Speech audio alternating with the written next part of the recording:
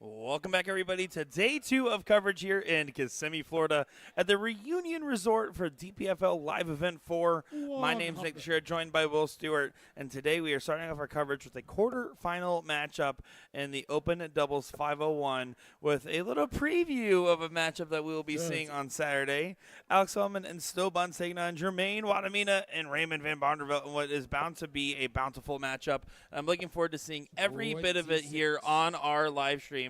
We'll begin to the action with some great stuff happening on our stage. As you can see, Wadamina, now a PDC title winner, getting things going with 100. Yeah, well, this is going to be a fireworks matchup, and it's only first to 3 legs, but hey, if you're in the area and you want to see more, we have a great exhibition featuring all these guys on Saturday night. Exactly right. We saw Wadamina and Van Barnderveld briefly yesterday. We actually didn't get a chance to see Alex Feldman or Stowe Bunce on the main board, so looking forward to seeing what form we're going to find them in today. Hopefully, good one. Yeah, and as you can see, this is going to be a quick little affair, as to be expected. This will be by far our quickest doubles matchup today, and other than maybe the final.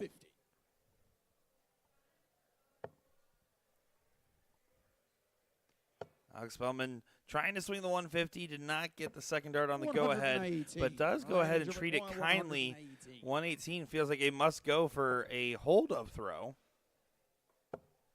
It won't happen. You can see the head shake from RVB. 94 still a decent shot, but you expect Bunce to be able to convert. And so does Bunce as he finds it on the first dart. No messing about. 93.94 to kick us off. That'll do. That'll do. Well, there's some tough teams, although this is by far the juiciest matchup in these quarterfinals. Other quarterfinal match going on, Gary Mawson and Matt Clark taking on Danny Baggish and Dustin Holt as well. That's some tasty duos there. 41. Danny Baggish making the late appearance to decide to come down here and give it a go with his circumstances. So kudos to Danny for getting in the mix. Of course, RVB and Wadamina enjoying some of the Florida festivities, hanging out, getting in some pool time, you would imagine. It's been a fun time here already for our friends in Florida. Fun few weeks for most. That is also very true. This is an opening. It won't be fully walked through. Needed to find all he could get. So now Spellman and Bunce to hold throw. Might be the first at a finish. You can tell Bunce really wants to leave the little fish. 100. And does so. Good last start, finding the angle. Raymond now needs to find some success here or potential. 92. Yes, gets away with it. I was a little worried there for a second. You want to leave the best checkout possible if you get the look. You don't want to be down 2-0 here, and you may be. 82. Last start does drag for Spellman, so 129 has an opportunity.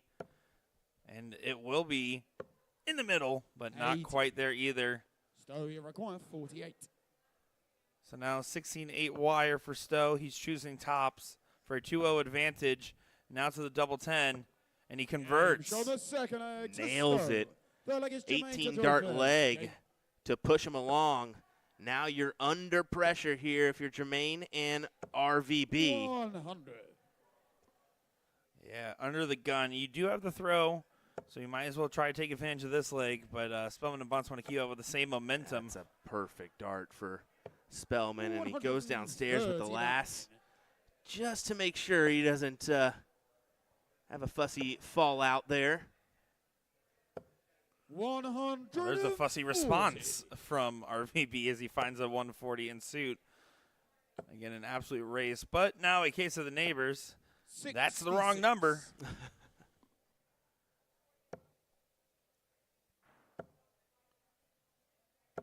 100. Another class leg incoming, this time from the Dutch duo, getting to a finish first with their own throw. So I'm trying to set up the opportunity just in case they come back. Needs one more. 100. Does not get it. So 6 darts for 161 for a 12-dart leg. And they got a little time on their side, so A-OK if they don't achieve the check out here, but they do leave it tidy. It's better than leaving it hefty. No kidding. 46. They should be able to muster this for the check for one on the board. Yeah, leg. first start today is a nice 13-dart leg for Raymond and Jermaine. Of course, now they're going against the darts. That's the whole point, again, at 2-0 advantage. You need to start it off right. And this is not right. It's actually right and left. Yeah, you can see there from Alex saying, come on, wanting a little bit more. Well, I sympathize. Unfortunately, Wadamina does not. Gains a little bit of advantage. Now bunts to try to find a good connection. 96. Bunts always being a dual threat, very quickly moving to 19s in a lot of his shots. I argue to say he hits the 19s better than his 20 sometimes. 60.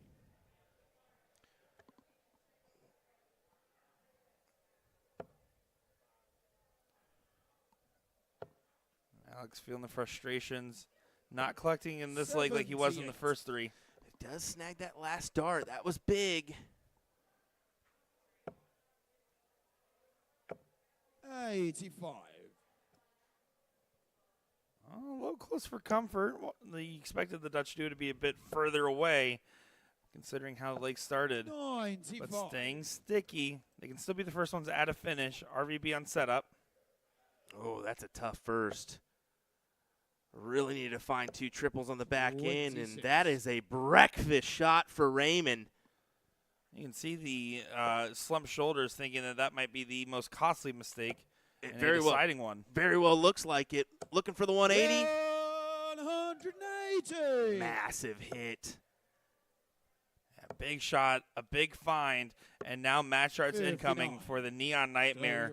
16. The man who has the colors do the talking. Game shot on the match. What a battle there, and that's just a little taste of what we're going to see in that exhibition on Saturday night as Alex Spellman and Stowe Bunts book a semifinal run here in a massive prize pool on this doubles matchup. Yeah, there's some great money to be won here in this event. Looking at it, first place $2,000, second place $1,000, top 4 $500, top 8 $200, top 16 $100. A lot of money to be found, a lot of money to be won. Definitely so. Folks, we got more action coming your way here next from Kissimmee, Florida. Don't go anywhere.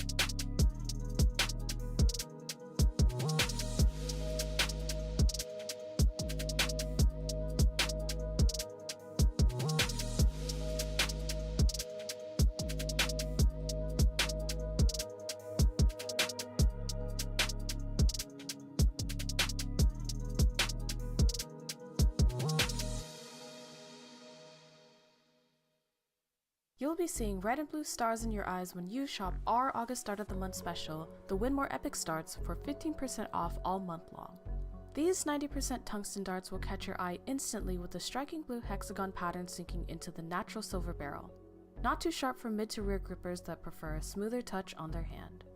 Choose between two steel tip weights, 22 gram and 24 gram, or the 20 gram soft tip model featuring unique blue soft tip points to take home to your collection today.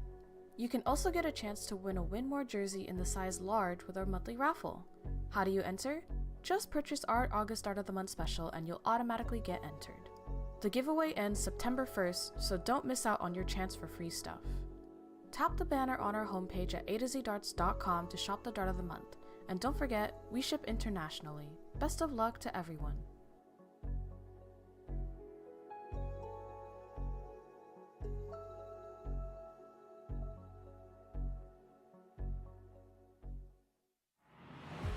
This game is going to be key.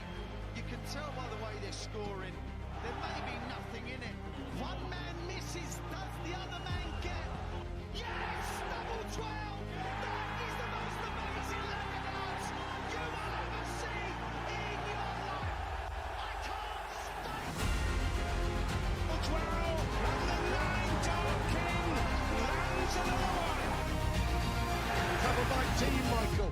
Double 12, back going! Michael back going! Luke Humphries, the ascension is complete. Incredible stuff. The world number one is world champion. Let me tell you about A to Z Darts. We're a specialty dart store with over 10,000 different products. We create in-depth videos and blogs to help improve your game and showcase our products. We give helpful advice on how to practice darts, the fundamentals of form and mechanics, and how to make better decisions when purchasing your darting equipment. Whether you're brand new or a seasoned player, we try to provide fun and informative content. I'm Jen, the creative director for A to Z Darts. I've been playing for over 10 years, and I've traveled the world competing in and promoting the sport. This is Will. He runs our live streaming company, USA Darts, and travels the globe as well to broadcast major darting events and interview PDC players alike. You'll find over 2,000 different sets of darts on our website. Guessing right now you're pretty interested in our resources? Learn about form, throwing mechanics, practice routines, scoring and grouping, checkout methods, cricket strategy, and much more. Visit a-zdarts.com to take advantage of our blog or follow us on social media at AZDarts today.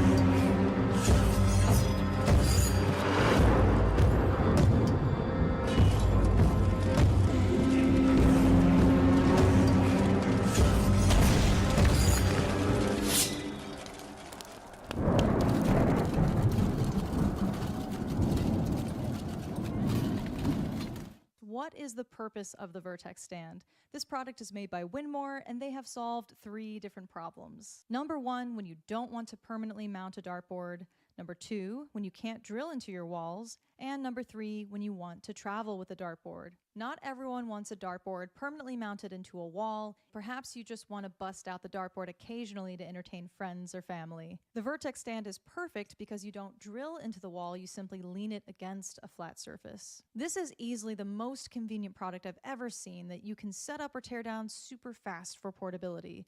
In minutes, you can have everything packed and ready to go with you for your next darts tournament or a friend's house or even camping. You can lean this bad boy up against a tree. On top of all of that, I love the idea of being able to easily travel with a dartboard. This thing is awesome. I was given it just to review, but believe me when I say it is not going back to A to Z darts. They can try to pry it out of my hands. Got a dartboard with shabby segments and worn out sisal? Don't buy that brand new dartboard just yet. There's a much better solution.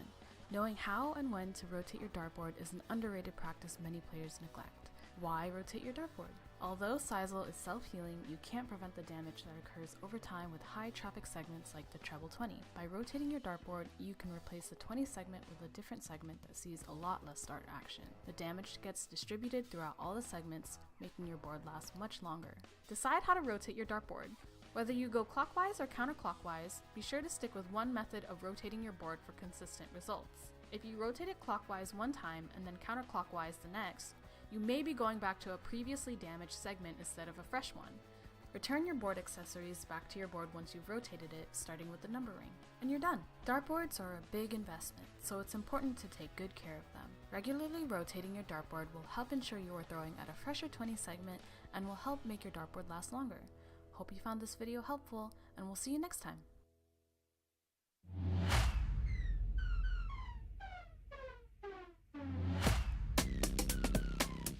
The second one we're going to look at is the integrated setup, which is the flight and stem all built in together. As you can see, it's got the perfect shape.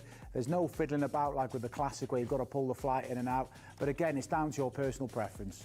Looking at dart cases now, and we've got one here. This is very important when you're going out to a dart storm and to have your spares in there, your flights, your stems, your spare barrels, points even.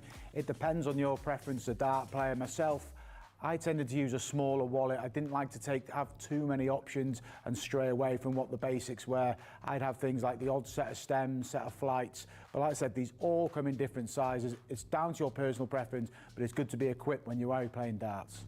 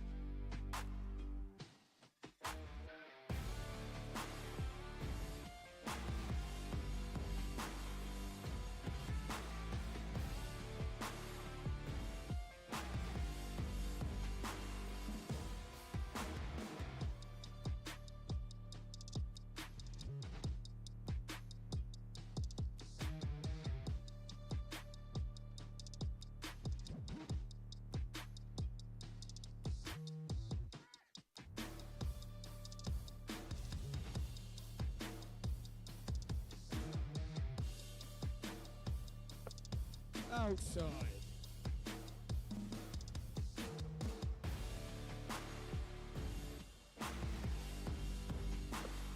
Outside.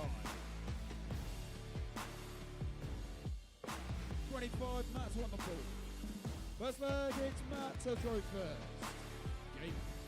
Game on, everybody, as another great game has approached our stage. Is another quarterfinal matchup, this time with Albert Ansey and Matt Campbell taking on David Fathom and Aaron Turner, in what should be a great display to see who will move on to play Gary Mawson and Matt Clark or Danny Baggish and Dustin Holt. That's a lot of names, but I'm Nick Teixeira, joined by Will Stewart. Let's get right into it, Will. 180. With a 140, 180 combo here, what do you say? Oh, we're going to have to do a little bit of They fixed it. No, they didn't. Yeah, they did. No, they didn't. They fixed Ansty and Campbell's score line, so they're going to have to finagle that a little bit. Oh, they'll fix it now. Well, welcome back, everybody, to our coverage. I blame Owen. I think it was just a fumble. The first fumble for Maddox. Let's be honest. He's usually bang on. Not the first fumble on the stage, though. Touche, Nick. Touche on that one. It may be going off on Twitter and everywhere else. Well, when at DPFL, the gravity hits different. we are a media company. We're kind of going to put that out. So, I mean, here we go. Back to the match. 100. It's definitely an interesting one here. We're seeing back-to-back real interesting ones. And the fact that we just got Spellman, Bunce taking on Raymond and Jermaine. And then here we're getting a good duo of Fathom and Turner taking on Albert Ansey and Matt Campbell. Albert doing the runner-up position in yesterday's main event, we'll call it that. Just missing out to Matt Clark in that one, but a great run overall to get to that to get to that position, right? A lot of things to be proud about in a run like that, especially when you're just starting off your weekend and trying to get a good win in there. It's great to see the success found early on, as that was almost a 167 take. Not quite there for as at the end, but we'll see how this plays out as Matt Campbell has the opportunity. Oh, tops. Oh, He does not like that last start. Knew he had more on it. But now 9 for double 8 for Fathom. Needs to find it. And pulls it inside. So opportunity hand back over now to Albert. yeah, he's fortunately got a scramble here. He tries to go 7, and now he busts into the double 19. Oh, no. Yeah, Matt's having a full-on laugh about it back there with him, as that's all you really can do. But that's well inside. Aaron needs to correct, and he does correct to get the first leg on the board with a break. I do think it's great, though. I mean, look at Albert and Matt just having a laugh, just enjoying themselves. And Matt loves to play like that. He's the kind of guy that, I mean, yes, he has kind of when he does step on the main stage, you kind of look at him and you're like, is this guy is he just mean or what? Because he has that look on his face. No, Matt is a guy that loves to have a laugh, loves to have fun, and you can see it right there. Well, I can guarantee you he's been mean to me. No, I'm just kidding. He's just the jokester. Absolutely class individual, though, overall. He's absolute terrible to me. Are you kidding me? No, yeah, it's terrible. No, I mean, people he knows, it's terrible. You can probably look at the last 3 years. I've tried to put myself, in the walk-ons at USA Dart Masters to film some things. And every year, Matt stares me down as he walks by. And I put my hand out, and he just does the old high-five to everybody and scoops over mine. Oh, absolutely, absolutely. That's a good laugh. He tried to wave at me earlier. I waved back, and then he's pointed behind me, and he was trying to wave someone behind me. Yeah, he went for a high five, and Jen was right behind me, and he just skipped over to give her a hug. No, well, that I don't blame him. Touche. I will say, making out our quarterfinals, Gary Mawson, Matt Clark against Danny Baggish, Justin Holt, all right, makes sense. Albert Ansey, Matt Campbell, David Fathom, Aaron Turner makes sense. The Dutch duo against our little exhibition preview just makes sense. Austin Adams, Brian Garland going up against Levi Kranzel and Ralph Willis III is probably the most X-Factor matchup of this top 8. Some DPFL players just going on a deep run there. Yeah, good for those guys. Making a little run here in this one. 43. 2 180s in this matchup. 55. Can we see a good finish? We will not here, at least yet. 47. I'm trying to fire himself up. Not happy with the visit, but they'll be back. Might not have a lot of time when you're back, as that does get down to a finish at 157 for the Ginger Ninja. Matt did say I was the second best Ginger in the room. Oh, that's a tough little dart there, but at least it leaves you an option here. He doesn't really take it. I mean, why not? Why? 157 is probably a difficult checkout here percentage-wise, less than 10% to go. And, yeah, why not go ahead and just potentially lay it up? 29. Yeah, Albert doesn't make much with it either. 29 on the score going to feel like an absolute opening. 68 is now the grab for double four. I was confused. I thought he hit the 54. That's why I was like, wait, what? To be honest, I had no clue where you were going with it, and I was just running through. I thought he had 54, 4, leaves himself bull. I was like, oh, yeah. He didn't go for it to leave 157. Didn't hit the 54. So I'm looking at a very small screen compared to you. In my head, I was like, oh, yeah, of course he's going to lay it up. He's not on now. What are you talking about? Well, you got to remember, look at my cell phone screen that I'm watching compared to you, because I'm trying to have multiple viewpoints. Bigger screens, bigger players, bigger calls, Nick Teixeira. Bigger falls. Bigger falls, DPFL. My apologies for running you. I was just trying to pick up what you're. It wasn't even like the Bullseye versus Thompson incident for yesterday. I really was just trying to figure it out. Like, wait, is Will seeing something that I'm not? 28. The answer is never yes. No. By the way, we've been finding out. Really just isn't, is it? Well, Matt and Albert here struggling to really get things going and facing a 2-0 deficit. This cool down in this leg could still be a great opportunity for Fathom. Fathom and Turner, probably my favorite Dutch duo. 45. Good point. There's a Dutch flag there for a Canadian turned American and a Englishman. If you actually add them up, that's about the core recipe. I mean, Fathom, close to Dutch, right? Yeah. 3-4-3 needs to get brought on down. You want to try to play for the break right now. But again, it seems like everybody's just taking an off leg at the same time. That's the way you can go with the change of the winds on that main stage.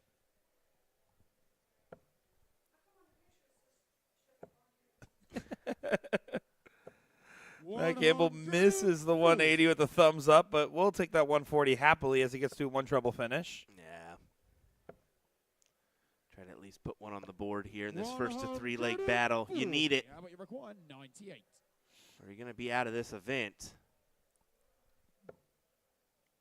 78-54. Doesn't go, so single 20 to set up. 58. Aaron require 143. See if he attacks here. He has to. And he will not get it. So a tee-up job for Campbell 60. You require for their first leg. And now to the 10. You need to grab it. Over to the 5. Hasn't happened. And doesn't get it done. David Fathom has match darts in hand. Will he get one of these darts at a double?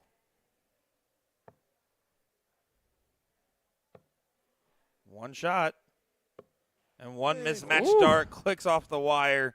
Right there. As Albert Nancy's going to have to go 1-double-2 here in order to get this leg. Back up. Oh, does get it over that dart. A little relief.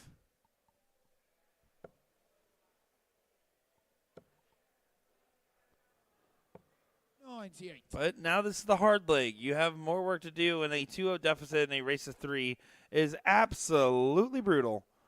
But we've seen more improbable things happen. Dustin Holt and Danny Baggish do best out Gary Mawson and Matt Clark 3-1 to move on to the semifinals. And we also have Alex Sobunz taking on Austin Adams and Brian Garland. A couple fantastic matchups to come. 150. As the winner of this one will meet Danny and Dustin in that next round.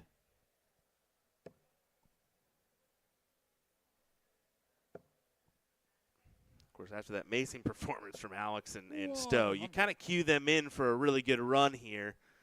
But Fathom and Turner not playing too bad at an 80.44 right now. They're going to get the first look, it looks, you would assume. And to be fair, their 80.44 dropped a little bit. It was at a higher standard Yes. in those first two legs. 140. And while the 140 is nice, it's still superlative. As you know, Aaron Turner is likely to be the first one to set up this finish. A minimum 59 here. And that's all he'll achieve just to set up a shot at this 160. Yeah, but it gives Albert an interesting moment. If you can get ahead of the 160, get in a better position, anything can happen, and then you all of a sudden are throwing with the darts and match point. Yeah, I mean, 140 or 95. 100 is ideal. Comes up with 95 instead, so Tricky, but not impossible, and a little bit easier than the 160, which won't go. You can see the head shake from Fathom. 60. And just 60 on the find. 125 for the Ginger Ninja. full trip 20. Sails the dart, not happy with it. Doesn't hit the setup dart either, so this gives another opportunity now. Aaron Turner, who hasn't been hitting the power scoring, just needs to find one good treble or two good doubles. Two good doubles. That's an awkward spot. He's going for it. Double-double for the match. 80. Oh, Now, but you require 7. my, just drops it short. Well, Albert with another game saver needs to take 74. Let's go the 14s route. It's one dart. And we will not go to overtime on that shot. Will it happen here for Fathom? You would expect him to grab this. Yes, you do. I mean, 3 at the double 10 and a great marker. Game shot and the Pins match. it for a semifinal run here, minimum, for Fathom and Turner. So they will move on to play Danny Baggish and Dustin Holt. I believe, hopefully, maybe we're getting both semifinals, but We'll see. at least one. We'll see. At least yeah. one semi and one final. Pretty early in our coverage. It's only 11. I mean, we do have the women's division as well going on, or the women's bracket. We should say that. So we should have those matches. To be coming fair, up. Oh, wow. Yeah, I was going to say women's actually moving super quick as well. So, going on that, we're going to get what we get. We're going to have fun with it because there's not a bad choice. You're dang right. We'll be right back, folks, with more entertainment here in just a moment. Don't go anywhere. Alex Bowman, Stowe Buns, Austin Adams, Brian Garland. All right, we'll be right back. Bam. Ba-bam. Ba-bam. Bam.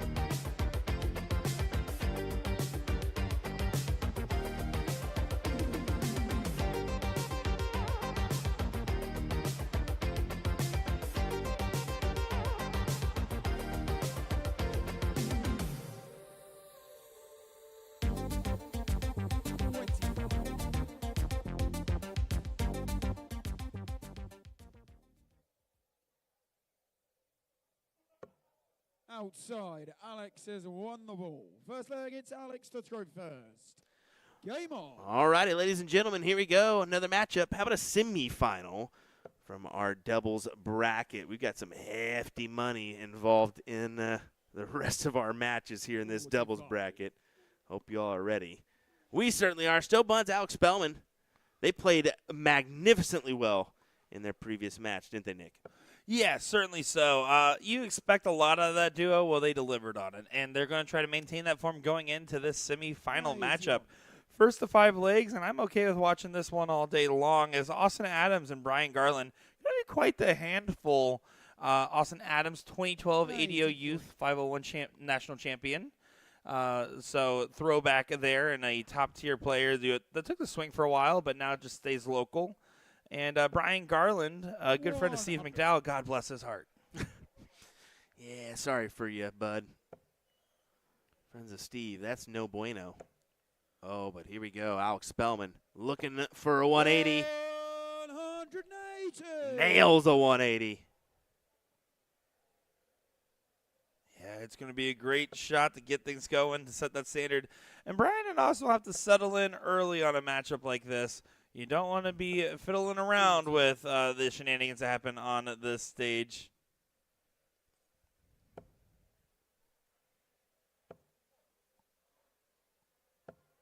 $66. 66 on the score. Does get down to 127. Austin Adams will have to leave a finish. 27. Just maybe those barrels look smooth. I'm not sure. I'm getting drawn away with the lefty setup job here. It's throwing me off. It always does. 81. Well, you missed the tee-up dart, but not a significant punishment in sight. No, especially with the opponent still in the 200 range. Go ahead and just cue yourself in, or try to cue yourself in. But he gives Stowe the option of the 610 wire. Probably going to go 6. Stowe does prefer that tops. Stowe, you require 46. Oh, whoa, a little close for comfort on the old triple there, Stowe. 36. Yeah, not exactly the right placement, but doesn't convert on the double either. Leaves it at 10. So not going to be particularly happy with that visit. Just giving opportunities. I mean, it's an outside opportunity if the 10 doesn't go and the 170 does. But, man, it'll sit on your mind heavy. Oh, ouch. Brian, you require 100. Did hear Owen say check there just to make sure that he was A-okay? He even halted Spellman there just to make sure. Garland will not be taking the 170 in pursuit. So, again, not really a punishment, but you still got to clean this one up. Get back to that same standard you found yourselves in earlier. Keep on that same energy, so to speak. Game on the first leg to Stowe. Second leg is Brian to throw first. Game on. Yeah, nailed it. As it's 1-0. A little bit of messing about on the doubles, but you can see Stowe and Alex are just like, well, I mean, at least we got the leg, right? Yeah, a win's a win. And you can see Stowe and Alex celebrating it as such. That's exactly what they seem to be doing. But they got to be careful. Again, Austin Adams, a tough player that just doesn't get out there much. And, again, considering his past youth national championship, I would say he has a little bit of experience in some high-pressure situations. So if he finds his game and gets in stride, he'll be a handful. And Brian Garland, a top performer in DPFL for many seasons now. We've seen him on stream back in season 9 and then a few other seasons as well. We don't get to this point without having a little bit of success. I mean, yeah, you could have a favorable draw, but you got to still win those matches to get here. And no matter what, they're going to have a decent payout. I believe it's $250 a piece. Yeah, top 4 is $500, so $250 a piece. That ain't bad. That'll pay for some entries on the weekend. Absolutely, it will. Any money's good money, but more money's better money. That's why I pay you in Monopoly money. That's bad money. It spins. 60. On Broadway. Huh? It spins on Broadway. Monopoly money. You ever play Monopoly? Yes, no, Okay. Monopoly. There's a Broadway segment if you didn't know. Well, why is it spin? It spins. Spins, like spins money. Spins money. Spins. Yes. Extra commentary. You're welcome, from Will and buddy. Nick. You're welcome. Incredible. A little joke that just flew over the red hair of Nick Teixeira. I was like, what spins? Spins? What are you talking What about? spins? Besides my head during that conversation. No go ahead on the double 18. 98. Tried to clean it up real pretty, but instead 114 does get an opportunity for Mr. Adams. Does go standard 20s. A bummer of a second dart, though, 30. as Stowe has a 58. chance to make this a 17-dart leg. And no messing about does exactly that. Yeah, it's a big break early on. Now you're getting the hold once again, putting yourself in a good position in the matchup. And again, Adams and Garland, while having a closer attempt in that leg, just wasn't still where they need to be. Garland made the stage quite a lot last year, admittedly. We saw him a couple times up there. And I remember at one point I just walked up to him and was like, I need more fun facts. And he's like, I don't got any fun facts. I'm like, everyone has fun facts. Gotta have a few fun facts. Will Stewart can't whistle. 43. I can definitely whistle, bud. You were wrong about Jen. You were wrong about me. I think you can't whistle. Okay, well, we figured it out. 59. Now we're just whistling on the mic, and I'm sure everybody's enjoying. The wife's in the back room, and everybody's like, "What are you doing, honey?" Oh, it's just these commentators being annoying. Sorry. The dog's barking now. Yeah, sorry to our audio listeners if you have us in the living room. Alexa, play Mamba number 5. 26. Cue it. 1, 2. Back to the match here. After 9 sitting, only at 321, a slower leg once again. But again, Adams and Garland are not taking opportunities like this and really running away with them. Right here, an opportunity to capture the throwaway. And you can see Alex Bowman shaking his head because he knows that they should be well in front in this position, and they just haven't gotten the same gear we just saw them in. Yeah. Until Stowe fills it up. 140. Just about does so.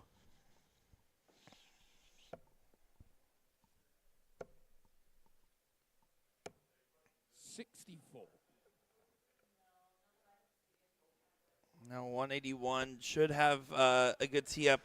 Might even have 6 just because the 250 is not a guaranteed setup range. Love that second dart at the 25. Proper way to play that. Oh, my God. Multiple people are saying thank you for waking up the Amazon robot. Sorry, guys. Oh, thanks for tuning in, though. Glad to see you guys are here in the chat. Happy to have you along. 91 is a shot for Stowe. That's great. Incredible work. You're such. Oh. Stowe leaves it handy for Mr. Spellman on the return.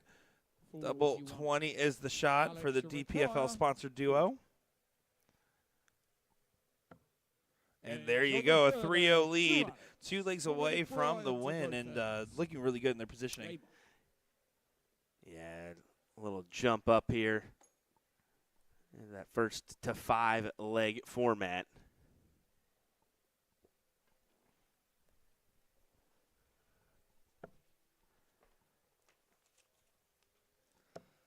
Brian does find the 20 early on. 137. Good cover shot as well for the 137. Alex Spellman going to try to chase.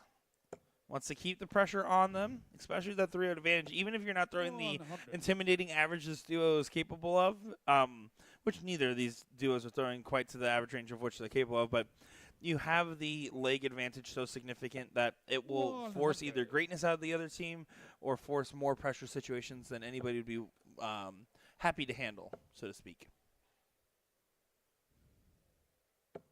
85. Looks like that other semifinal is still has not been called, so I assume we're going to get both. Does look like the first women's semi is underway. Layla Bunce and Asia Jalber taking on Jackie Quale and Lisa Brazel. Well, we're a little bit behind on that other matchup, aren't we? Not that far. Okay, maybe I should tell them to go ahead and cue it in. 100. We'll see. Kudos to our tournament staff here at DPFL for organizing the chaos. This is going to be a little chaotic when you got numerous brackets running at one time, but they handle it well. Yeah, certainly do. Do love this position for Adams and Garland. Sitting at 118. 100. But that's a toughie thrown back at you. It adds a little pressure to the 118, don't it? Yeah, no, it absolutely does. But at least it's an opportunity first at a double. As something we haven't seen yet for this duo. Sitting at 98, going to stay right there at the 20. And just slips away from his hand. Alex Spellman, you can see, getting ready for his throw. At least he attacked it right. Owen's going to be happy on that one. If he would have went 18, he would have shunned him. A well-deserved shunning at that. Yeah, yes, definitely so. 48 for 28. Doesn't happen, and now again an opportunity. 42-32 for Mr. Adams. That's what you assume. That's Correctly. 9, so 65. You got to go at the 15s here, and he hits the single 10. Yeah. Ouch. Yeah, that's going to feel a little frustrating. 34. Stowe, you require 28.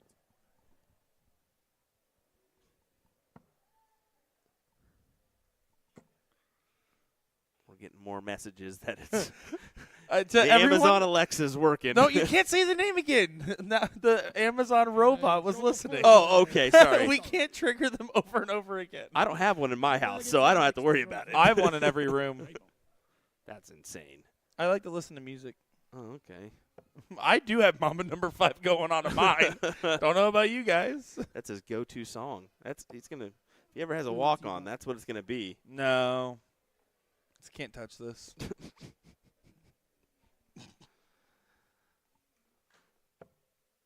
Well, you need to find every leg throughout here for Adams and Garland.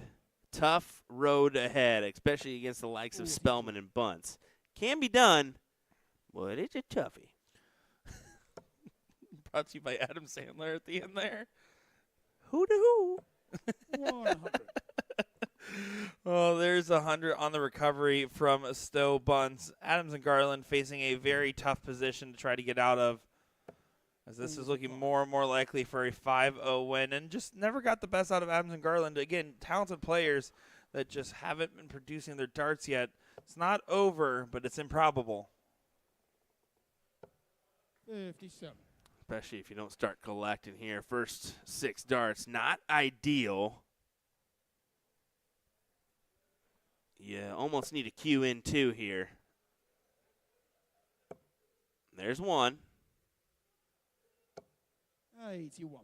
Not quite 2, so Bunce going to start on the 19s here at 303. Does abandon. It's so funny. Every time Stowe goes high on the 20 or the 19 and then has to cover the opposite direction, we'll find 2 trebles pretty consistently. It's one of my favorite idiosyncrasies of his game. Well, you can see he was well off his intended target, so decided to go up. Did hit the 139 to leave 164, so great stuff. He does have a long dart setup as well, so it's not favorable to be on the high side more often than not, even if he does lay flat.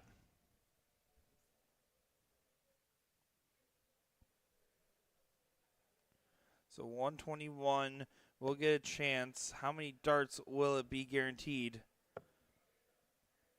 Still can get to a finish. Big 133 there for Garland. Yeah, that was nice. Really needed that, didn't he? So just these 3 guaranteed. You never know what's going to happen in the next throw. Ouch. Yeah, not happy with the first. Doesn't get a go-ahead. Wants to leave this handy. 53. And the 53 does help in range. You should expect Spellman to get dart double if the 158 doesn't go. 44. Alex, you require 68. For the match, Alex Spellman, the Jackal, to move on to the finals. Well, that's not quite the intended target. Nah, I was wanting the Brian, you 48 to require lead double 10. 140. Now, if this is comes, you can see Stowe just having a laugh about it, but won't be laughing if 114 has a chance. 94. Yeah, it doesn't happen. You can see Brian's reaction.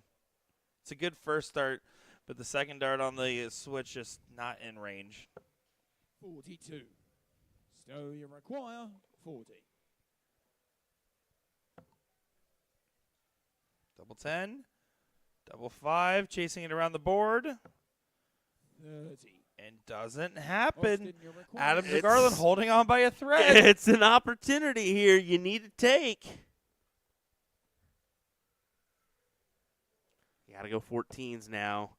And once again, he misses the big number, Nick. 42. Yeah, not going to be happy, Alex and wants leaves it. it at 30. Not the best of leaves, but doesn't matter as Alex Feldman and Stowe Buns move on to the finals in a scrappy 5-0. Yeah, that was a tough one for Adams and Garland, but Spellman and Bunce, we'll see him in the finals here in just a moment. Guaranteed at least a band, $1,000 for second place, $2,000 for first, and I believe we're going to be seeing the other side of this semifinal battles. Yeah, hopefully we can. I believe. I believe we will have this semifinal, final, and then we'll probably get the women's final, depending on time. Well, but we're going to guarantee that we get that final. I believe you guys should also like and subscribe. We'll be back in just a moment's time with more coverage here of the DPFL Darts Live Event 4 in Kissimmee, Florida at the Reunion Resort. Nick Chair, Will Stewart. Don't go far.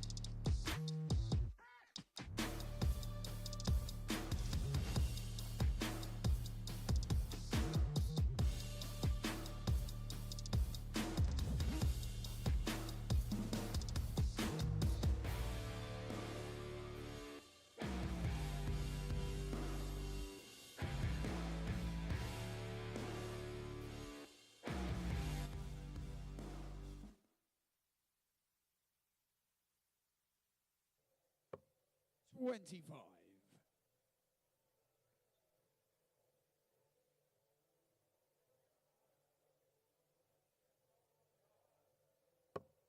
Outside.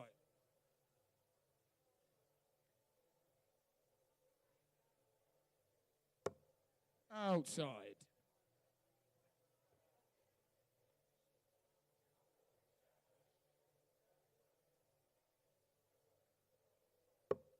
$25.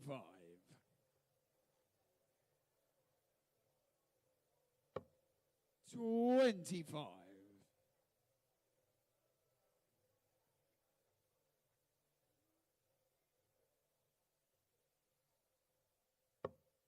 $25.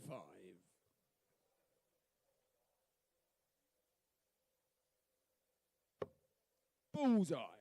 Danny's won the ball. First leg, it's Danny to throw first. Game on. What do you say, ladies and gentlemen? Let's get underway with another one. I say boogity, boogity, boogity, let's go racing. Preemptive there from Nick Teixeira as we're going to start off hot. 180. Yeah, looks like we're going to start off with a little hot here. Better than my opener, that's Danny Baggish and Dustin Holt 90. coming up to take the stage in style against David Fathom and Aaron Turner. What should be a page-turner of a matchup. Looking forward to seeing how this storybook will finish. Because we know that there's a good team waiting in the finals already with Alex Bowman and Still Bunts. Yeah, definitely. I mean, you already know that team's going to do some damage. They're going to be a tough opponent, but you got to face the opponent in front of you first. So we'll see what happens. Danny Baggish, you can see he is wearing the mask there. We do want to just give you a little reason why. Of course, his son is in the hospital right now taking care of some things, so he's kind of taking a little bit of a risk being out here, in the fact that if he does get sick, he can't see his son for a few days, just to make sure that he has the best chance to recover here, right? Yeah, certainly the case. So our thoughts, of course, go out to True and Baggish and family.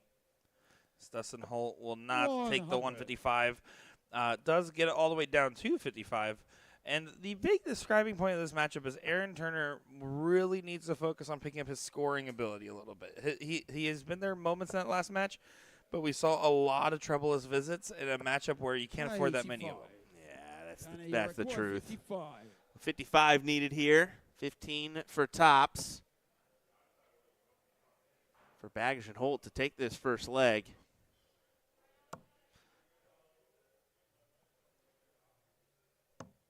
Oh. Danny admitting he hasn't played much lately. He just kind of, when he can, come out and play a little bit. So he's definitely playing well. Nothing's changed. He picks him up pretty quick, don't he? Yeah, an elite caliber player is always going to have elite abilities, even if they're not constantly channeled. And he's a living example of that. This Holt goes for the split. Double four. Down, back to the 2. Chasing around the board, but instead just brings it all the way down. 25. Turner keen to capitalize on a chance like this. To the double 8 we go.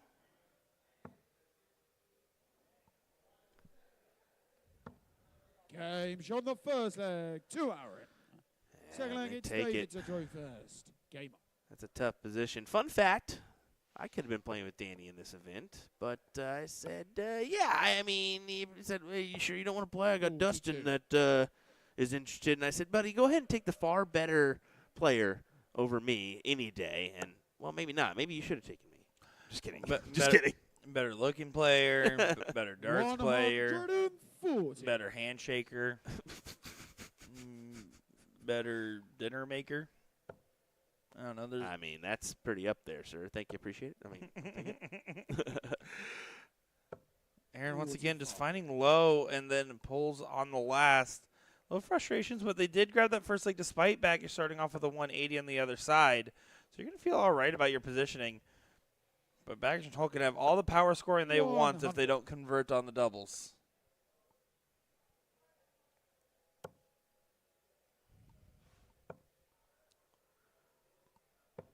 44.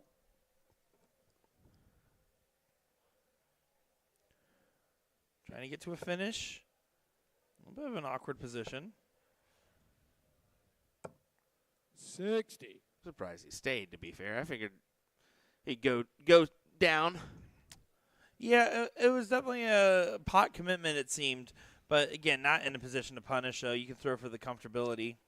Yeah, I think that he was 81. A-okay, considering where his opponents are, too. I mean, back at 370.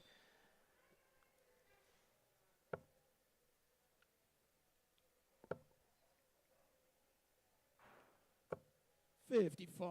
And Holt also making a little bit of a mess of it. Now, all of a sudden, you're only at 146 and a leg that you were well in front of. But, again, no punishment in sight. 48. The Scorpion does Danny, not you're at find the sting. 146. Looking at 14s. Sorry, I was looking for 114. My apologies. I'll let it slide this time. Yeah. I'll let it happen 96. again. I was like, I know what I'm trying to say here. I just can't say it. I can't speak. Truly. Well, this is a bit better from Aaron. 83. It was Dustin, so you promising, require and then 50. only led to an 83-50, not under that much pressure. Double 16 for Dustin Holt, the man who in Music City got a big win under his belt. 34. David, you require 158. Yeah, that was a massive win for Dustin. Now with Danny coming up behind, are we going to see another 58. case of the Dustin requires Holt and 16. Danny Baggish duo of power scoring meets struggle doubles? Maybe. Surely not. Maybe. Maybe another missed round at the doubles. Require 100. 5 missed darts, and now Aaron Turner can play spoiler.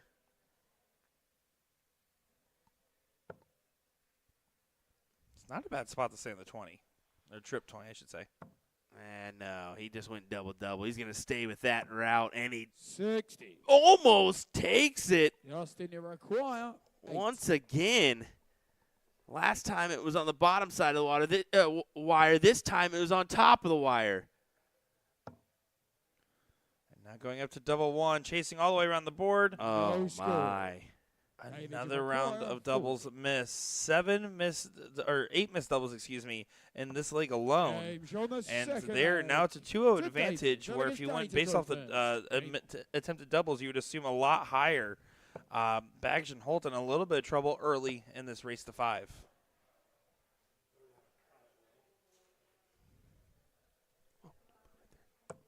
100. Yeah, that's fine. Thank you. Adam finding the 20 early in the throw. Just going to try to load it all the way up. 140. Take the 140 against the darts again, just a little bit of ground.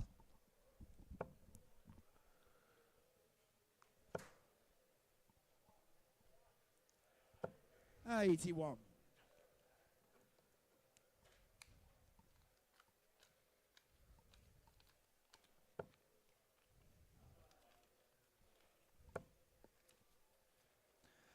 Aaron pulls to the 5. 45. Try to get over that dart. It was well placed on the last. Saw Aaron Turner and the rest of the Turner clan last weekend over at the USA Dart Classic. Yeah, just showing up today for the events. They did not participate yesterday. You can't blame them. I mean, spend some family time, enjoy the parks, and maybe even a water park or two, whatever you fancy. 135. So much to do here in Orlando. I was actually asking, Raymond that kind of the same thing there. Hey, are you enjoying?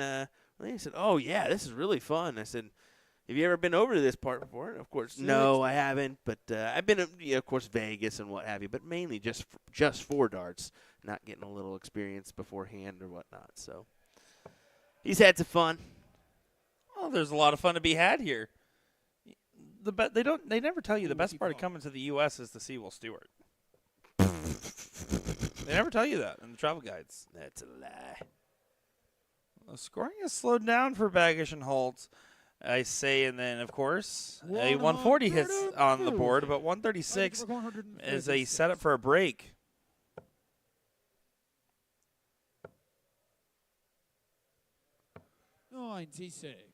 96 is a good swing, but 75 to get the first leg on the board for Bagish and Holt. 58.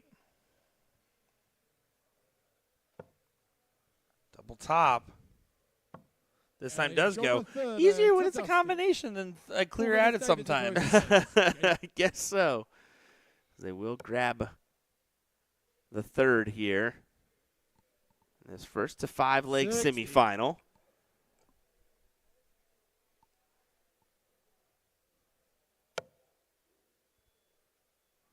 Oh, that dart's hanging awkward. Yeah, there's no chance you can stay up on that one. Goes on down to the 19th. Amazing shot there from Danny Bagish, who also quickly gets up to the stage there just in case. Sorry, I was just looking at the women's matchups. It looks like our top 4 matchup is 1-1, as is our top 8 matchup. So my apologies for not queuing in the shots there. Well, we always just try to bring what we get on the stage to your screens, and we're having a lot of fun seeing some great matches. As now Fathom trying to get back into position. They got their first 2 legs despite having the weaker scoring, but better doubling. Bagish and Holt finally get a double in the board. Can they find more? Well, they feel like they have a groove now, don't they? Certainly seems like it. At least Danny. Not people realize how unique his really setup is, to be honest. I mean, it's definitely one that's you don't see. Well, you'll see it on his throw. One of the things he does to help really drive the dart to get some force, when he brings it back to his face, he curves it to the side and then pops his arm out to really snap it forward. Yeah. And it's such a silky smooth motion, but it's one of the ones that is definitely tailored to his throw. Turns his hand all the way in, like at his face, almost like Kyle Anderson used to do. It's not quite as dramatic. Not as quite as dramatic, but it's. I mean, that flight definitely is out. That slow-mo view is something of Danny's throw. 60. See if you can point it out here. 53 needed, 13 for tops for 2-2. And they're right back into the match after a 2-0 deficit. That was a great 14-dart leg.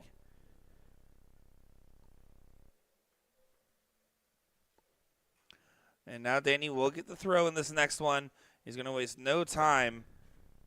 About a 174 early. 99. Now looking to try to find a 99. He'll take it with the darts. Nothing wrong with that. And Fathom, you can see the look of frustration. Doesn't like the way that clicked off the barrel. It's an unfortunate deflection.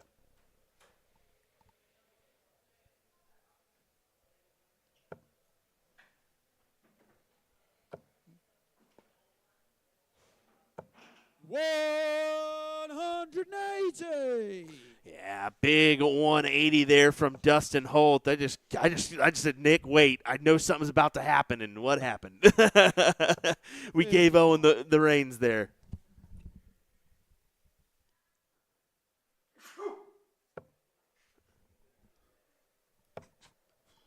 Danny 42. trying to keep up with the trend. Unfortunately, doesn't get it to go there, but time is on their side, especially with Fathom and Turner back at 404. No real pressure thrown at us. But this is how you have to think about it. You can think about it in one of 2 ways. I had a 2-0 lead, and I let them catch back up. Or, okay, they have the darts, and I'll get a chance to hold to make it chalk for 3-3. That's kind of where you're starting to go in your head position. Don't overwhelm yourself with what already happened. Just focus on what is left to be done. Turner's thinking 180 here to leave 164. Will not happen anymore. So Danny for 80. Danny require 80.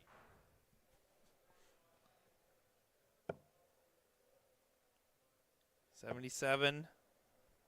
Who does pin it, so down to double 10. 60. now 204. Again, not really in range. 58.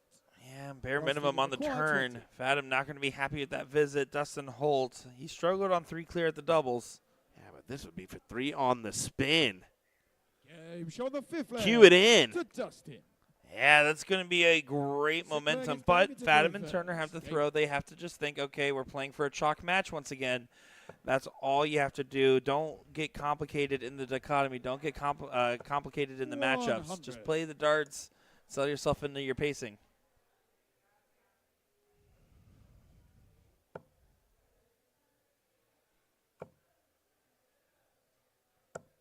$140. Good find from Baggish, continuing to find good form. Former PDC pro, former USA Darts commentator. You're never welcome back, Danny. Just kidding. You can come back, Danny. We like you. He actually 41. came back here yesterday and was like, "So you guys are playing. I'm commentating, right?" Yeah, Danny, that's it. You work all the production stuff. We'll go play. I would love to fill in for Danny, but I don't think he's in any of the 65 and under Yeah, events no that I kidding. would want to play in. Yeah, you're playing master singles.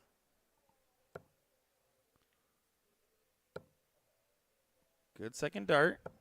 140. And a good play there from the Scorpion. Can Baggage find the 140 in response? He can't, so will not set up the finish. 100. Does still get the recovery on the last. But Aaron Turner has the opportunity to set up the first finish of this leg. Good spot. Great position for a 140. 81. Just yanks it over to the right-hand side. So will Holt be able to put pressure on the 139 to get to match point first in a 4th leg on the spin? 100. David, you require 100. Could have been worse. No, but it ain't bad at all. I mean, leave yourself that one-on-one opportunity.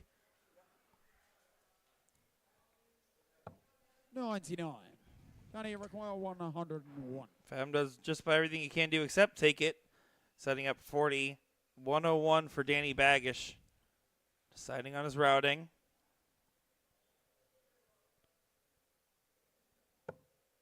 Oh, beautiful dart. 41. See if he goes one or let me adjust. 17 there. Interesting. 20, 24?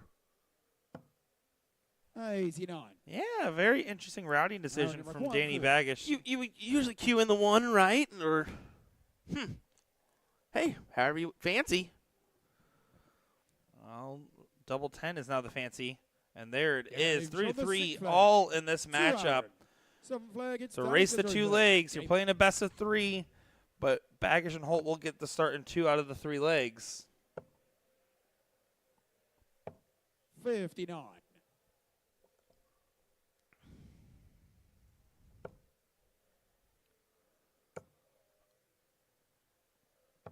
59.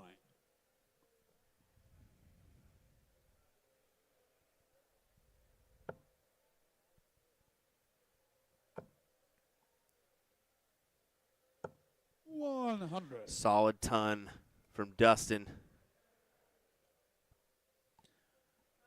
Yeah, it's a great find in this matchup just because, again, you're trying to pile on the pressure to Fathom and Turner, who did stop the rot, but I wouldn't say they're exactly healed over the earlier 96. wounds either.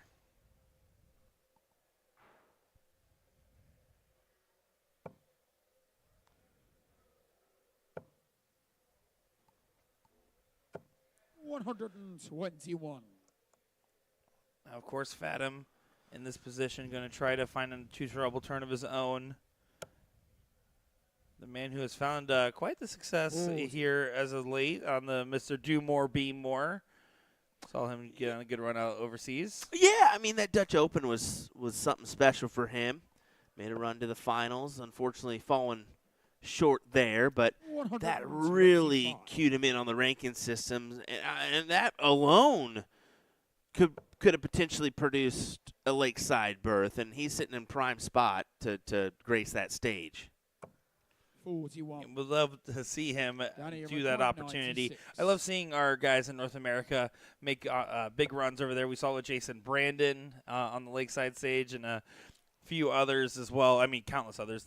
I'd love to see those moments. I'm interested in what Danny's going to do here. Try to get my camera to move just a little bit to see if he was going to try to work it around or 56. what.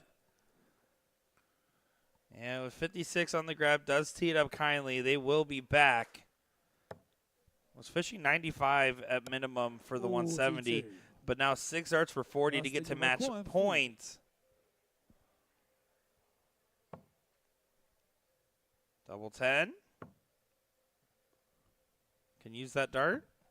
Maybe he can't. 20. Ooh. Definitely wants that one back, but Better than leaving it at 10. yeah, exactly. Danny will be back at double 10. He'll take that.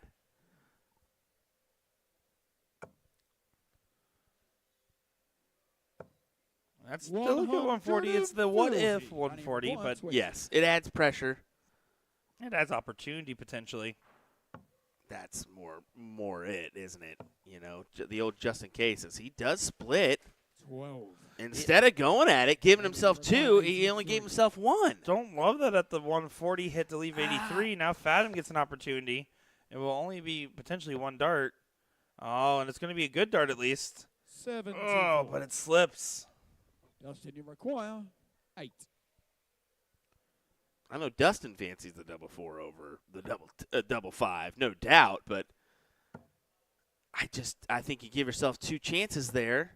And it doesn't matter. They take it out anyways, as you see a little fist pump there from Danny. And you can see Dustin trying to fire himself up. Yeah, and Danny, I'm sure his decision-making on the split there was more about his own personal preference because he just is going to trust Dustin's comfortability on the dartboard in general. Just very uncharacteristic of what we've seen from him in the past. But when you're not playing all the time, you might make different decisions than when you were playing all the time and had a different level of comfort and understanding in your own darts.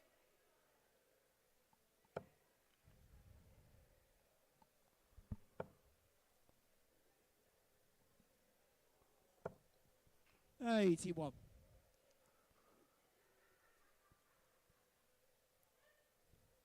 Holt wants to keep the pressure on. It's a great time for a 140, 100. but a ton will work. And Holt's one of those fascinating players. We've seen him be at the top of the soft tip game for so long, and a couple of years ago he started peeking his head in more and more on steel. And well, according to last weekend's interview, it sounds like this is pretty much where his heart lies now on the dart side of the game. Yeah, he sees the potential. He sees the chances for overseas options, and I think that's what entertains him the most about it. He's taken just massive jumps, leaps and bounds over where he was as a soft tip player a few years ago. I mean, he struggled with his math. Sometimes still has that arise, but he's a quality player, man, and he's one to look at in any bracket. Great 140 there. Sets up a 144. And your opponent 100. not going to be on a check, so trying to make this a tied matchup with 1 to play. Again, this started as a 2-0 lead for Fathom and 82. Turner, and then they turned it back around after facing a very tough 3 on the spin.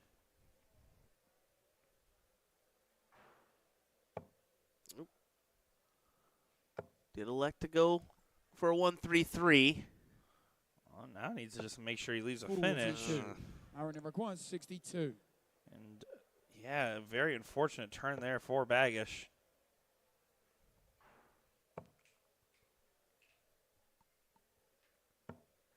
$30. And no punishment in sight. Holt can only set it up just in case the 32 doesn't go. But the doubling from Fathom and Turner has been a lot more consistent. It's just the scoring phase for them. So you have to favor some interesting stuff. I agree. You kind of cue him in for this leg here, and like I said, I think we're ready for a decider. Got to work off that barrel. The other way. Game There show you the eighth go. leg to David. But Baggage and Ninth Holt and do have final the leg against advantage Danny of to throw throw in first. this final. Game on. That could be the make or break here. Is this start?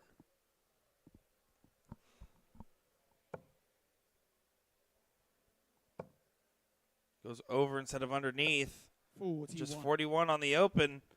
Early signs, but it's up to Fathom to follow. Not in that kind of follow. 43. He said, I'm better, but only by 2. Ouch.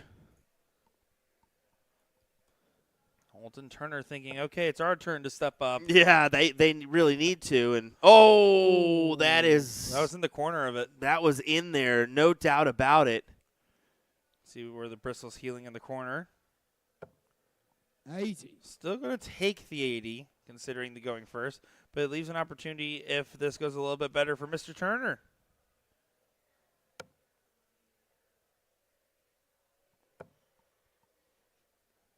He's at least matched it. 85. Didn't pass it in the same way he was hoping. A tight-knit last leg. And you can see Danny is scrambling right now to find a triple. Seems like his rhythm's sped up just a little bit as well. Probably a little excitement there. I just need to start going full because these guys are moving all over the place now. They're trying to find anything that will gather them this win. Yeah, I mean, I don't blame them. It's a last leg decider. Yeah, it's a I mean, difference that's it. A big difference in payouts. You're talking 500 or a 59. potential, what'd you say, band? A band is $1,000. Yes. Yeah. Exactly. But I just wanted to reassure that for our viewers. I didn't know if you were asking. I didn't know if that was a non-Wichita term. No, you say band. We're hip. No, with you guys it. say We're you say piddle donkey. You can't be that hip. We're hip Calm with it the down. times. We're hip with it. We got this nice chicken salad restaurant. It's great. You liked it. I did. 58. And another troublous visit for Baggish. Oh, that's just adding up at the wrong time. But we couldn't get any closer. Well, the throw's been taken away. It really has. 81. Again, could have hurt a lot more after that first start. 135 feels like a gift. Holt needs to drill. He needs it. 45. And that's going to be an absolute record, blunder in this moment. Doesn't get to a finish. And now Turner and Fathom, it's yours to lose. That'll work. 75. Oh, my. Okay. All right. How about that? A 135 from Aaron Turner to win the match in a last leg decider. Big shots, big plays, big win as they move on to play Alex Spellman and Stowe Bunce in the finals. That was a massive hit for Aaron Turner. Cue it in. Yeah, I'd love to see it. We will be seeing that final next, followed by the finals of the women's doubles 501 bracket here, where Layla Bunce and Asia Jalbert will take on either Paula Murphy and Kim Pantai or Maria McHugh and Jen Kachi. And they got a little bit to go on that semifinal. It's just 0-0, so that should 0-0. work. Same thing. All righty, we'll go ahead and be right back here in just a moment's time, folks. Don't go anywhere. Your finals up next. Okay, Google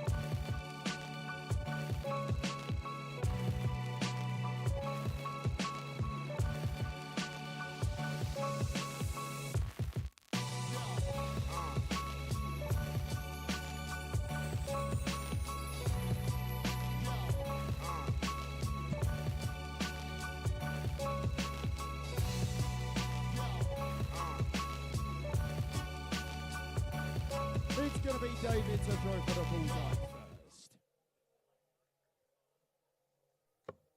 25.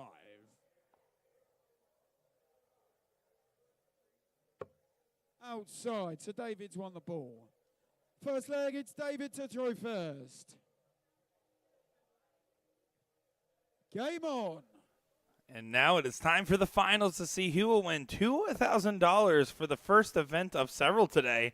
Looking forward to seeing this matchup as we have Stowe Buns and Alex Spellman taking on Aaron Turner and David Fathom in what is an amazing finals matchup. My name is Nick DeShore, joined by Will Stewart on the call for this final. 55.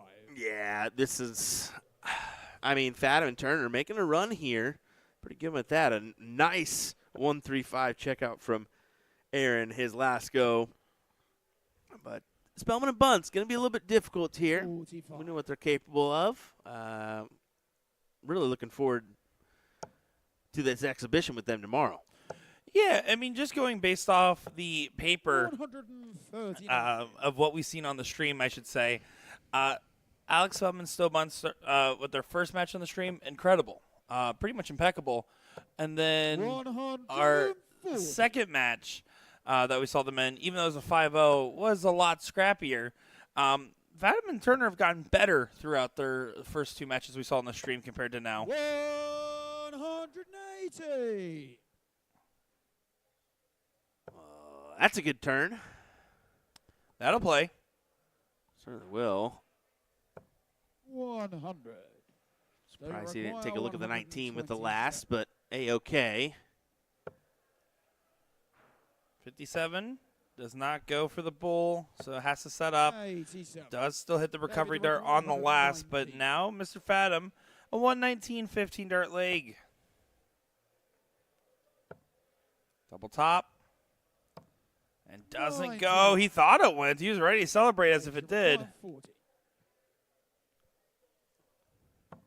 Game show on the first leg to Alex. Second leg, it's Alex. Just a to throw 13 dart first. opener. Game on. Yeah, that'll play. That will play. I also do love that we got two different Bunts members in finals. We know we'll see Layla Bunts in the final playing with Asia Jalbert on the women's side.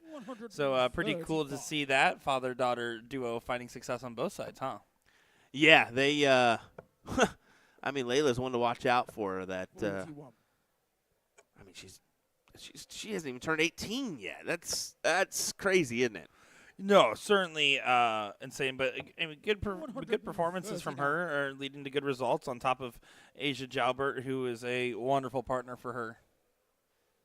Well, they're good friends. So anytime you can do that, play with a good friend and find success, it makes it a little bit more fun, doesn't it? Yeah, basically one of the second youngest duo here, probably besides Jacob Saw and Ben Goddard. Yeah, I would believe so. 41. That'd be my guess. Yeah.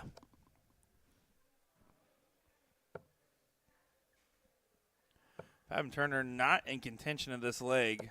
100. Bunts on a setup to leave and finish after 12 once again. Not going to be a 13 dart leg, 82. but could be a 14.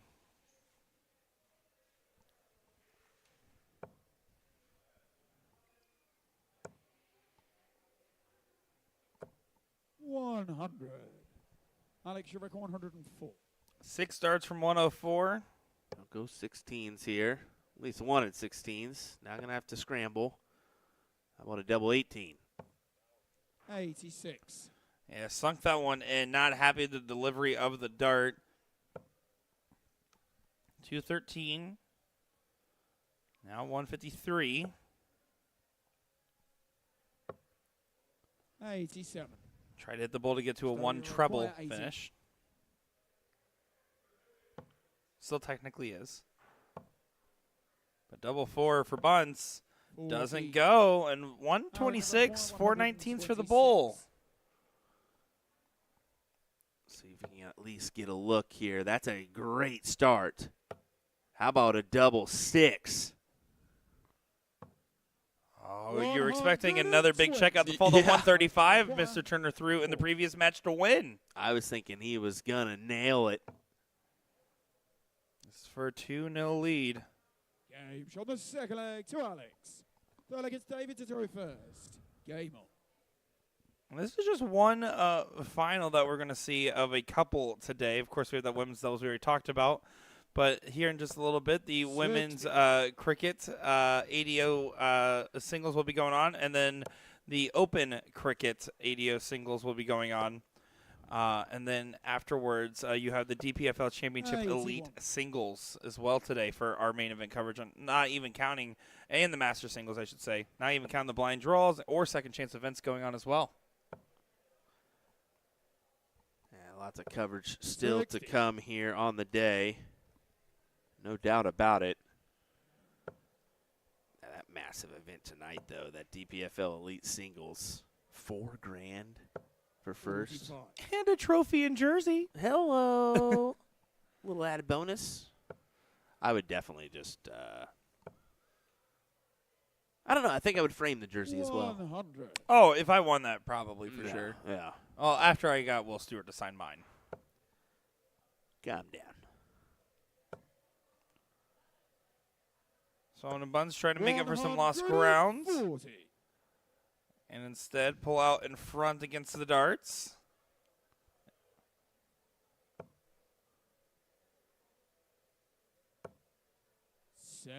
Not the turn he wanted by any means. This opens the door for Stowe to set the 170 up, maybe a little bit better than that. 140. How about a 95? And 95 is a great leave, as now Fathom needs to find a treble. And at least another good one, but he doesn't find the other good one. He leaves it at a bogey, so 95 here has 6 darts.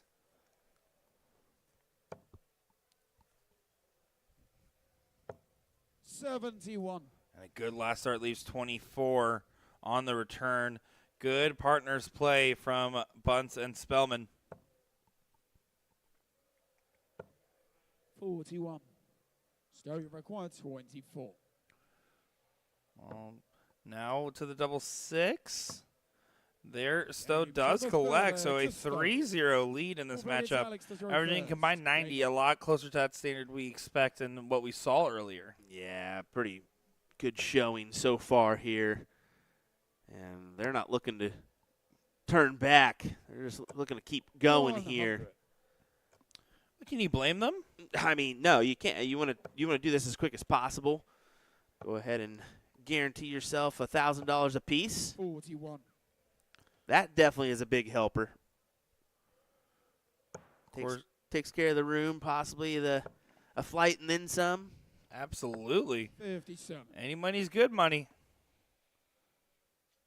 So, of course, fishing for some new opportunities and wins. He's done well at the DPFL events in the past, but we've seen him have great success in the Grand Slam. We saw him have some decent success at the Modus and a few others. So, he's really kind of hankering to get a next big stab in his career here.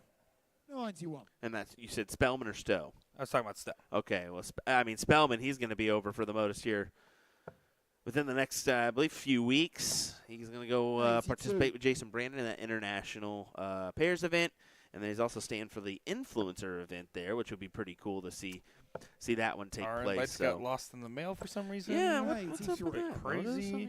Saw they shared our clip, but they didn't bring us in. They don't know who we No, are. Come on. I'm just messing. Just a couple guys that can almost average 70. No. 80. That's a bit of a lofty take. 170. 170 for a 4-0 lead. Oh, my. Not even going to have an opportunity to watch him not shoot the bull. 98. As you know, he was going to set up every single time from there. Yeah, most likely. And again, that 90 average is very hard to do. If Spellman or Bunce average a 90 in a match, no one blinks an eye. But doing it in pairs is so much harder. You Yes. don't have that same rhythm like you do in singles. Not at all. The rhythm's thrown off. Very difficult to deal with. 42. Aaron, it require 104. We'll finish on the double ring, but not the right one. 104 will have a dart. Goes 10 for tops. 84. And that's a good sound, Alex, just your on the wrong request. side. A lovely click of the wire, being taunting in nature. Right there to work off of for Spellman. And he can't score. do it. It'll go back to Back to Fathom to try to put their 120. first one on the board here in this final. Double 10. Oh, the troubles continue. The 50. troubles continue. Stowe, you require. And Alex, it wasn't a bad attempt, but Stowe to try to best. Looking for the double 15. Now only will have one dart, Game but shot does for pin it. Ford So a to 4-0 Stowe. lead in Looks this like race it's to David 7. go first. Game on. Huge advantage for Spellman and Bunce. No, Will, we hit that go live button earlier, right? Yes. And then we saw. Oh, no, Stowe- wait. 100. I forgot. So we hit the go live button earlier. We see Spellman and Bunce beat the Dutch duo. I mean, is this the expected outcome of the rest of their performance so far? I mean, just the way they played in that first performance, you had to cue them in for the run, right? You don't had have to to do cue them anything. in for a first or second place here. It was just who they were going to play. Now Fathom and Turner, no slouches by any means. They're perfectly able to win this game, and they still could. But this one's going to be tough to come back from, especially from a 4-0 deficit. Yes, we're playing first to 7, but 100. you got to start rattling off some legs and do it quick. well, and again, Maybe even kick them in the shin, and hopefully they fall. there's only been one true scare in the Spellman Bunce run because they started off with a 3-0 win over Altraub and Mike Tieske, and then from there went on for a 3-2 win over Cole Wilson and Vincent Pelusco, which was their scare that they had earlier in the day. 3-1 win over Jermaine Wadamina and RVB, and then a 5-0 over Austin Adams and Brian Garland. So a very solid performance from them, producing some very bountiful fruit. What kind of fruit? 32. I would like to say dragon fruits, but knowing Stowe has to be something more colorful. Takes me as a watermelon guy. It's classic. Yeah, passion fruit. No. No. That man is full Who of eats passion fruit? Well, it's more of a good smell. Okay. I'm just 45. reassuring that nobody eats passion fruit. Alex Spellman, the dried apricot. Sitting at 161, it is the first look at a finish. It's an outside one, but you're going against the darts. Doesn't go.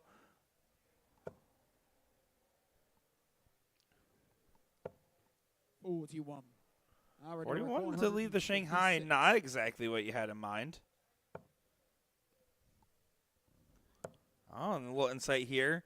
Stowe's favorite is pineapple. Grills it with everything, so makes sense. I do love me some grilled pineapple.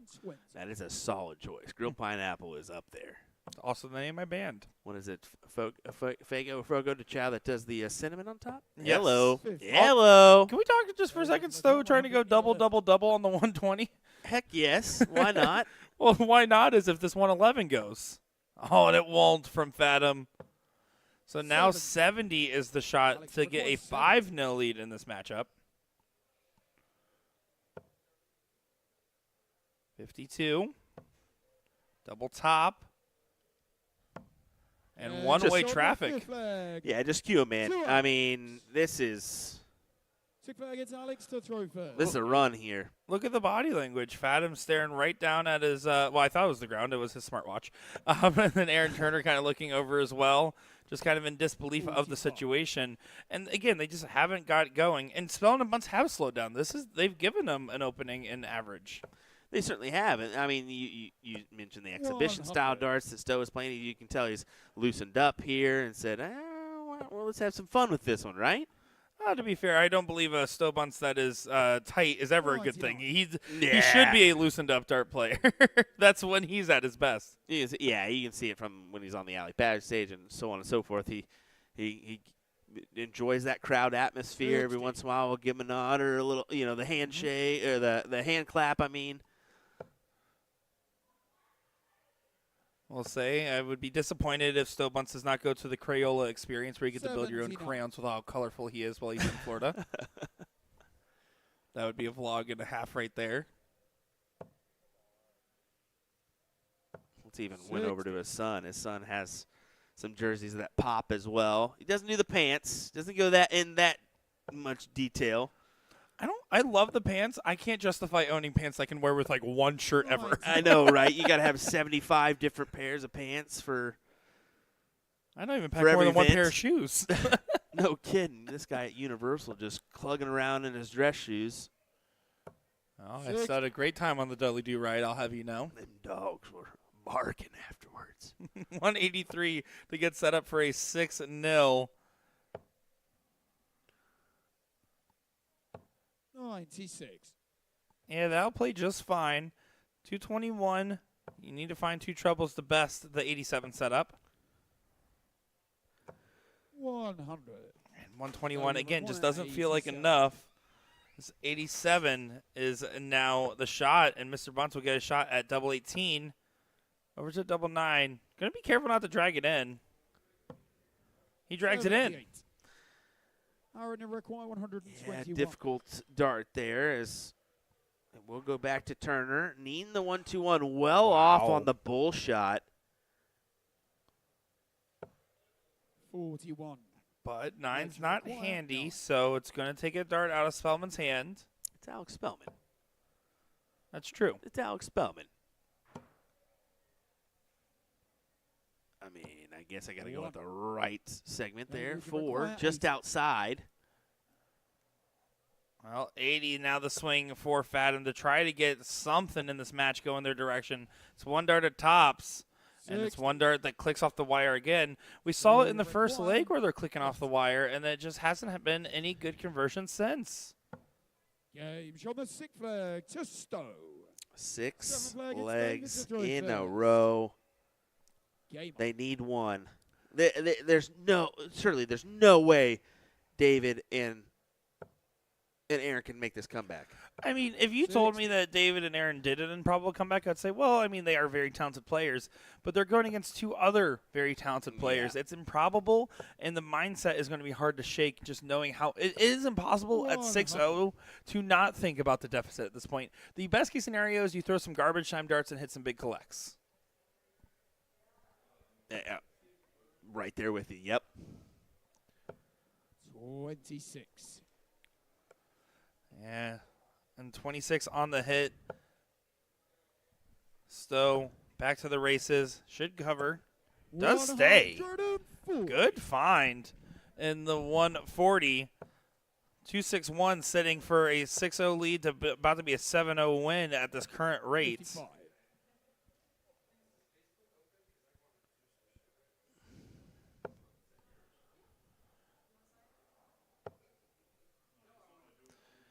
Well, 53. just chugging along. Turner needs 100 minimum. Oh, You almost got to think 180.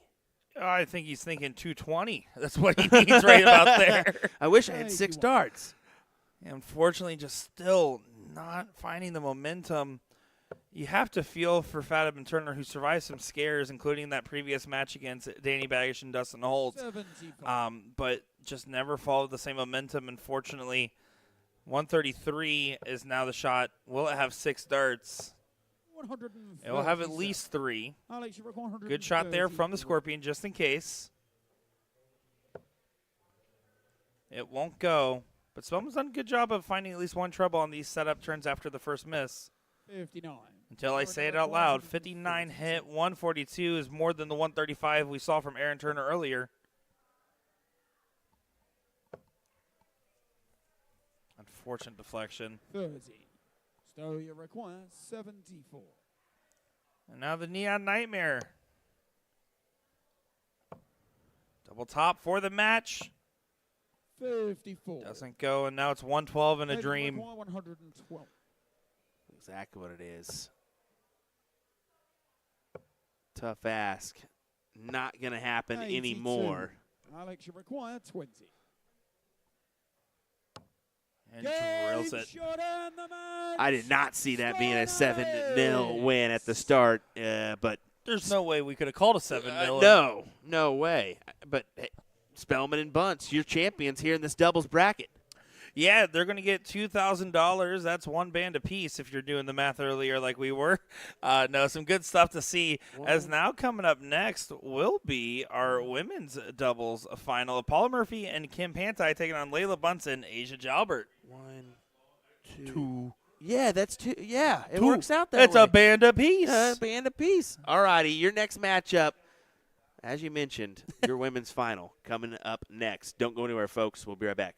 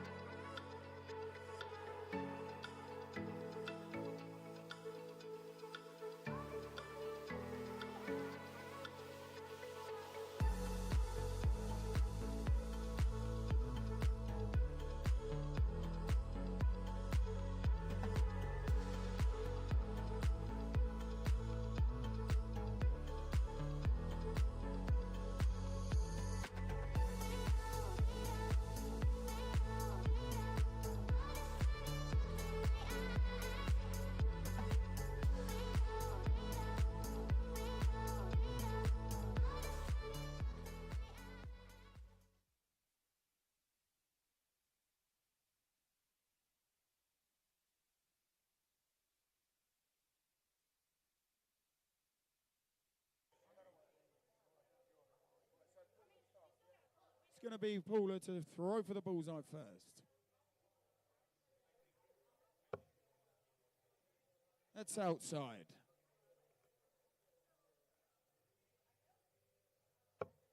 That's outside.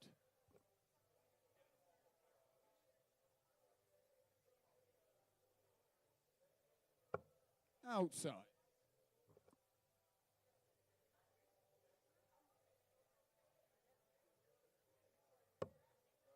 .25, so Paula's on the ball. First leg, it's Paula to throw first. Game on. Well, finals time for our ladies. What do you say here? Let's do it. It's going to be Paula Murphy and Kim Pantai taking on the team or the duo of Layla Bunce 60. and Asia Jalbert. William Stewart, Nick Share here on the call. You're telling me that Paula Murphy and Kim Pantai made another final together in a Florida dart tournament? Ridiculous. No, not those two. Surely not. Has to be one of the most iconic duos in ladies steel tip darts and steel tip darts in general, it feels like, in the States.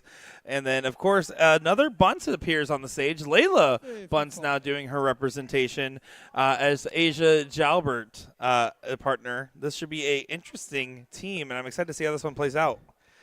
Yeah, looking forward to it. Definitely a long format matchup. It's going to be a first to 5 leg battle, unlike our previous one that was a first to 7 leg battle.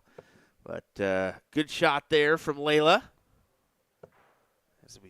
As she'll try to make it a double win for the Bunts. 45. You know what I'm seeing in the background? You remember you at Bullshooter doing your little dad tripod? That's kind of how Ethan DeVere is sitting there playing on his phone right now. He's just leaned back there, not a care in the world, front and center, playing whatever mobile game he's doing. Why not? Why not? Give him an opportunity to relax here. Matter of fact, I'm going to start shit like that right now. He actually is, folks. That is real. Oh, yeah. If you're curious, Will almost went 3 nights in a row of Skyline Chili while we were here. Listen, pretty good little chili spot, not going to lie. 95. Coney dog every once in a while goes well with it. Looking at Paula, trying to set up from 277.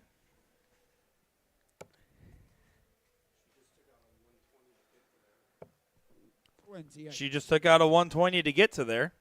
As your dad randomly inputted that comment there. It's like having a chat feature right behind you. It's very exciting. I definitely see where you get your nature from, bud. What's that supposed to mean? I mean, let's play it out. Your comeback sometimes, I just don't know. Listen, I would say something mean about your dad, but I like him a lot, and he's stronger than me. Oh, that's unfortunate for Kim. Just 25 there. So, Layla looking at 135. Opportunities will continue to knock on their door. Doesn't find the go-ahead on the last start, so 28 or 32 on the score. Excuse me, 224 for Miss Smooth Paula Murphy. Needs to get brought down into range. 103, not a gimme. Hey, Nick, just since you brought up the dad's thing. Yeah, you want to talk about it? Yeah, you remember how you met my dad, because it's an all-time story. My dad walked into the commentary booth, and Never met him before. Nick yelled, "I bet my dad can beat your dad in a fight," not knowing that my dad was right behind me. And after meeting your dad, I can confidently say I was wrong.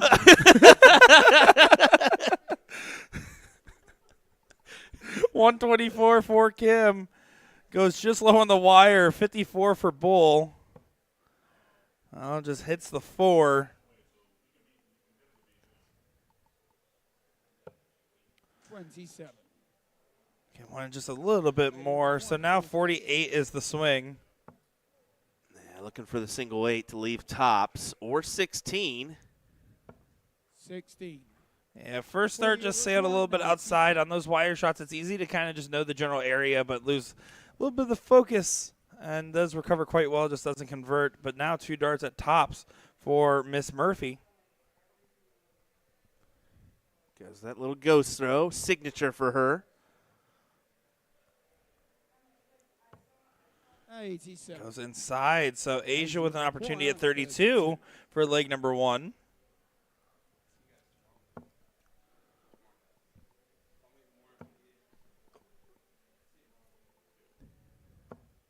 No score.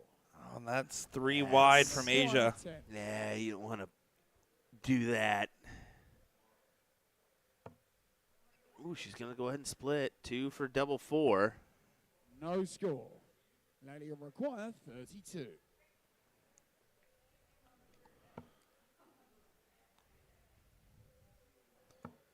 Game shot the first. And there's leg. the recovery. Bunce and Jalbert win leg number 1. Second leg is Paula Asia and to Kim throw first. starting off their day with a bye, then playing Kaylee Moore and Paula Wilcox, then besting Caitlin McKinley and Tracy Young, Maria McHugh and Jen Kachi to get to this point. And on the other hand here, a little bit of a tough run for Layla and Asia, Mary Thatcher and Peggy Stone in the first round. Laura Turner, Jen Mounts in round number 2, where they survived match darts from Jen and Laura. And then a win over Kaylee Beard, Meredith McGee in the quarters, and Jackie Quayle and Lisa Brazel in the semis.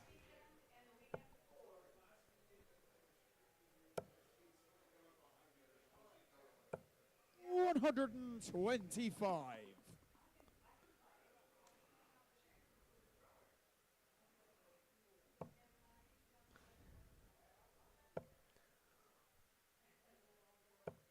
$55. Yeah, definitely an advantage for Bunce and Jalbert here, who just continue to truck along. Look at this. 140. Yeah, a good shot from Miss Jalbert.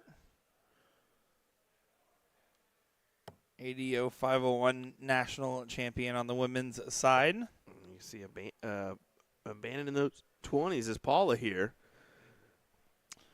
Yeah, Paula's done to do that, especially in strugglesome moments.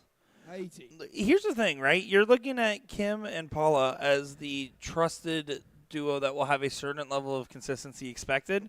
And Asia and Layla being a lot more explosive on the dartboard. They're going to have some really big moments, but they might have some steeper fall-offs. And it's the question of, does the steady train win, or will it favor the more bombastic duo? Mr. Lova. Porky? Well, you said bombastic, so had to give it to you. That's why I said Porky. Porky sings that song. He does. That's who sings That's his it. go-to. That's his song. I don't care. He made it. He made He's it. Shaggy. Can't tell the difference. Have you ever seen Shaggy and Porky in the same room? You have not. 25. 25 again, a little bit of an opening, but it's a big ask. You have to take 294 and 6 if you're Paula and Kim to feel comfortable. Instead, you're asking for more favors. 83. Bailey, you require 108.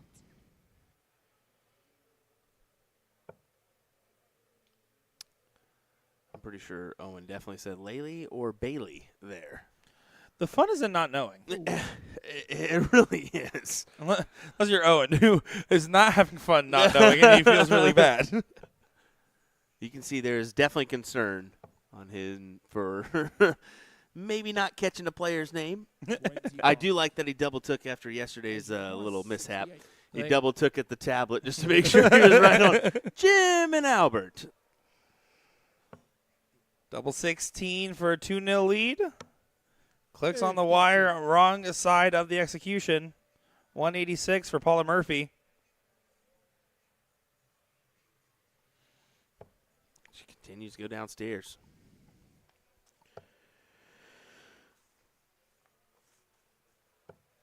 $58. It feels like not even the bare minimum, as you have to survive more doubles. Double 8. No score. Well, that's 16 the wrong way. Require 128. Be a heck of a shot here from Kim. Started to 20, so no go after the first start. Don't love the shot selection.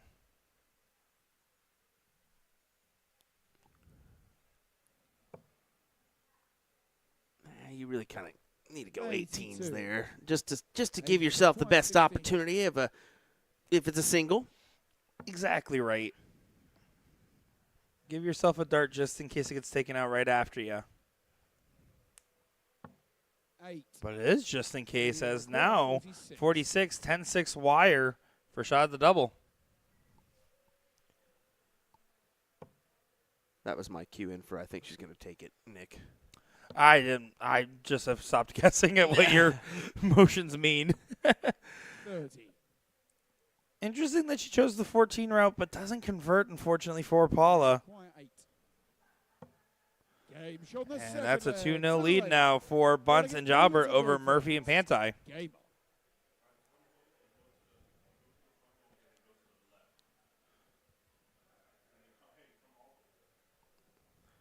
We might have another Bunce in a final, by the way, semifinal, and the second chance of the Open Doubles. Still Bunce Jr. currently with Gavin Nickel. Wow. Okay. So you might have a whole Bunce set of finals, which is incredible to see. Shout out to that.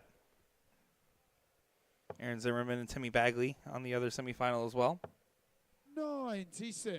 That's just the second chance events, folks. Oh, did you see who's still left in there?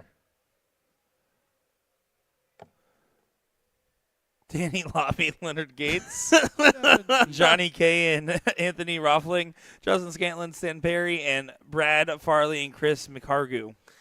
Woo! That's a pretty interesting bracket. Yeah. I don't want to be playing in that field. I'd be losing. 42.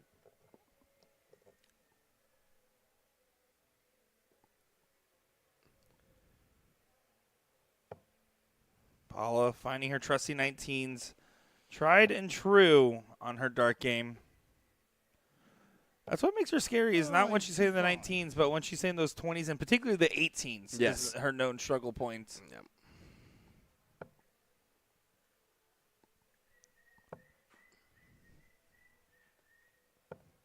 $81. So Kim, they're pretty much chalk after 9. No advantage gained one way or another. 35.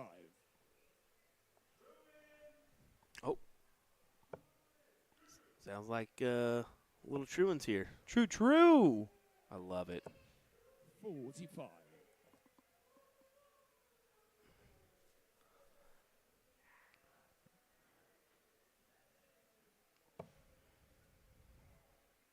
Paula.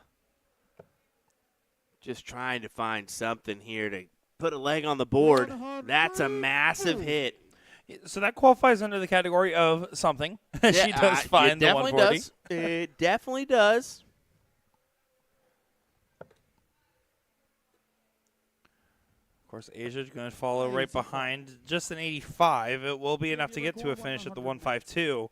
But 108 now gets a look.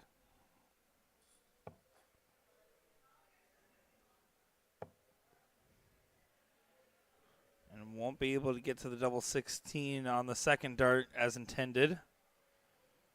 Deciding on routing. Yeah, just making sure, with Paula, hey, what are you thinking here? It's always good to do that. The communication lines are always open for those two. 16? No, chose the 20. Dalia Rick 152. Was thinking she might go to try to lead the double 16 through the 16 segment. 41. Paulie requires 60.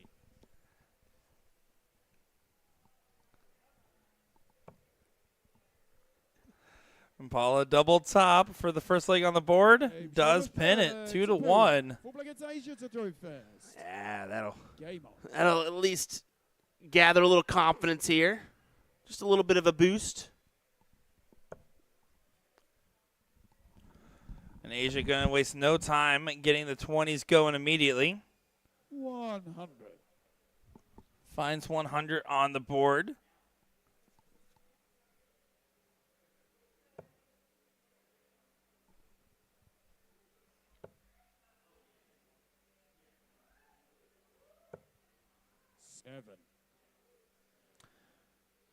Paula thinking, man, not exactly what I had in mind.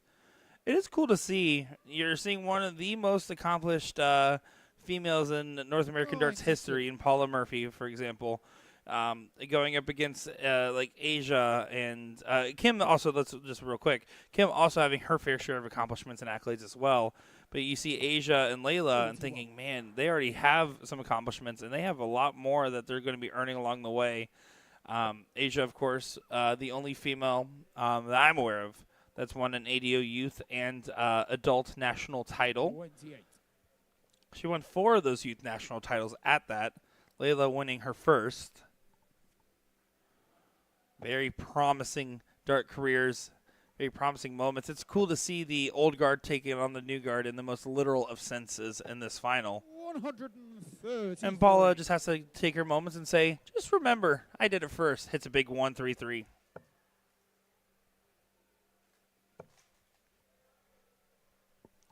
Of course, Stowe has to be watching along. Got to support the fam.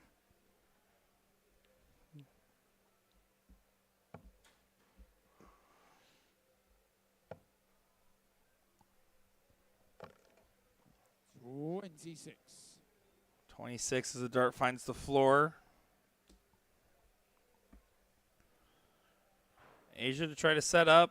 Trying to push for a 3-1 advantage in this matchup.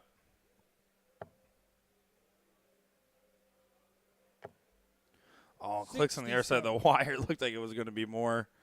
67, still a decent visit. Doesn't get you to that finish. But Paula still has to find 2 troubles. Trying to fish for 114. Some change. 133, actually. 95. 189 for Layla. How well will you treat your partner here? It's all about setting it up. And that will suffice. A 121 on the setup shot. A big find. Gets a couple darts in hand potentially for Asia. At least one if she stays straight.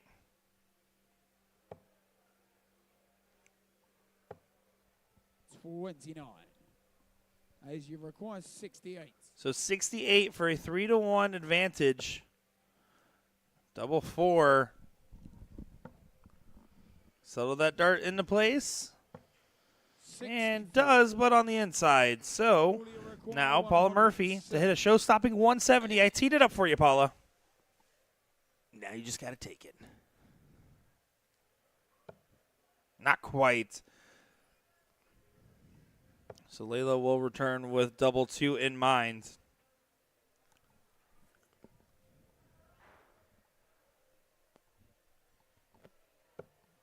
$24. Now you require 4.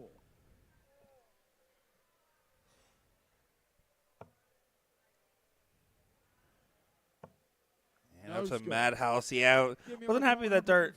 I'm happy you showed the form there for a second, Will, because it's very interesting if you actually watch Layla from the side. She's. I mean, yeah, the throw there for her, it's pretty smooth, isn't it? Yeah, no, it is, but I mean, you can see she has a full hand grip on that dart, and Yes. she brings it right fully cocked back before kind of launching and doing a catapult motion forward. Not as much as Justin Dennison, but Okay, no one's as much as Justin Dennison. that thing is ridiculous. All you require 106. Well, this could be an interesting moment. It might go back to chalk if you're not careful. 3-1's way different than 2-2.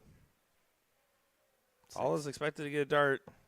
She goes to 14 route again. She did this earlier. Yep. It's risky, but does pay off, but doesn't collect on the last double. Now you require 4. Can't mess around with it much longer. Oh, that's awkward. Yeah, you have to try to place right on top. No score. Just got away from her just a little bit after that first start, which was brilliant. Just unfortunate placement. And now we're 2-2 all of a sudden, and what should have been, and by every definition, should have been a 3-1. Yeah, I would, no doubt about it. This is classic Kim and Paula stuff. All of a sudden, they just start kicking into a new gear, start rattling off a few legs. Exactly right. You don't want to let the savvy veterans get too much of an advantage.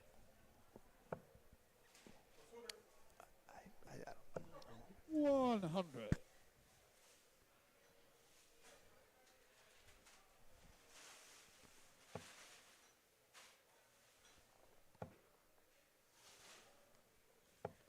$45. 45 for Kim. But early signs to be able to grab the throw advantage away.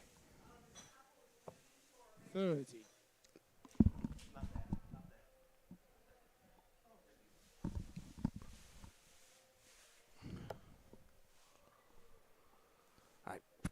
I don't know about that.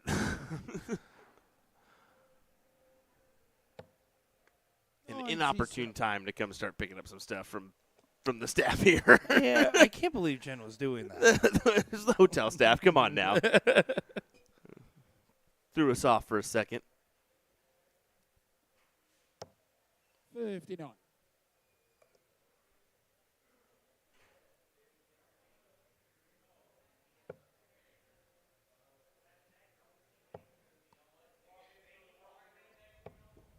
$31. Again, you can see this battle.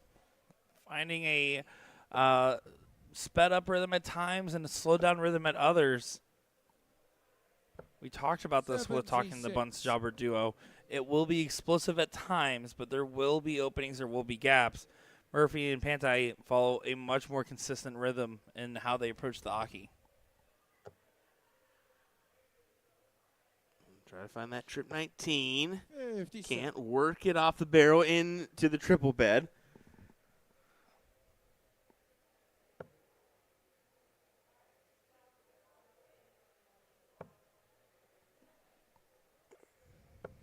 $45. Not on a finish, so a chance to be the first ones at a finish with their own throw. Should be at a finish. Will be at a finish. 119. Good shot there from Kim. Debatably would have loved if she stayed. Yeah. I mean, I could see that. 95. We'll see how Paula goes at this. She'll go trip 19 for double 19. No, she went at the bull instead. Kind of the old school mindset there, utilizing the bull from 90 to 95. So now it's 45 for tops. There's the 45. Good recovery dart. 75. Doesn't hit the big pin. Asia require 160. We've seen a 160 from Asia at the start of the year. She would love a 167. Will not find a 167. Over to 18s, yeah. Give me require 20. Double 10 for Kim. Paula's shaking her head in agreement, and yeah, they go ahead and grab the leg. 3-2 advantage. It's Asia to throw first. Game on. Well, again, you expected at a certain point Bunce and Jobber to be up 3-1. Now they're facing a 3-2 deficit. Yes, they have the darts to make this chalk, but this is a very different scenario than how it was looking earlier in this matchup, and they need to find that earlier form to get back into the running.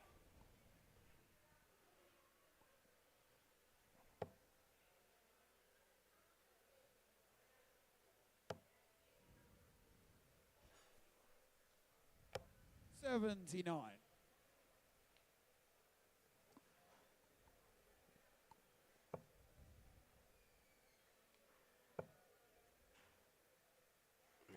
You mentioned that throw. Yeah, that flight almost touches her shoulder when she pulls it back. Yeah, it's a high arcing shot in a long distance angle. 57.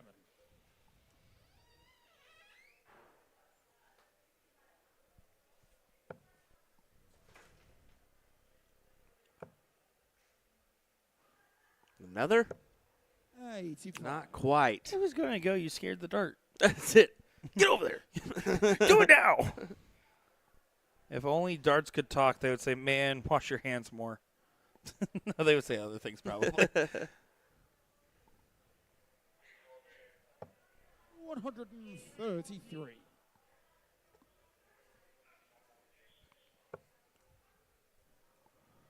Layla. Definitely slowed down. She hit some big power scoring earlier on.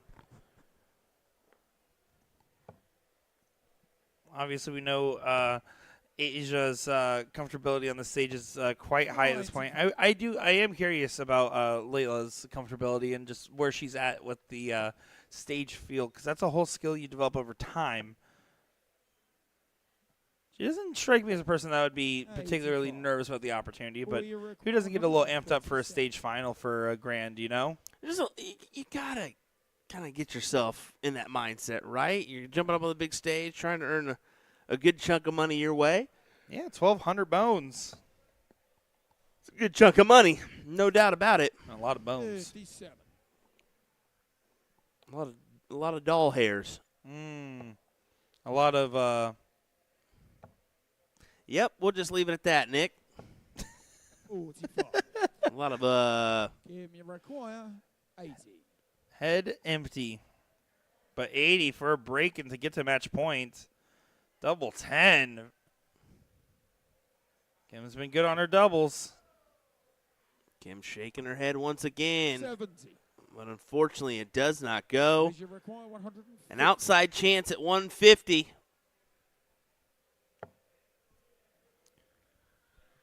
Not going to be able to convert. Will it be set up? It might be. 69. 88. We'll take that one. Required 88 just in case. 10 can be tricky. Probably split. She will not.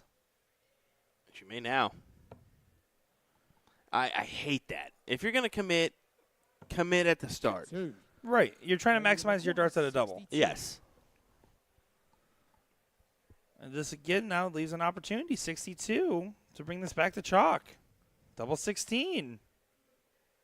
Readjust there. 38. That one does fling up high, and I think there's a little bit of frustration starting to build in Layla. It's now a 4-2 lead. Does become a reality here. And when they come on, they come in with authority, man. Kim and Paula doing Kim and Paula things. No, certainly right. It's to be expected. There's very few doubles matches that have as much expectations as any time Kim and Paula are playing together. 45.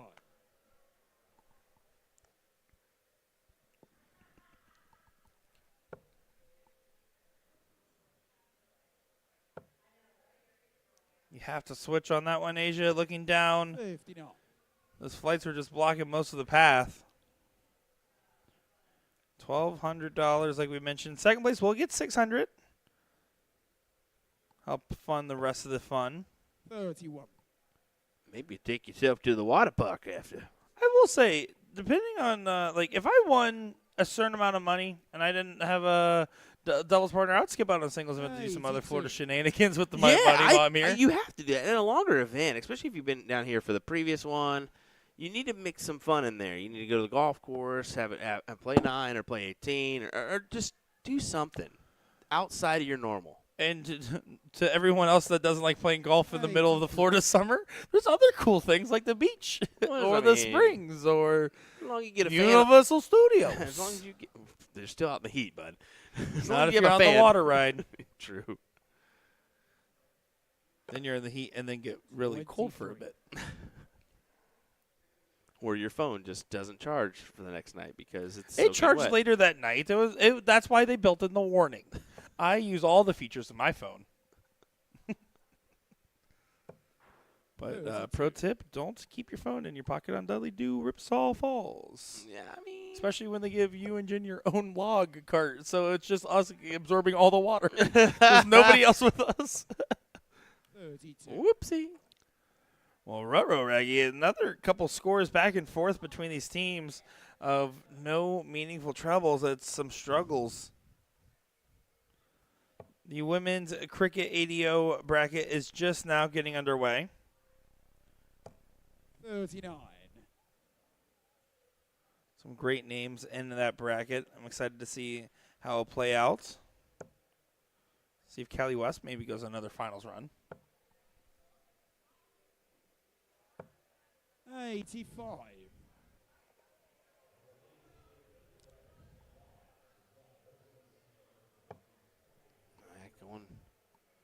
19's here. Q, we're in for 95. 95. Kim didn't know it. She threw her hands back thinking, oh, I don't want to grab him yet if he's still looking. That was quite the grouping on it, admittedly. That was a tough one to view if you're Owen.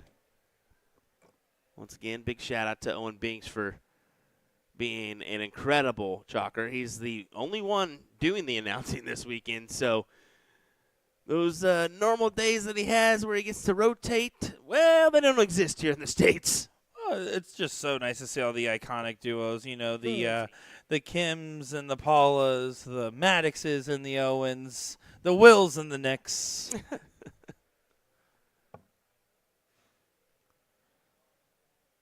146, not a gimme. Can you get out in front? 57. 57 just, again, doesn't feel like enough in this given instance. Does get to 118, but 146, even if it doesn't go, could try to be set up in a more likely position. 53. Lady of record 180.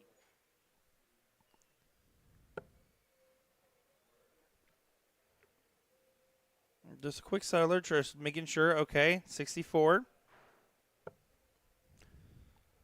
Went for treble 20.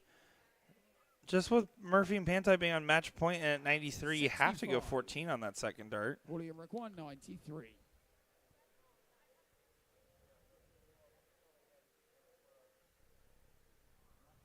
Quick adjustments at 62. Oh. To double 18.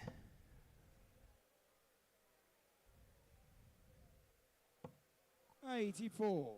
Oh, that's a mismatched dart for Paula times 2. 56 to stay in the match. 32 hits fine. 24. To the double 6. And bus on the last. You can see Layla's reaction. They're in some trouble. They need a favor. 2 mismatched darts in this leg. Might see 2 more darts. No, we won't. 56. As they will get another opportunity at this 56. You don't want to mess around too much. And there's a good pin, a good save from Layla Bunce. That was a huge save, to be honest. As they will get the throw here in this one to try to tie us up and force a decider here in our women's doubles 501 final. Oh, my goodness, a big old kick of the board. 140. And, of course, it's on a 140, so we'll try to. On the bright side of having the giant video screen there means that whenever someone does kick the camera, everyone shames them. Oh, everybody shames did. them. I don't know who kicked it, but they sure let them know. Robert Main falls off the stage again.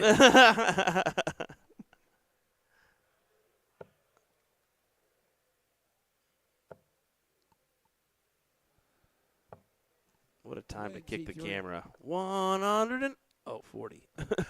Oh, that's what that was. Paul checking Murphy the temperature of Layla there. You okay? You feeling all right? Just making sure. Paula is such a goofball. Dude. I don't think people realize that because of how stoic she can seem on stage, but she is such a goofball. She definitely is. She's the mom of the bunch for sure. She's always taking care of people.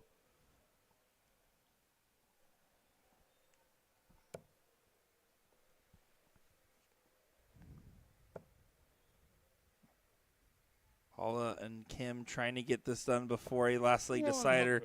Yes, they would have the throw, but you never want to leave it to that because having the throw in last leg decider, while huge, is still the hardest leg with your own throw to try to throw. Anything can happen there, man. Anything. I mean, 41. And you don't want to leave it to chance.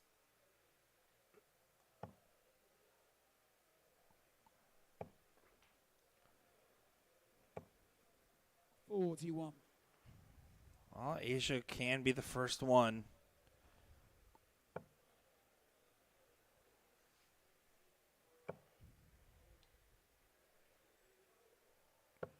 $45. Not going to be happy with that last start.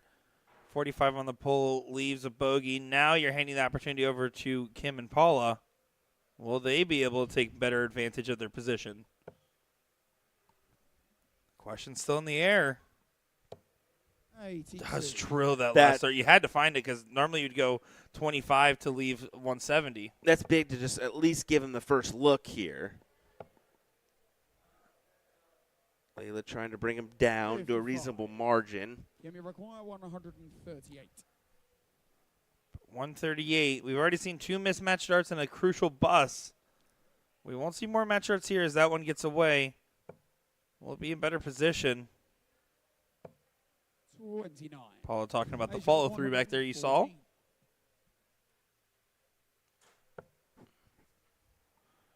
Asia misses the go-ahead on the first. Needed to hit the big number. 38. Fully require 109. This is nervy. This is tight. Very much so. Let's see how Paula goes about this. 20s or 19s. She goes 20s. Single 9 for tops. Or try to lay into this 32 here. As you can see her stepping back, doing the old Rob Cross pant wipe a few times. I've done that after the bathroom before. Double 16. Doesn't 93. go. Bailey requires 76. There's no paper towels. Darn it. Stupid air dryers. 61 remaining. Do you go 11 for bull here? Have to go 11. Bullseye. 28. Well, 3 match starts have been survived, plus a crucial bust, but Kim now with a chance. Double 4 for the title. Needs to get above that dart. And does, but just on the other side of the wire. 48 to send us to a last leg decider. 8 or 16. She elects to choose the 16s. You need it. She finds it. We're going the distance. We're going for speed. Love it. Here we go. What do you say? All this for a last leg decider. At one point, Bunsen Jalbert should have been up 3-1 from their position. At another point, Kim and Paula should have won this 5-2. And now all of a sudden we're in a situation here where it's 4-4 in the final match. Who will win $1,200 and the title? Who will be walking away with $600 and a runner-up trophy in this matchup? 21.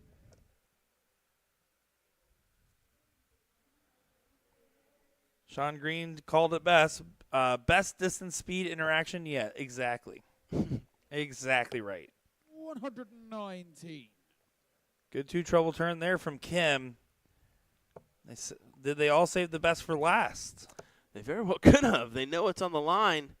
Layla, a little stumble here with those first 2. 29. Cannot find it with the last. So here's your opportunity, Paula. 2 triples needed for an opportunity at a check, and there's one right onto the floor. It almost bounced back to her. I was going to say, is that if it's behind the Aki, she Look gets at a throw. This is a full contact matchup. Owen's like, what's going on here? You going to throw? Or? Well, the Dart God's giving a little bit of a favor to Asia and Layla right now. They rejected that dart right out of the dartboard. Paula should have grabbed it and threw it just to make Owen say, that last dart doesn't count. 100.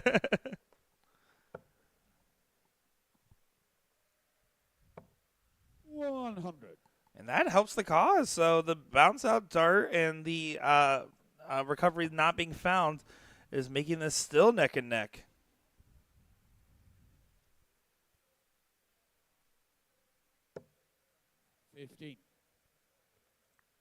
This is another great chance. Layla, can she hit a good recovery turn? That dart's an awkward angle. She's able to get over it. Now there can't be visibility in that 20. Moves on to 17 on the cover. Trying to hit 91 to leave 160.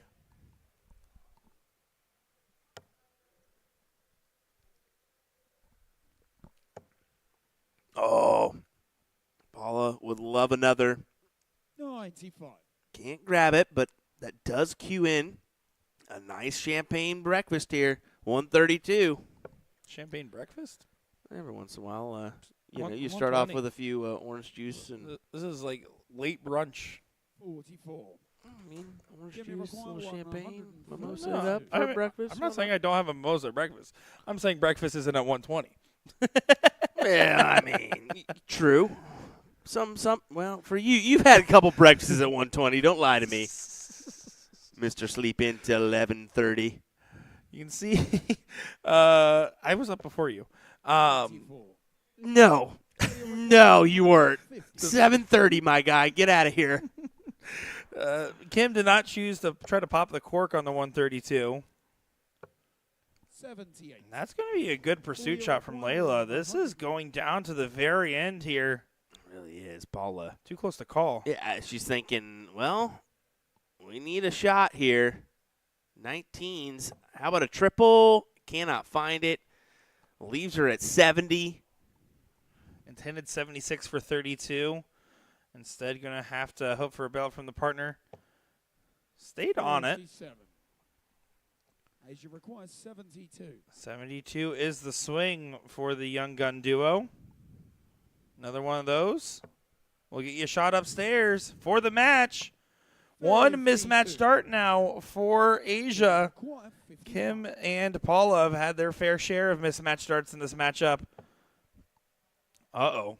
Yeah, it's not a great first, but at least gives you that 16-8 shot.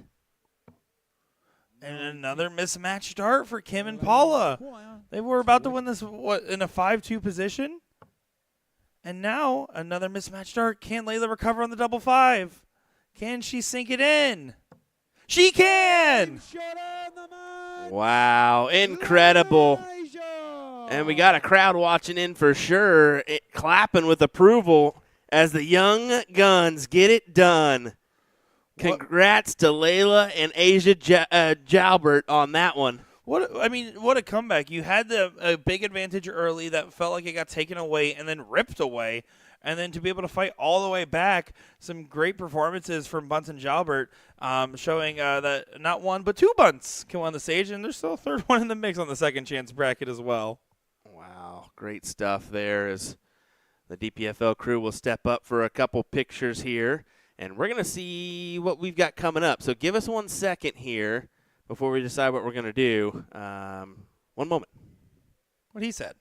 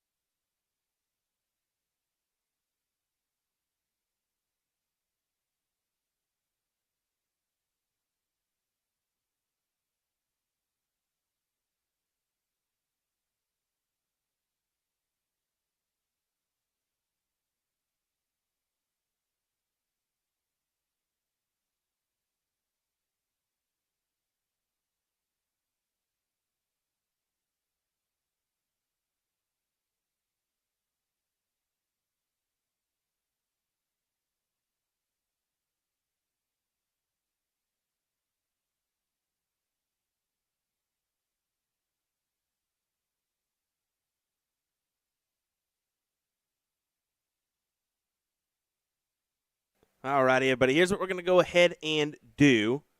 It looks like we have the second chance bracket that's going to be in the final here in a second. We'll go ahead and throw that up here before we go right into the women's cricket, just to kind of give you something. It looks like Leonard Gates, Danny Lauby could potentially be in that final. And we know that those are two great competitors. So we'll go ahead and keep it there on the feed for right now. And then we'll kind of adjust things down the road, as we will have to take a break eventually for Facebook stuff, but that'll be a little bit further down. So Alrighty, folks, hang tight. We'll do a board adjustment here as DPFL gets underway on that, and we'll be back in a moment with that second chance final when we can. We'll be right back.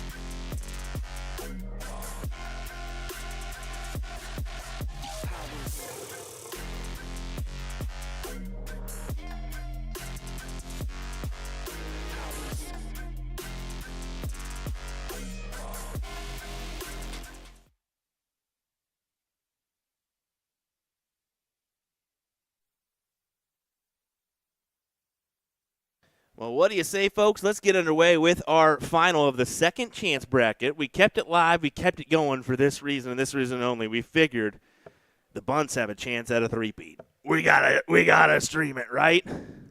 That's absolutely right, as this should be a good one here in our second chance matchup.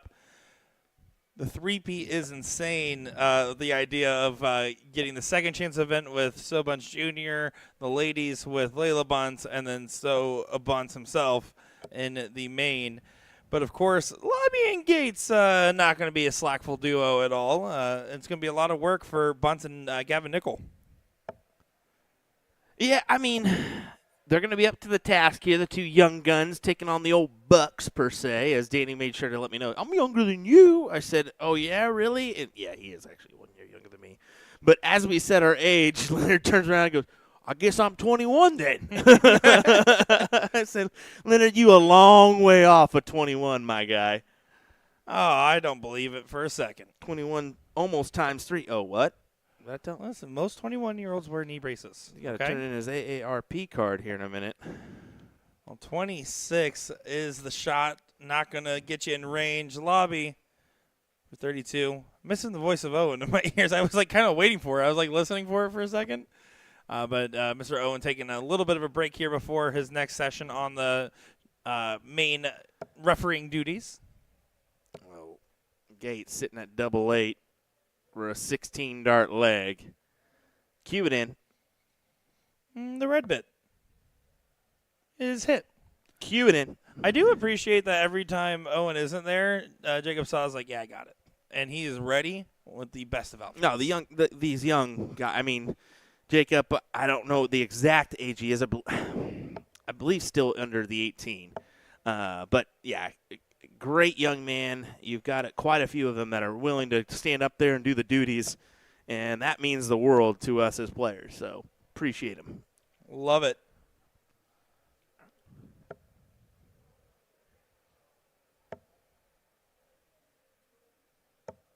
Stowe did gather his first couple wins on the CDC circuit recently. That's big-time stuff. I mean, you got to take those progression steps in the CDC. It's such a crazy field that you have to deal with in that room. And, yeah, I mean, for him to finally grab a couple, to follow in the successful shoes of his father. Yeah, no, it's a great start to the journey, and what is a one where you want to get as many moments of experience as possible and really challenge yourself to grow over time. A challenge that the Bunts family is not afraid of. No, they are not.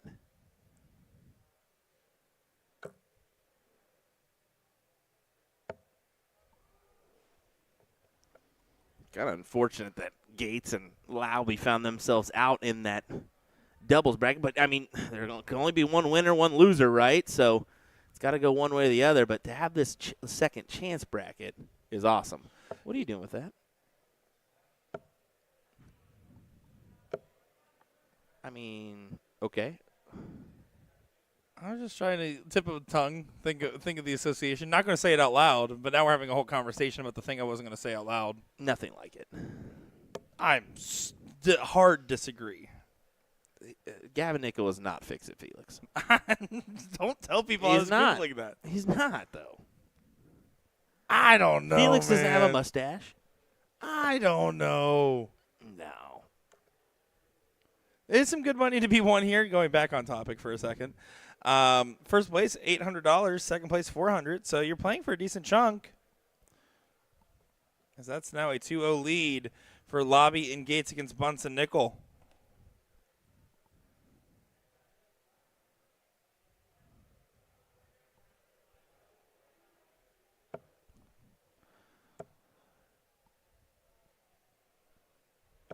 Yeah, Lobby finds a triple with that last dart, keeps the pressure going in this first to 7-leg final. On the exact same distance as the previous events. It's actually kind of interesting, right? You would almost assume it would be because it's a second inch, just a slightly shorter format. But they're able to time it really well. Again, this final finishing, the double starts or the ADO singles starts here in 6 minutes, so pretty much perfect timing, huh? I mean, yeah, pretty good timing here. The women are already underway in their cricket bracket. As what are they, top 16 range for that one? Pretty much all the top 16 other than 2 matches is currently playing. They got 3 still sitting back there in the top 32 going as well.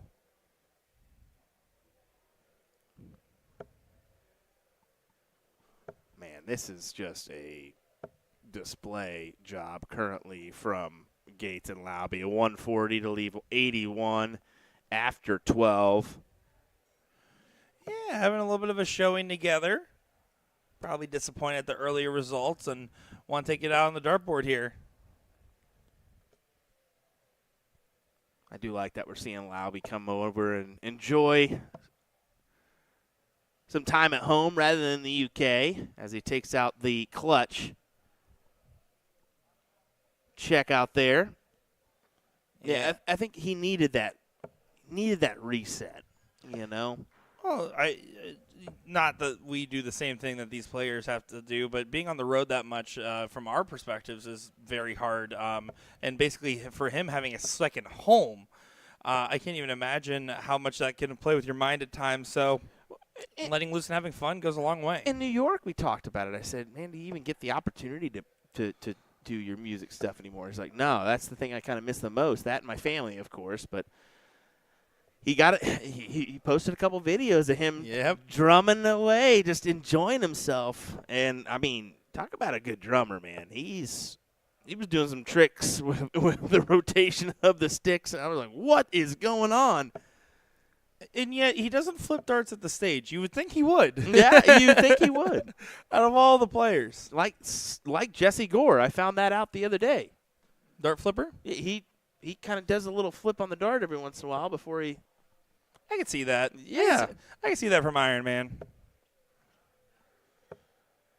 Oh, that's going to be a slack turn from Lobby, and with Gavin's 123, this sets up Mr. Bunce with an opportunity to get to the first look at a checkout. Joey Lana and Jen Mounts in the World Championships against P.J. Stewart and Danny Baggish in the cricket matchup. Chalk the first 2 legs of that. Danny did try to cheat at one point, scaring PJ. Danny's back of his neck is ticklish, if you wanted to know that.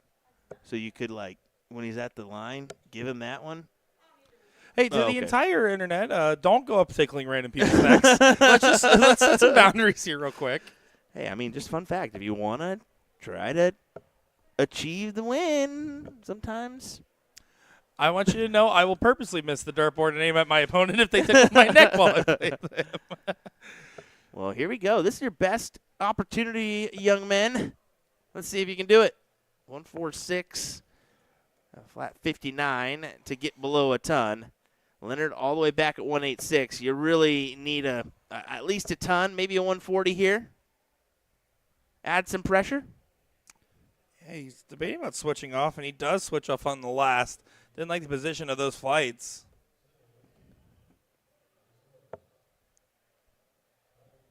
$20 for the bull. And does click low. 128, an opportunity here for Lobby to get that 4-0 lead in this race to 7. Reminiscent of the other final of which we saw. 54 found. 72 now.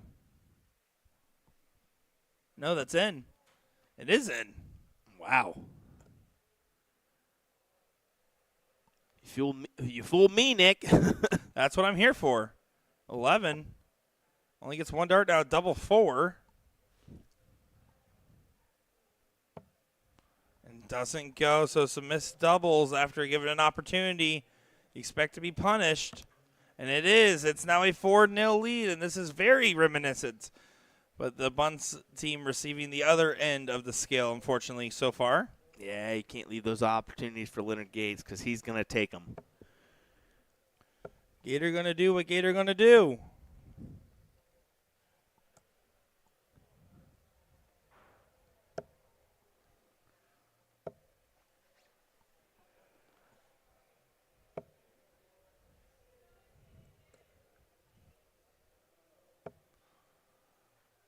Gavin there. Not the start he envisioned.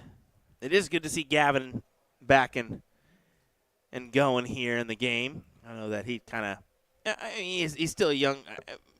I believe he's 22 now, maybe 21. But that's the time when you figure out, are you really hammer home in darts? Do you take a little break there to figure out, life in general, your job, et cetera, et cetera. I think he took a little break, and now, getting back in the mix here, getting back in the flow. Yeah, I love to see it. That nickel legacy living on. Absolutely. And here's a great question, just asking what does the second chance mean? So this is a secondary event. They already had the Open 501 doubles final, but any teams that were eliminated or able to sign up for a second chance event for a smaller payout field, Danny Lobby, Leonard Gates lost in the preliminary round 3-1 to Chris Hargu and Brad Farley. And in the second round, Cole Wilson and Vincent Palusco beat out Stowe Bunch Jr. and Gavin Nickel. So those were two very early losses, and now both these teams showing, hey, we actually did have a lot more in the tank, just didn't get it going at the start in this final here. I'm going to be honest, I'm here for all these second chance events as someone that has been known to lose their first round matches. Okay, it gives you that option, man, just to keep going or take a break. So I like it. I do wish the format was adjusted myself, but whatever. It's still playing the finals before the other event starts. I think they're doing just fine. I still would adjust it. Well, that's whatever. Because Will wanted pool time. I'm just kidding. I mean, that's pretty much it, but whatever. Okay. There goes Not pool just kidding. time. That was real. There goes the old afternoon dip. Yeah, only afternoon dip you're doing is in the Spanish artichoke. Double 16 doesn't get found. Queso's such a better option. I don't know why I went spin dip That's first. a terrible choice. Well, who for doesn't? dips? Okay, spin dip's great. I'll take a good French onion over that. French onion dip's a sandwich.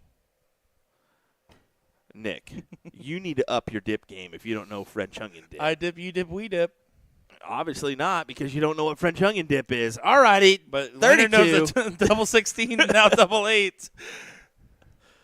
I can name more dips than you. We're not going to do that live on air, but yes, we will. Because you film don't it want the internet and to record know. it and record it. Because you don't want the internet to know that I can name more dips than you. Garbage. That's not dip.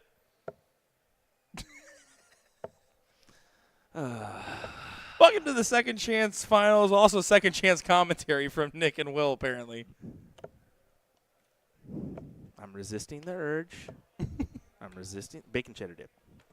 Bacon cheddar dip? We're just saying things now. No. Mm. No. Lettuce, tomato, onion. 7-layer dip. I've got 2 on your none. We're not. You just said we're not playing. Are we playing the game? Or are we I'm not playing sorry. the game? I had to at least let you know. Don't test me. Leonard not thrilled with the 40. Can Gavin produce it's a solid ton. Yeah, you're not going to be mad about the visit because, again, you're asking for 2 trebles on the other side. Just 1 treble, so still staying within range. Obviously, lobbing gates are trying to keep their eyes on the 7-0, and this is going to be the tough leg right now as Bunce and Nickel doing a good job of defending their throw so far.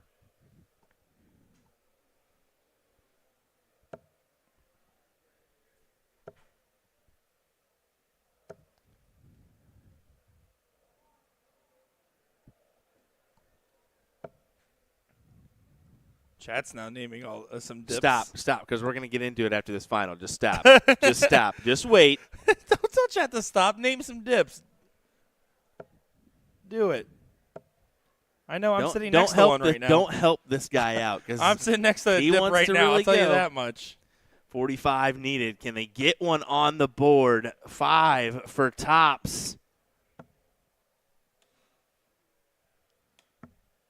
Don't look at that. Just close your computer. Ego Chip does this. Say the trophy sash is dwindling. Well, trust me, there's a lot more up front that they have on display right now. That's a good dart for Leonard Gates. We'll get a swing at tops, and not quite on the last start. But yeah, we still have the ADO events and the DPFL championship tonight as well. So no, there's still 4 other events we're still covering today. And there you go. They do grab the leg. They will not go quietly into the night. Sometimes 1 leg feels like a win, but it's also the start of something that could be much more.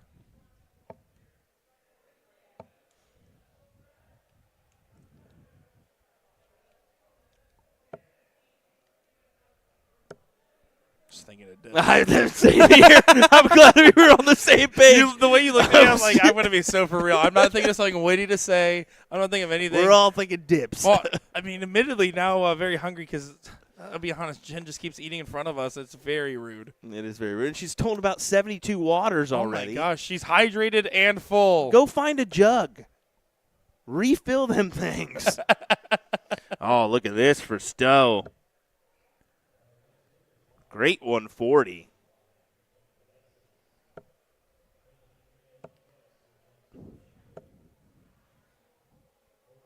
You know, it is interesting, right? You look at the legacies, the Lobby family, now the Bunce family, the Nickel family. These family darting dynasties shows that there is some inherent nature to the game. Maybe just having a talented family coach, or maybe it's a little bit of blessed with the dart genes. You pick it up a little bit younger. I mean, Gavin's been playing since he was a tyke. Same for Stowe and Layla. They've been playing for a while now. So, yeah. I love it. Oh, yeah. I'm loving it, too. Dun, dun, dun, dun. It is one of the most common ways against the game, right? It's either a friend or a family member. Someone showed you first. For me, it was my dad. For Will, it was... How did you first watch or play darts? What? ESPN3. I actually don't know that. ESPN3 had the Premier League on, and I stumbled upon it. Oh. Found myself every Thursday night or Thursday watching Phil Taylor, MVG, and whatnot. So, yeah. So scrolling the channels led to a whole career for you. Pretty much. Pretty much. Bought a dartboard, and all of a sudden I found myself downstairs, an hour practice, just enjoying myself, just throwing at the board. I love it. Even Jen has started playing darts through playing at the family's bar, trying to drum up some business and shenanigans. Oh, and you look at, Danny, his dad was involved in the game, still plays from time to time, so that's kind of still why he has that kind of basketball-esque follow-through and release, is because he was, playing at a young age and trying to get the darts up to the board.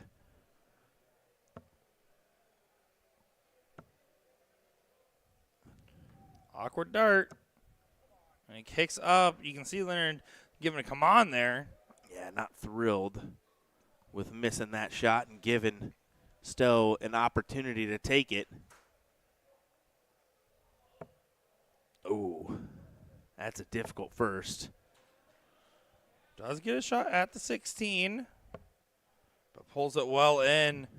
Lobby to try to clean up.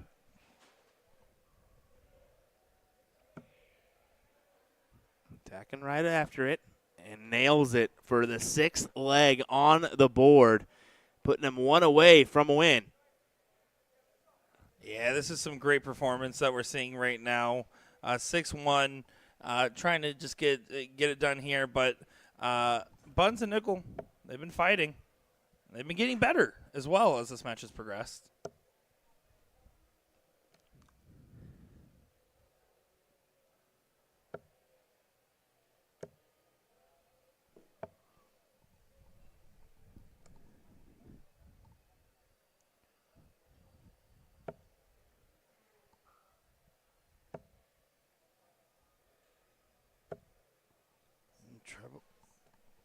Troublous turn there for Bunce Jr. Not able to convert. Oh, a little mishap there from Gates as well. I mean, 2 into the trip 1. And a hammer, some 140 from Gavin. The right time. Say Hammersome? Hammersome. I don't know where it came from, but we did it.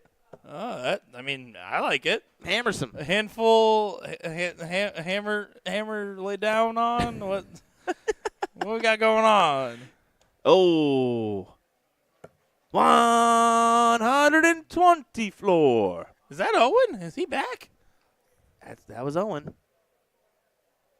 I do got to double down and tell him, like, you need to pull this off, by the way, this weekend. The 120 floor? Yes. Or 84. One of the two. This is getting interesting. It very much is getting a little interesting, isn't it? I mean, it's a difficult comeback here, but it can be done. A wise switch on that last dart. That dart was hanging on I thought for a second he's going to go for it. I was like, no. No. Double 10 to get a second leg on the board.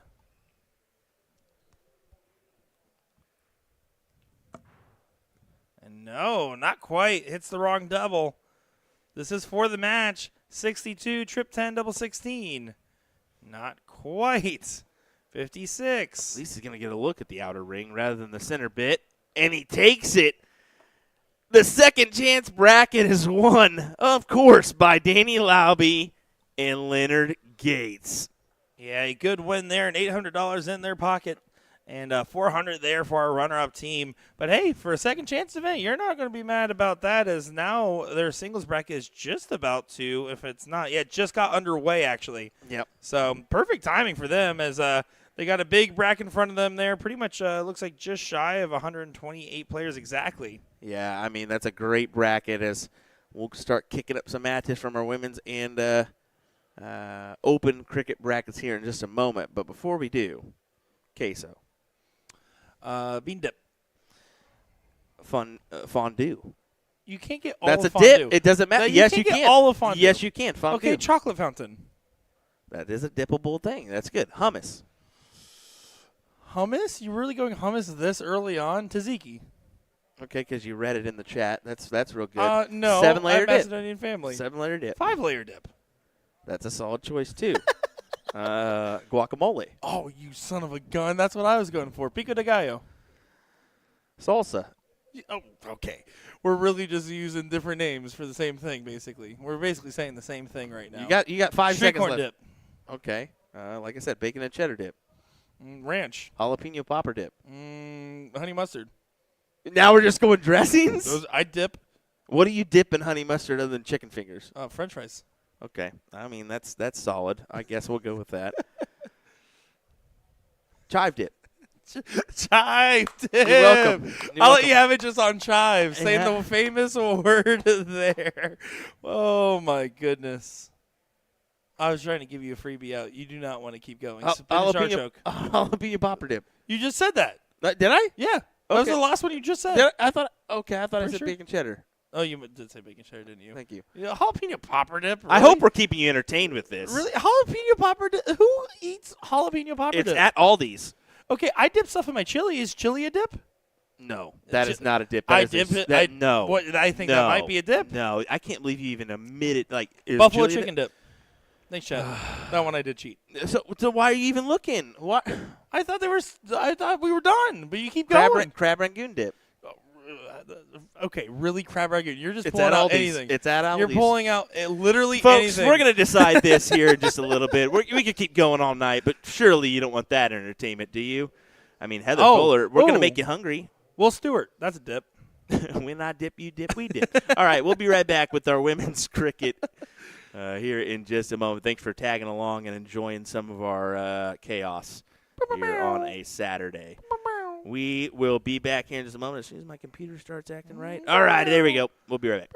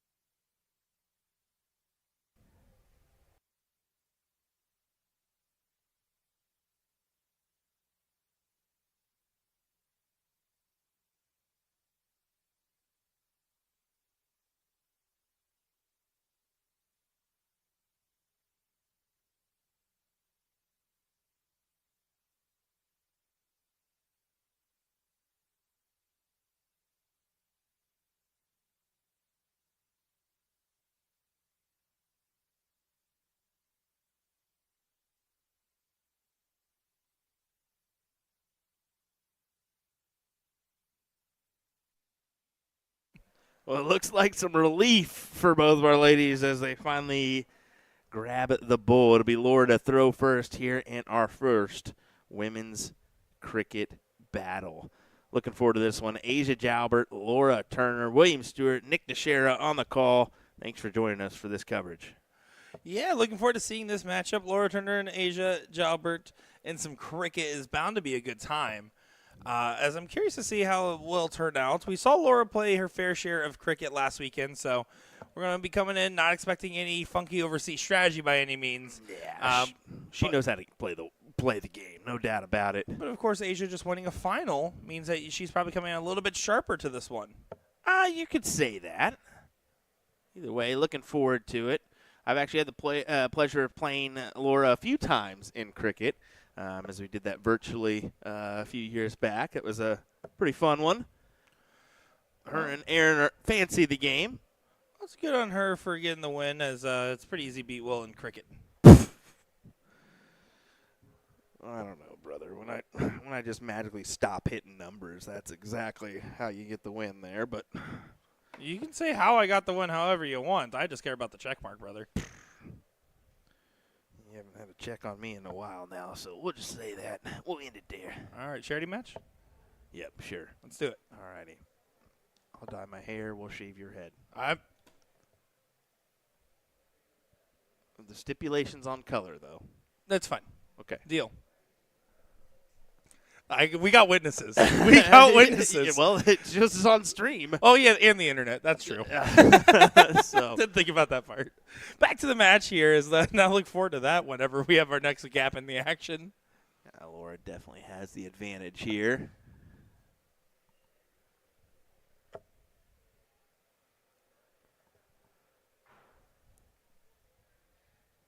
Averaging a 3.5 currently to Asia's 2.3. Just keep chugging along. Go after these 17s.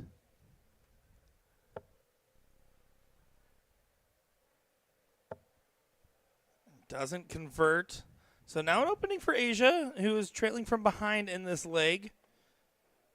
I'm not going to lie, it is a little bit of a transitional match for us in commentary, thinking about cricket now after a lot of 0-1 on the first day and a half. Well, as you can tell, Owen is not up here, and I think there's a little reason why Owen isn't. One, refereeing cricket, probably awkward. Of 9. 2, don't think Owen knows the game of cricket at all yet. Imagine Owen up there looking up every possible term to say 0 marks. Bagel, flatline, garbage. Like, I would love it. I would love it. Garbage. I really want him to drop garbage on the mic as much as I want to see the 80 floor or 120 floor from him. And this is the perfect opportunity. If we don't get a 120 floor from Owen, just like a 180 call, I will be very upset. Well, we've had close calls, but not that call yet. Asia only finds the 1 treble on the 17. Laura Turner on cleanup duty. Focus on the 2 big singles. Nothing fancy needed. I'm just kidding. Hit a triple in your first start, Laura. Go on. Go on. Doesn't get the 16 on the last, but is in great position. It is just a race to 2 in this quarterfinal matchup. Winner of this matchup will play either Nikki Carey, Layla Bunce, or Meredith McGee. So Nikki Carey or Meredith McGee, as Meredith McGee just finished that matchup against Tracy Firetag 2-0.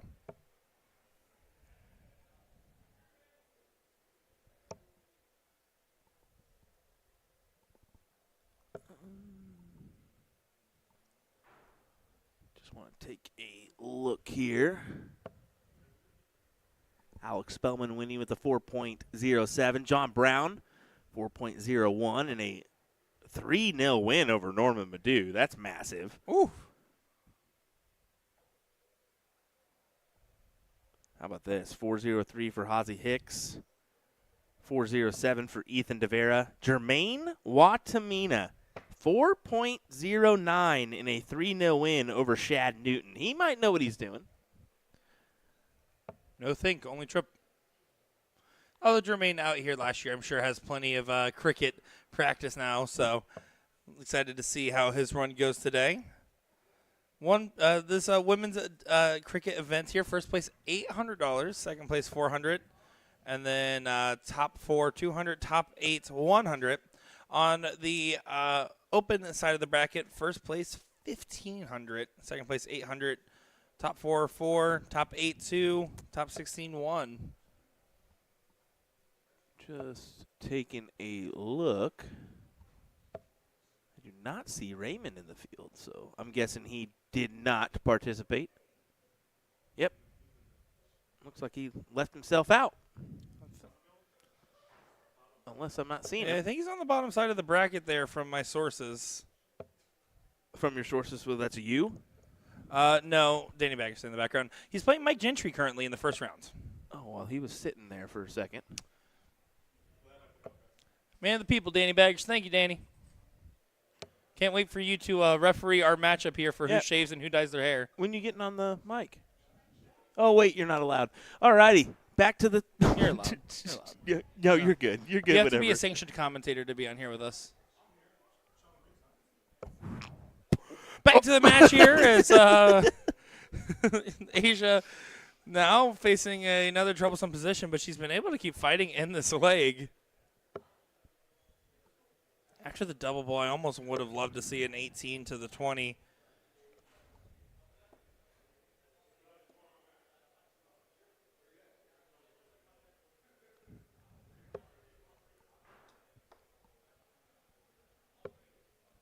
And going outside, favorable fallout, doesn't push the bull yet. That will. Good math. Asia, it's a 44-point difference. You can get tricky with this. You could get a little, if you wanted to. But fishing for 3 bulls instead, and she does find 3 bulls. Beautiful last start placement. It's nice because she has that big arc, right, so she can help glide a dart over top even with visual blockers. Laura on the chase. I don't like it. I would not leave her an opportunity, Laura. Yeah. Did she snag an 18 there? She did. Happy accidents lead to new opportunities. But here we go. Single 18, trip 20. Going to take the shot and misses the big number on the 18s. Yeah, it's going to feel unfortunate. Laura really wants to find a first start trip to get 2 darts at this bowl. Now needs to make sure to stay true for 2 singles. Looks like she found the triple 20. Now onto the bowl. Does get it there. Laura Turner wins leg number 1 after surviving a little bit of a scare there at the end.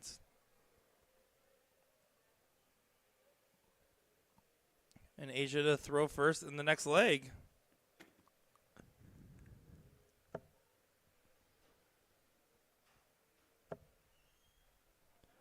Three big 20s.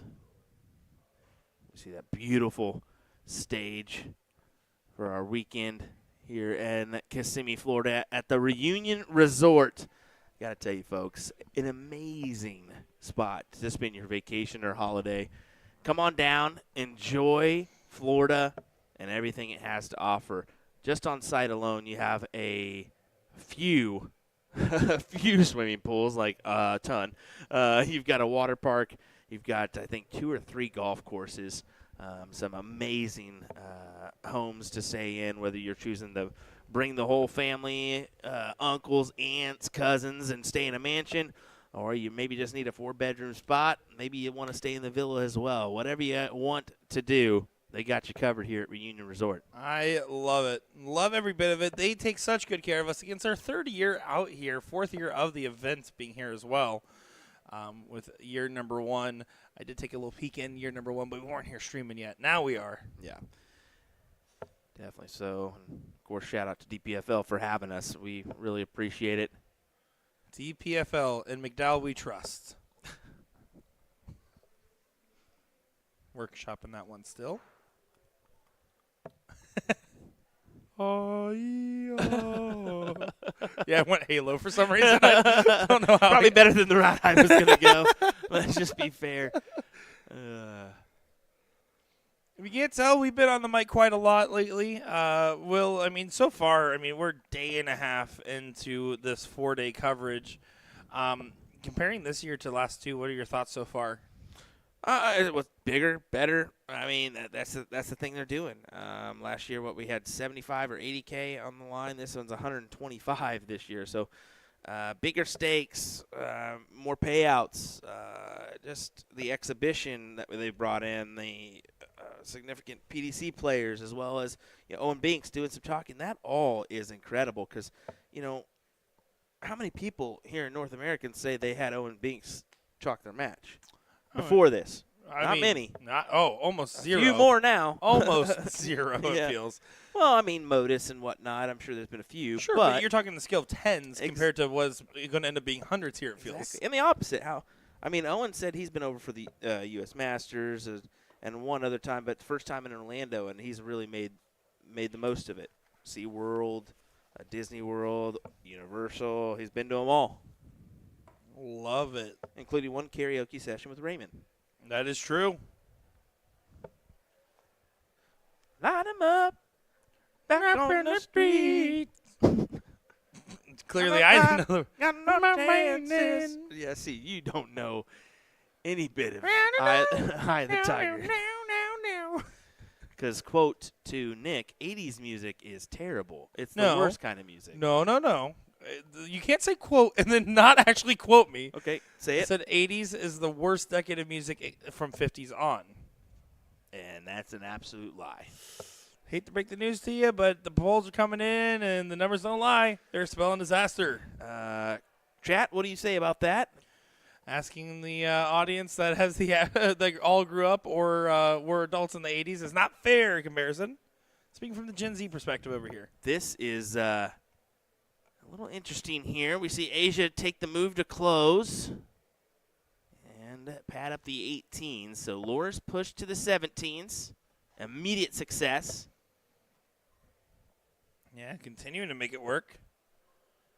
Big shot there on the 17s. It's 4. It looked like it could have been a lot more than that.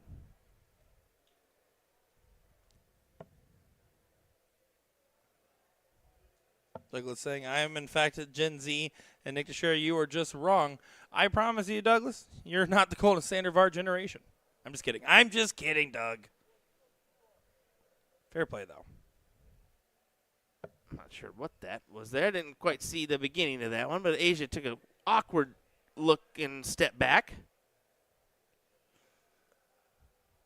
Keegan Brown asking if he comes back next year, is he going to be allowed on the airways? Of course. I want Keegan Danny. As long as you give us Keegan Danny. As long as you keep calling this guy Josh Peck. That's all I care about, Keegan. Is that Josh?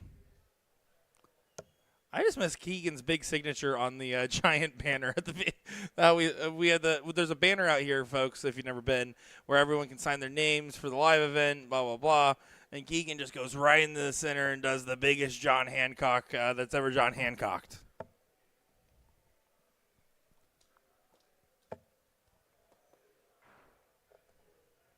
The massive signature, man. This is too funny. I did a pretty sizable one. I got inspired.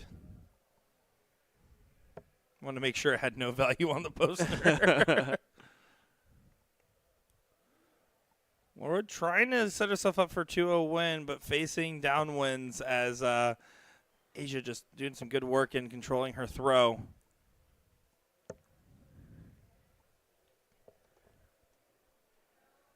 So Asia on cleanup duty. Oh, my goodness. Raymond, 1-0 advantage, throwing a 5-5-4. That's pretty good. That's all right. Thank you, Daddy. I'm a shower, Daddy.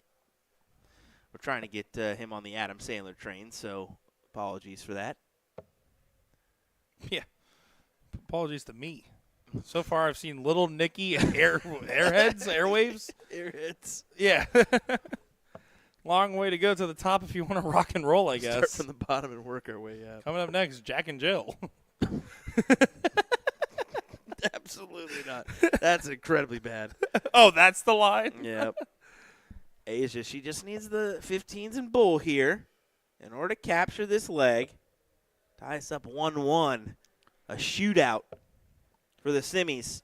Raymond Van Barneveld bringing his 5.54 up to a combined 5.6 average as he's averaging a 5.7 in leg number 2.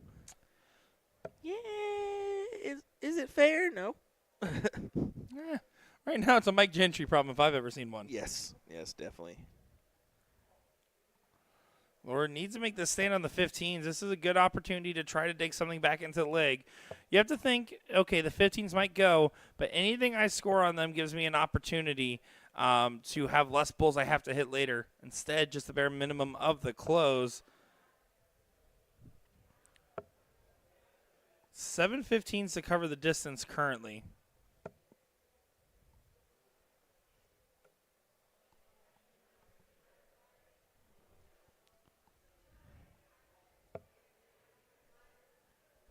Trying to pad up some points. Needs to fill up that triple bed. 3 simply just won't do.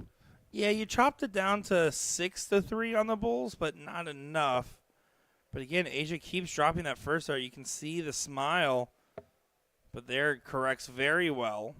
Single 18 adds a bull, and that was a well-calculated dart that just doesn't connect.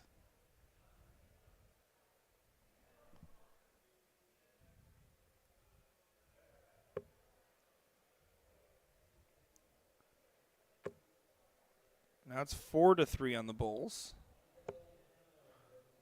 Doesn't find the last start.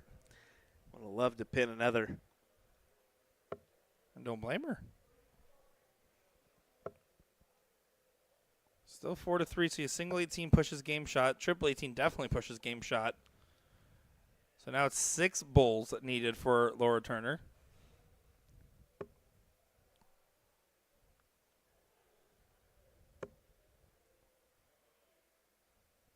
Find the center.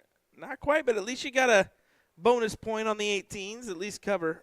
The real trade of cricket, learning how to miss good. Miss good, indeed. Well said. Got a little choked up over that one. I got a hiccup. Is that what it was? Nope. So still 5 bowls needed on the shot. Asia still needs 2. It's frustrating because you really just want to get it at least to 4 and then maybe consider the 18s, but it just doesn't quite collect. Asia to try to make this 1-1 and to send us to a last leg decider.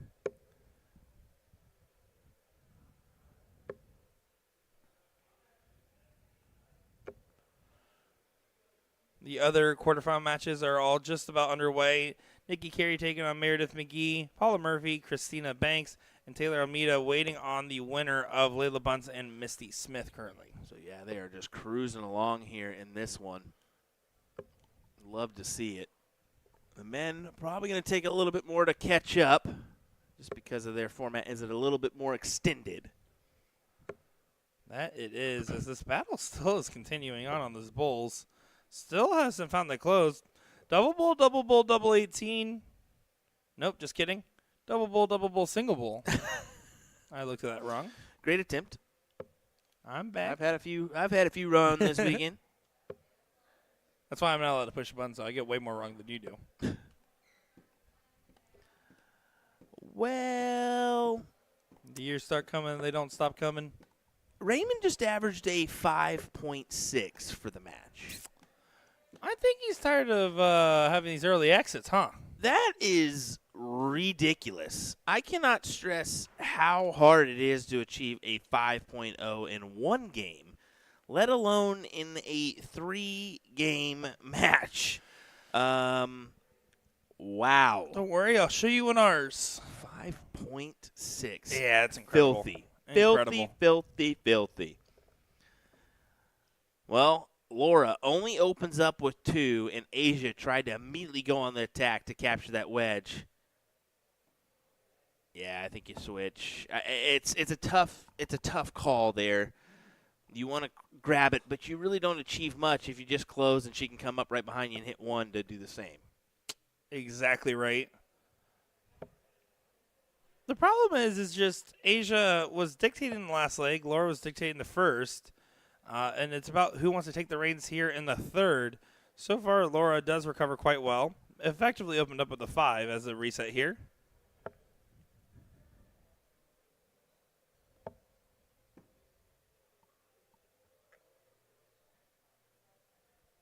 Laura, what are you thinking here? Thinking more 20s.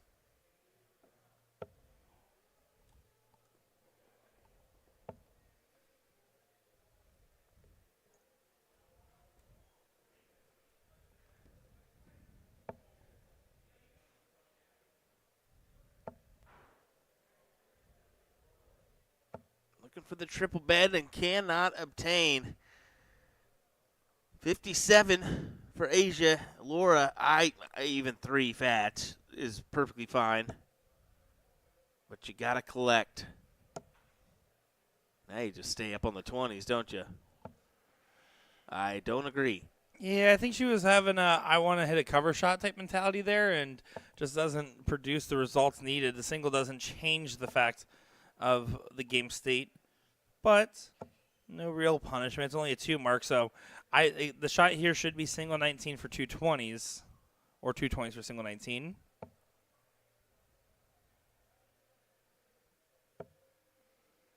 You have to hit the big number. Now you need a trip, and you don't find it. If I'm Asia, I take the 3 clear at 20 to start. That's an opener. Yeah, that's a door-opening shot. Yeah, she's just taking a moment to think about it. I think you do go for it. Yep. Not the best marker dart, per se. That's why she elected to switch. Yeah, right in that blocker range for her. But great cover shot there on that 18 to grab another wedge. Oh, and finding more. Looking at all the friends in the 20s and almost makes friends with 18s. Good shot from Miss Turner. Big 7 mark for sure.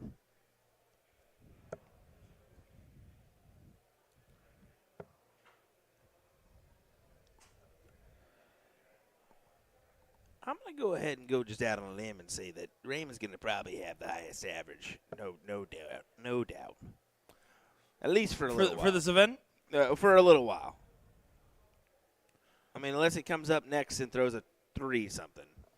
Or even a 2. Wadamina just threw a 5.54 in one of his legs. In one of his legs.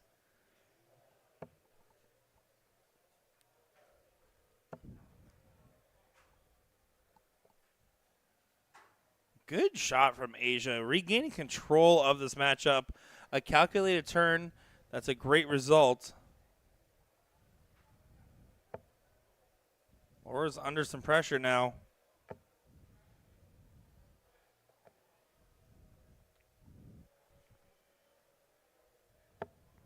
Pressure continues on. Yeah. Asia trying to get this done. Great shot on those 17s. I wouldn't be surprised if she goes over to the 16s. When it's good, it's real good from Asia, man. When she starts collecting, it's gold. And it's looking more like Asia will advance into the semifinals. And Laura Turner will bid us adieu. Our analyst Douglas saying that Raymond averaged his insane average without hitting a single 9 mark either. So that means it was all 7, 6s, and 5s pretty much, and a couple of 4s. That's consistent right there.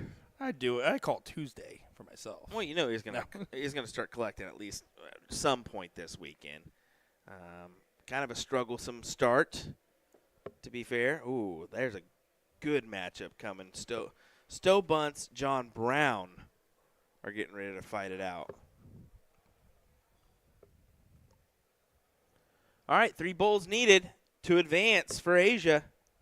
And there's one. Should be able to place over top. It's a little bit of a visual blocker. And just clicks off the dart in the wrong direction. This is pretty much all set and over. Miss Turner will not be able to turn this one around. A swing and a miss.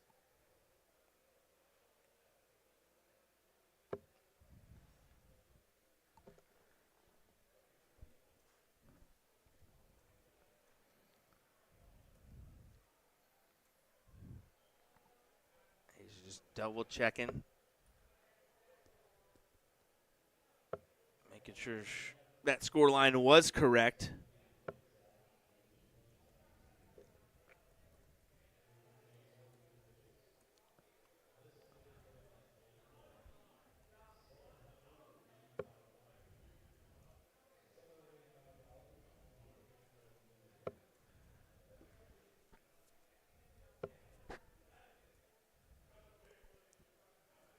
All right. Stop messing about. It's in the middle. That's about what I was thinking. Go ahead and get the job done. I just can't quite put it away here. 15 incidentally does push the bull. Thankfully, I mean, you don't want to mess about with this. I don't think she will. It's going to come sooner rather than later. It's only 2 if the first one goes in. I imagine the second. Yeah, the second should go here. And there you go. Asia Jalbert does do the task of ousting Laura Turner. And she will be into the semifinals where we will head next. I think we could potentially see a Layla Bunce or Misty Smith taking on Taylor Almeida next. We will find out here in just a moment, folks. Don't go anywhere. Your coverage of the DPFL Darts live event continues on in just a moment.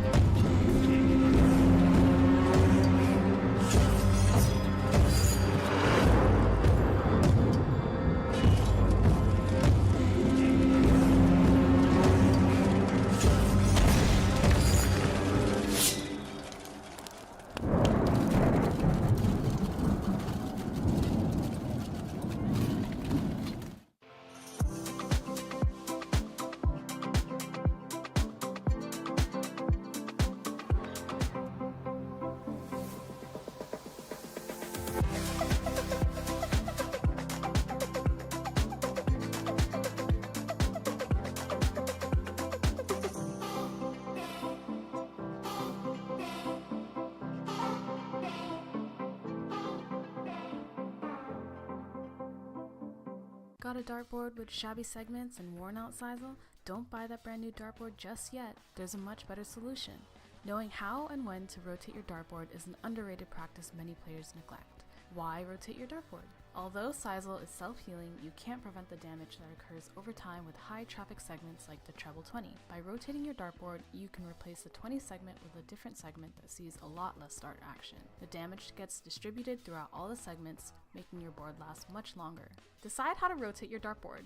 Whether you go clockwise or counterclockwise, be sure to stick with one method of rotating your board for consistent results. If you rotate it clockwise one time and then counterclockwise the next, you may be going back to a previously damaged segment instead of a fresh one. Return your board accessories back to your board once you've rotated it, starting with the number ring, and you're done. Dartboards are a big investment, so it's important to take good care of them. Regularly rotating your dartboard will help ensure you are throwing at a fresher 20 segment and will help make your dartboard last longer. Hope you found this video helpful, and we'll see you next time. Let me tell you about A to Z Darts. We're a specialty dart store with over 10,000 different products. We create in-depth videos and blogs to help improve your game and showcase our products. We give helpful advice on how to practice darts, the fundamentals of form and mechanics, and how to make better decisions when purchasing your darting equipment. Whether you're brand new or a seasoned player, we try to provide fun and informative content. I'm Jen, the creative director for A to Z Darts. I've been playing for over 10 years and have traveled the world competing in and promoting the sport. This is Will. He runs our live streaming company, USA Darts, and travels the globe as well to broadcast major darting events and interview PDC players alike. You'll find over 2,000 different sets of darts on our website. Guessing right now you're pretty interested in our resources? Learn about form, throwing mechanics, practice routines, scoring and grouping, checkout methods, cricket strategy, and much more. Visit A.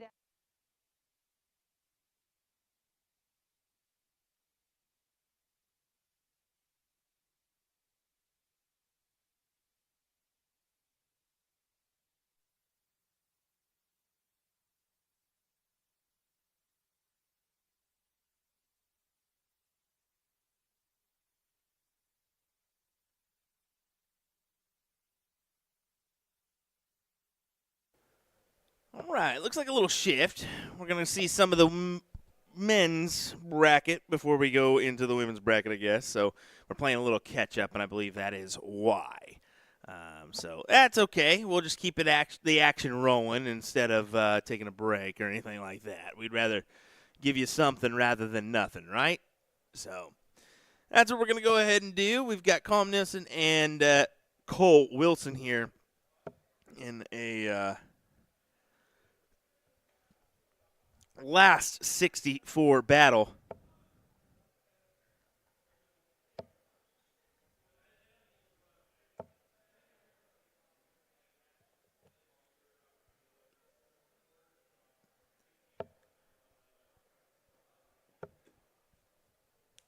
Admittedly, I don't know much about Cole. Know a good amount about Colm, though. Rocking his Cellar jersey. That's actually his home, where he has quite a few dartboards. Nice pool and what have you. He has a bunch of friends over for dart tournaments and what have you. Just a little mentionable.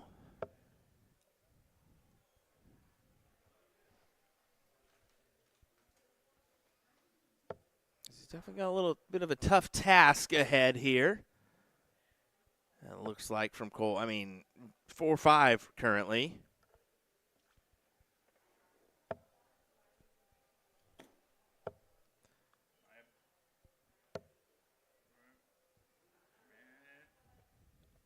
Big Trip 16 just continues the pressure on here as William Stewart alongside me is Nick Teixeira after he was done goofing around out there in the hall. My apologies. I had to tinkle. Nick, you don't have to say everything you actually do. You can just like say, "Oh, I had to go outside real quick for a second." No, I did it inside. Oh Next question. Please carry on. See the little kid stuff I constantly have to deal with on an every weekend basis nowadays. I was going to say that's more your own fault than mine on both sides of the kids' front. Ryan, where you at? I need you. Help. Need your assistance. Well, that should be a good hat trick there for leg number one. in this last 64 matchup. Yeah, that's a pretty nice job done there. I was just confused by the jersey. I guess I saw the Canadian flag in the bottom right, and then it finally struck me that, what is he, Texan and Canadian? Texanian? I'm a little confused. I mean, that to us, that would be the Texas flag, right? Yeah, I mean, to most. It's not just us. That's not like a Canadian, like a provincial flag or anything like that? Texas would have had something to say about it at this point, right? I mean, at some point, right? A Texanadian's a rare combination. It's like a shiny Pokemon.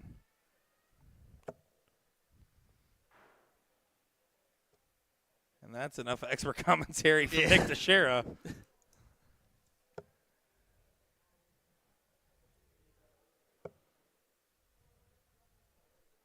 4.1 tidy leg. I would say so. Anything over the 4s range. I mean, you can win a tournament in cricket a hefty tournament at that, like an ADO Cricket National. You can win with a 4.4 or 4.5. Yeah, I mean, those are the league winning averages. The overall average for the ADO Nationals was right around a 4. That's the expectation. Your all-day performance should be a 4 MPR if you expect to win. Yeah, some leagues you will absolutely need to be in the high 4s, maybe low 5s, maybe even high 5s with some of the standard we're seeing today. Yeah, I don't know about that. Oh, that meant soft tip, yeah, but Whew. No, that's true. We'll figure it out with Mr. Raymond because he's the first one I've seen average in that range. That's not true. Yes, for me. Yeah, for sure. Stowe Bonds did it 2 years ago with us. Yeah, and Against it Jim was a Wade. random occurrence. It wasn't like he averaged that for the whole freaking tournament. It was bud. really cool, though. You get out of here. All righty. Jason Watt says, from Ontario originally, lives in Dallas now. Okay, then it's cute because I see him with the cowboy boots and the hat. I was kind of right along the Texan line. Yeah, you were cooking. Yeah, unlike you with your 5-0 could win it.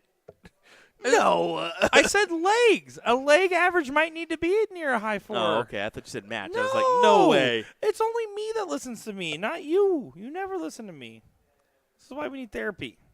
Is Cole throwing Elysians? Definitely not. Those are not Elysians. Those are like a Nathan Aspinall. If you throw Elysians, you are nuts.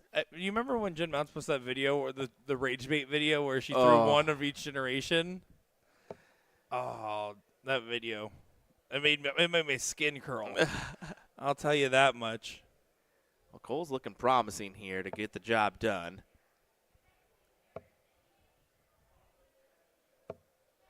Just keeps trucking along. Yeah, looking likely to take a 2-0 advantage in this race to 3. Sorry, partner. Oh my gosh. Sorry. Sorry. Sorry. That just started happening. I just couldn't stop the words. Oh my gosh. Sorry, partner from Mr. Nick Teixeira. Clip that, please. And here we go. Great play so far. Solid performance. Ooh. But misses on the last. This is an opportunity. This is a door opener for Calm to walk on through to get the first leg for him. Goes Bulls first, of course. Now needs to find 3 19s. Oh, got to find that triple. Cannot do it.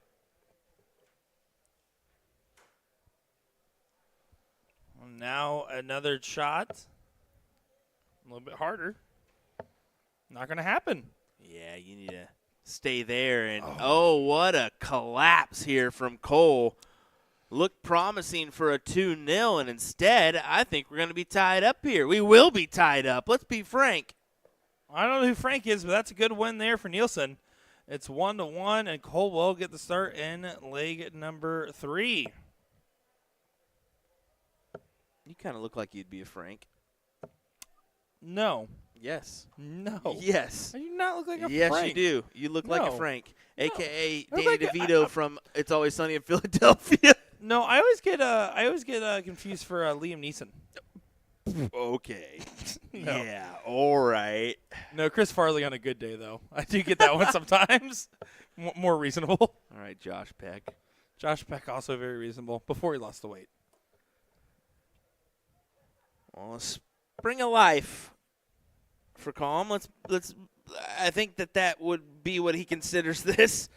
Think he's a little bit surprised that he's made this 1-1. Surprised maybe, but eager at the opportunity, certainly. He's one of those players that tends to not give up on matches and really lock in, and especially right now at the cold spell for Cole Wilson, Cole needs to take advantage of this calm in the storm.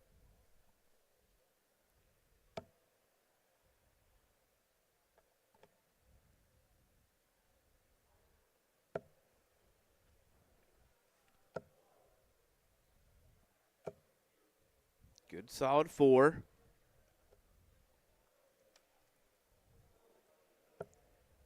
Calm attacks right away.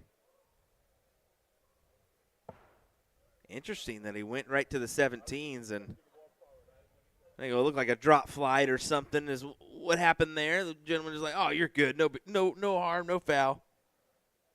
Calling me in relation to James Corden is offensive, Matt Graff. I take that one personally. John Chambers saying that you can get the Buddy Bro Inc. merch through me and Cole, so that's actually their own line. Oh, okay, cool. See, if there's a sorry partner, I will absolutely get that Never. Instant cop. Never. Instant cop. Never. I'm just going to be honest on that. Never. It would sell. To all the connections. All 3 connections. They're 3 very passionate customers. Well, this is looking likely to go 2 on the other direction. Big 7 on the find. Good stuff there from Nielsen.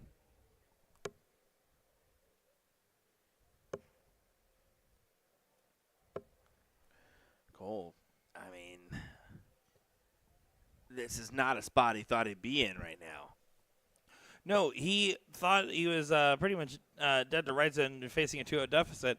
Instead, will likely be the first one in the lead, looking for a 2-1 position. Sorry partner merch coming right up. Thanks, John Chambers. Love it.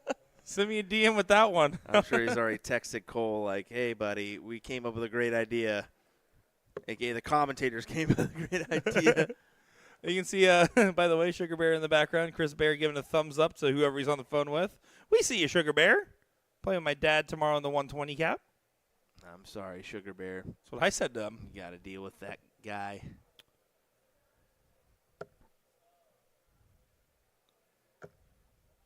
You're number 2, not number 1. Get it right. Come on now. We're still talking about him. You held up the number 1. Oh. Yes. We'll keep it going. Right. Right.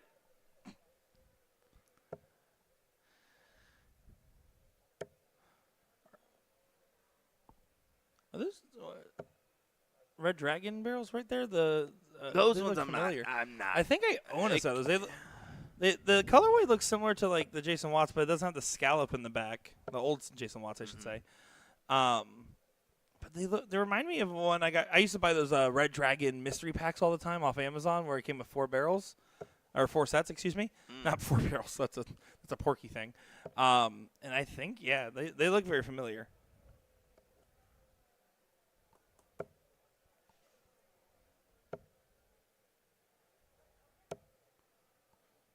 I don't. It's a tight spot. He keeps it tight. I mean, Go ahead. I don't disagree with the shot selection per se. It's just one of those things where he just didn't get the control he needed. Again, a little bit of ground game back. It's chalk on the score. 2 18s for the 19s, the risky route. 17s is definitely not the dart. I don't like that. And then only gets 1 shot, adds to the 18, but does collect on it. If you know you got a trip in your back pocket, you're going to be just fine. Ends up executing quite well.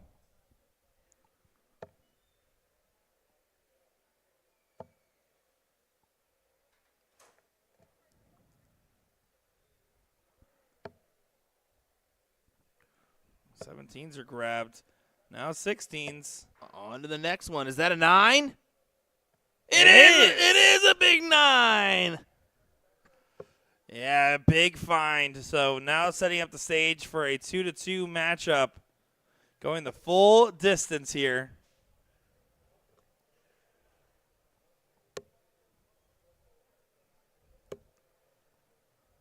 Gotta love that little bonus matchup, and we're going to go the distance in it.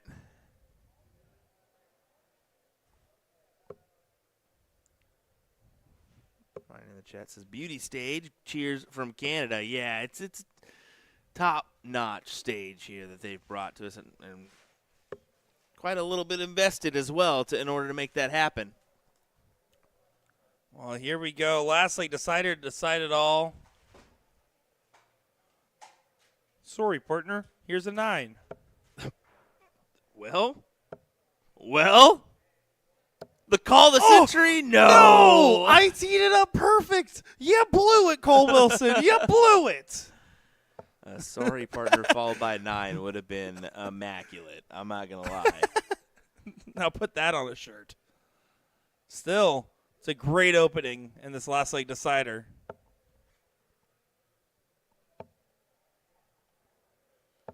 Yeah, just do what you need to do there. 1, 2, 3 punch is A-okay.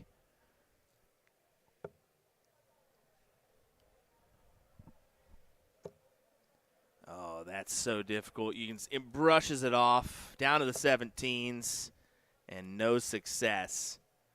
Calm's got to be thinking, well, this is a coulda, shoulda, woulda moment here for me.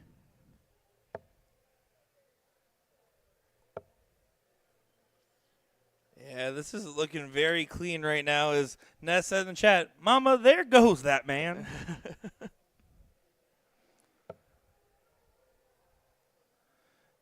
Unfortunately, Nielsen had the momentum starting to go his way, and instead, after getting a 2-1 lead, after potentially facing a 2-0 deficit, now going all in the hands of Mr. Cole.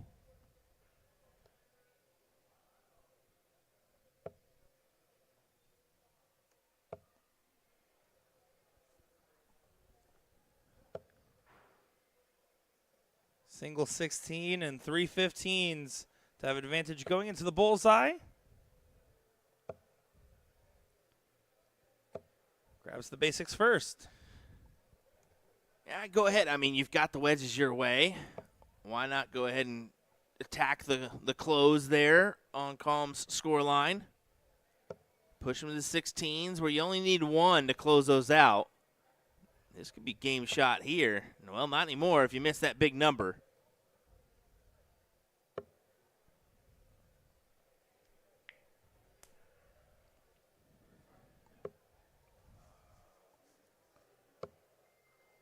While the bull is still trying to get grabbed, this looks like a whitewash of a final leg after an intense matchup. 3 bulls needed for the win. Now 2. Can he get the double? Not quite, but he will be back. 4 numbers advantage and a miles away. I believe we're getting, if I'm not mistaken, is that Asia Jalbert and Meredith McGee coming up on our stage next? I would assume, but we'll find out. Hopefully we can see that wonderful semifinal match as Cole here needs 1 more bull. Not quite. Yeah, not yet, but it's inevitable at this point. Yeah, but now not a whitewash. Don't call it a comeback.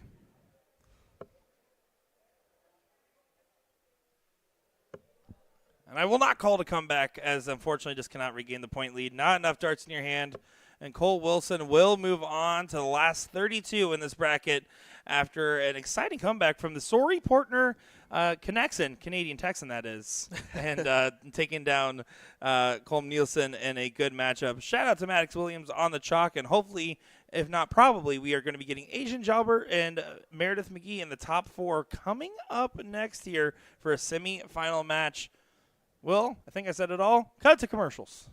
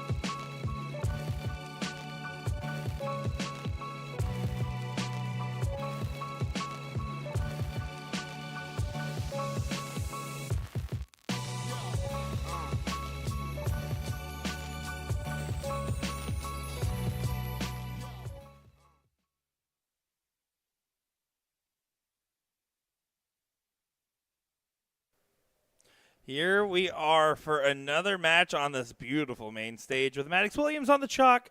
We have a good one, as it is going to be Meredith McGee taking on Asia Jalber in a great race-to-3 matchup to see who will move on to the finals of this women's cricket event and guaranteeing themselves a shot for some good money, guaranteeing at least $400. First place, $800 in this. If you lose right here, well, you made $200. Not too bad, not too great.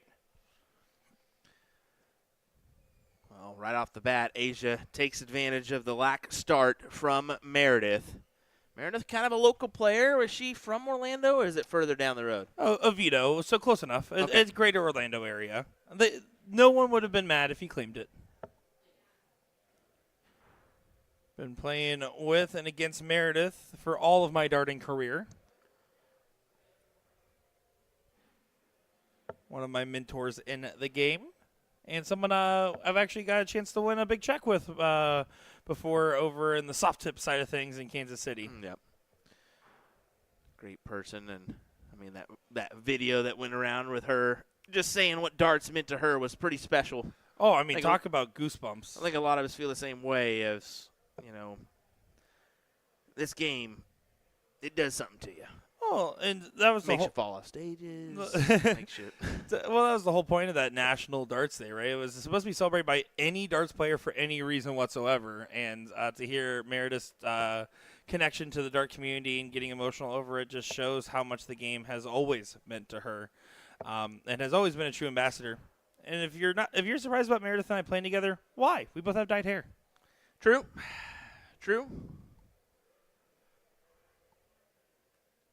Doesn't surprise me at all. We were team ADHD. I always tell this whenever Meredith's on, but we were team ADHD. And in the last chance bracket with only one and done game, me, her, and our two opponents spent so long talking, all four of us missed the round each of our turn, and we just decided to carry on from there because the board had a timer and soft tip. No, you think that would happen with you and Meredith? Very, No. very unlikely, but it did happen. Yeah, that's garbage. That's guaranteed to happen. Probably numerous times it's happened. Just the ones that You chatty Cathys. if we played again, it would happen again. Admittedly, Yeah, I know. Well, not the exact start that Meredith pictured, but she can come back from this. Got to start collecting, though. Yeah, it's going to be a tricky position, but with the race 3, you have a little bit more runway as you're in the semifinal. So take advantage of that extra runway. Try to get yourself settled in. On the other side, we have our first contestant into the top 16. That is Mr. John Brown, knocking out Eric Francis 3-0. And he came through Alex Spellman as well, if I'm not mistaken. He came through Stowe Bunce, Bunce. that's right. Yeah, other 3-2. 3-2 win. That's tight knit. Absolutely. And then the rest are still waiting to get into that top 16. Not going to read you 31 names. No. Sorry. No. Sorry. Just a couple mentionables, though. You got Jermaine Ryan Brogan. You've got Spellman Fathom in there as well. Gates, Joey Lanaw. That's a great matchup. Ooh. Wasn't Gates Joey Lanaw championship last year? That seems very familiar. That was last weekend at I think it also was last year here. it could have been. It was last weekend at USA Dart Classic. It's all blurring together. It is. Potential, though. Leonard Gates, Joey Lanaw, whoever wins that, if Raymond can win his next matchup, that'll be your a good one to throw up on the stream. Mm-hmm. Well, more than likely we will be same with the semi and then the final of the women's as they're pushing through. This is a semi. We'll get the finals of the women. Yep, for sure. Yeah. This is a semi. Finals will be next. Yeah, that's why we're saying the same thing. Okay. I thought you said the next semi. I don't know if we'll get that or not. No. I said the semi and then the final. What I was trying to say is that Raymond Leonard, if it does happen, or Raymond Joey or Robert versus one of them, it's just unlikely for us to grab on the stream is what I was saying for timing because you were amping it. No, I'm going to make that happen. Okay. Oh, for sure. Because we're a little bit staggered. So I'm going to make sure they just wait on that one. I'll stick to calling the darts because I don't know what the heck's going on. I have that power, Nick, to just say, nah, cue that in. Clip this exact moment next time we say, sorry, guys, we don't pick the matches at a tournament. Yeah, but I do Clip have that power this time. Clip this exact It depends on the tournament. Yeah, clip this exact moment. Kill him, Nick's Smalls. fired. Clip that too. Here we go. Can't wait for you to dye your hair, buddy. Well, yeah, no, not going to happen. We're definitely playing that on the stage. Sure.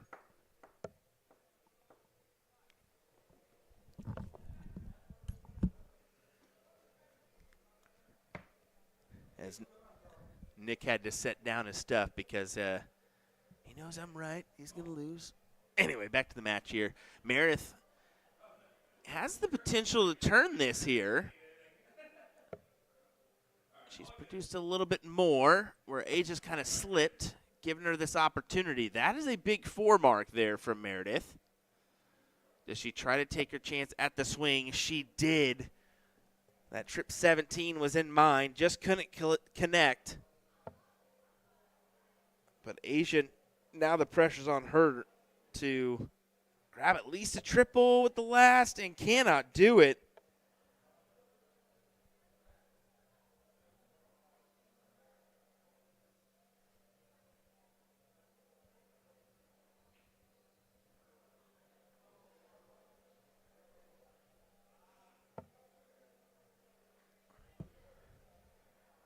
All eyes on the 17. She grabs it, closes it, gets rid of it, however you want to say it. I'll stick with closes it. Boy, we got a tight-knit one in that other quarterfinal matchup. Layla Bunce, Taylor Almeida, 1-1. 220 plays 209. Very tight-knit matchup there. You can see it off in the distance in the back of our player feed here. You can also see Leonard Gates, Joey Lanal warming up fairly close. Yeah, wasting no time on their warm-up. Getting that match going. Should be a great one. But we still have a great one in front of us. Murph going for the 1-2-3. Misses on 3. So here's an opportunity for Miss Asia.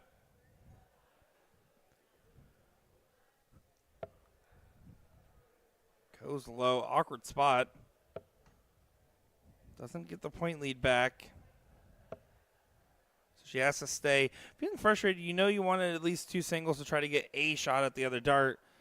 Now for Murph, it's literally just the 2 mark needed. You got to play it real safe, real conservative. Go for a big trip on the last. That's safe and conservative. So is that one. Needs to find a trip 16 at a bowl, so you might just pop the bowl.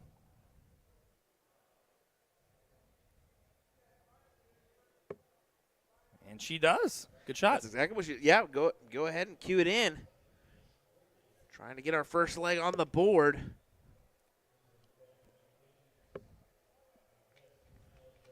And we talk about the old guard versus new guard earlier in the doubles final that we saw with Layla Bunce and Asia Jalbert. Kind of seeing that here as well.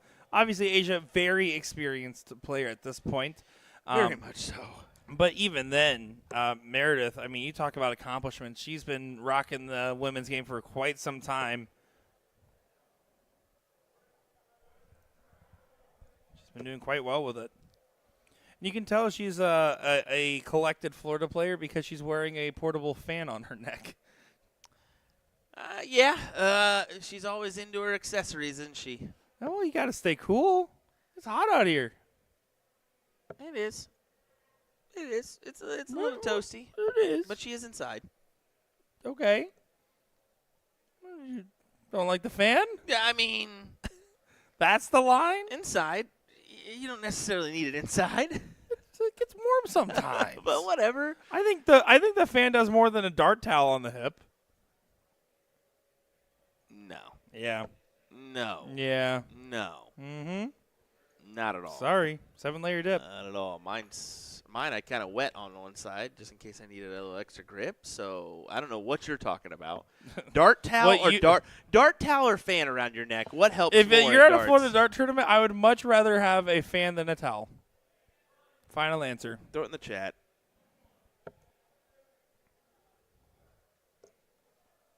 towel. Now, if you're playing in a Canadian dart at- tournament, no. a fan has no value. You can't back it I up said now. Florida. I It's- said Florida. You don't change the Doesn't- nope, parameters. nope. I said at a Florida dart tournament, a Florida dart player.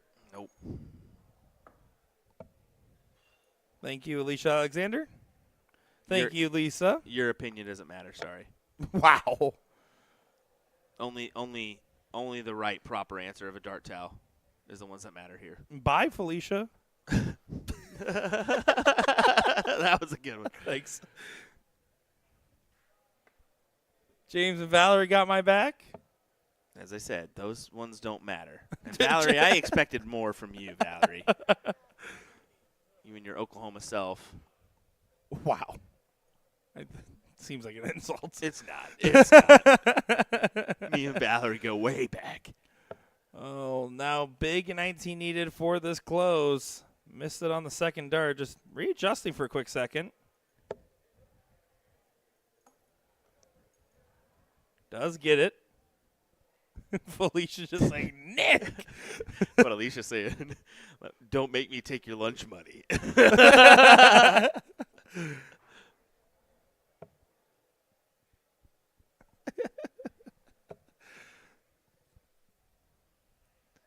Well, let's see if Meredith can grab the triple. She does with that last dart. I'll take fan neck over headphones. Oh, my God, Nick. Are you? Just saying.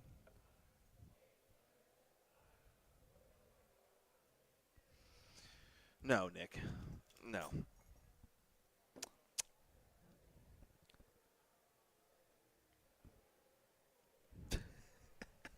Is this really what broke you? This is the moment I broke A Will? fan over headphones? Get out of here. Don't wear headphones. Be good. Oh, what a shot that's there a- from Meredith. That's amazing. See, he's just like, nah, take headphones over I a got- fan, I- though. okay. You got a little greedy there. Nicarus flew too close to the sun. I get it, okay?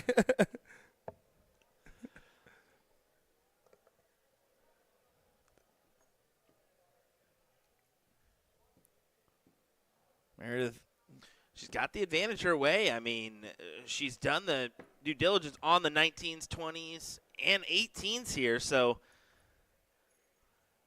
Yeah, this should just be a Go. classic 317 shot. yeah, but if you miss one, go back up. I don't agree with that first start, but mean- hey, it pins it. You have an X on your number and you hit just the 2 in the last turn. I guess it makes sense if you know you got it in your pocket.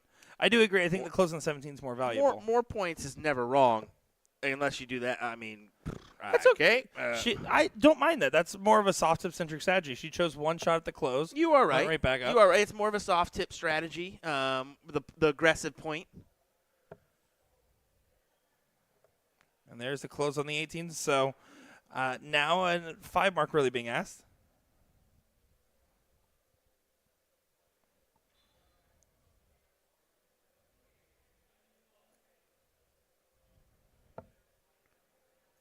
One more 17.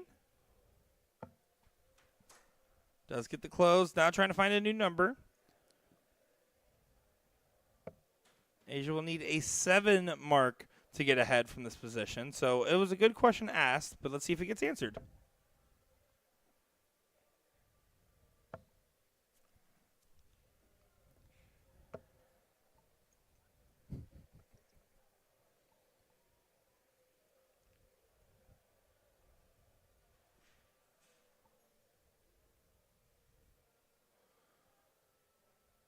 Meredith should focus on closing these 16s. Don't know if that dart just got stuck to the hand. The way she reacted sounds like it was not an intentional double 16 attempt. It's going to be unfortunate because she really wanted to get a shot at the 15s. Still finds 4 after the errant first dart, so a good recovery from Murph.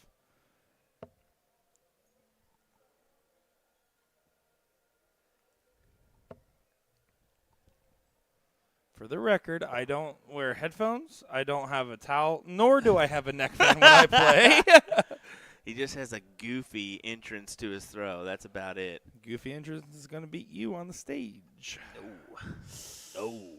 Hard no. Layla Bunce does best Taylor Armida in a last leg decider to go on against Paula Murphy in the other semifinal currently. Yeah, I was watching that. It was a fantastic back and forth duel there. Taylor actually picked up the first leg.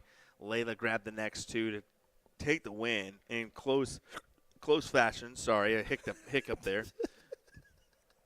Hey, I tried to catch myself and finish the sentence at the same time. I appreciate the professionalism. I tried. No, Not as professional as someone being. So this, it's like, these are okay. All right. Game, set, and the match. Oh, man. Owen's my spirit animal, and I don't know if he knows that. But, I mean, not going to say one direction or the other, but, I mean, we could potentially see the all-Florida matchup between Meredith and Paula. We could also see the rewind of our doubles, but instead it's against each other with Asia and Layla. That would be pretty cool. Yeah. Either route we go, that would be really cool. Any of those combinations you said that's the final would be like, yeah, I'm watching. Right, exactly. Which, can we just say one more time, and I don't think I said this on the mic, I said this after the doubles final where Asia Jobber and Layla Bunce do the comeback, Asia comes back here and says, did you see that? I said, are you asking me if I did my job? I'm not sure what to take. It was a final. Of course we saw it, Asia. Meredith McGee needs 3 bowls for a 2-0 advantage.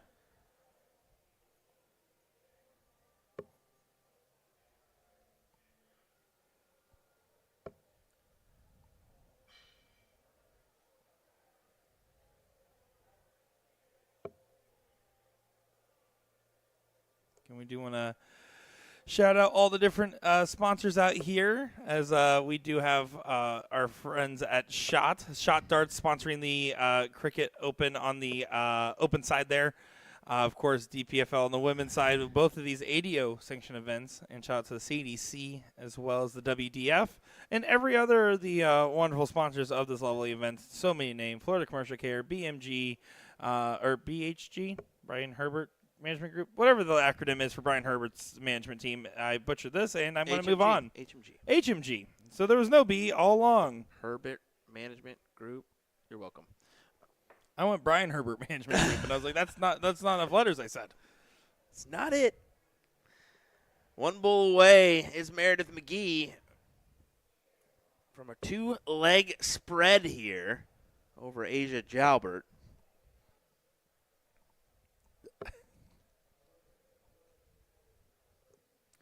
And here she goes for the bull.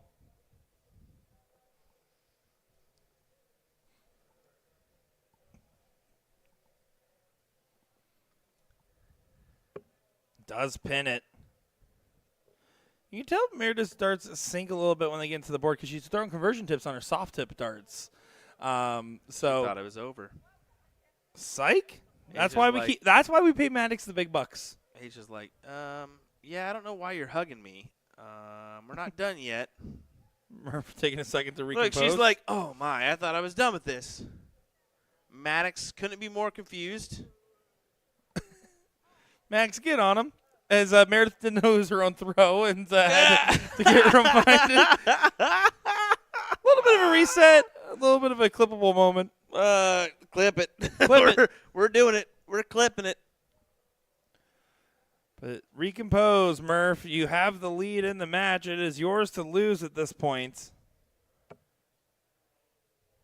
You will have to throw here. If it does go 3 legs, you will get another opportunity.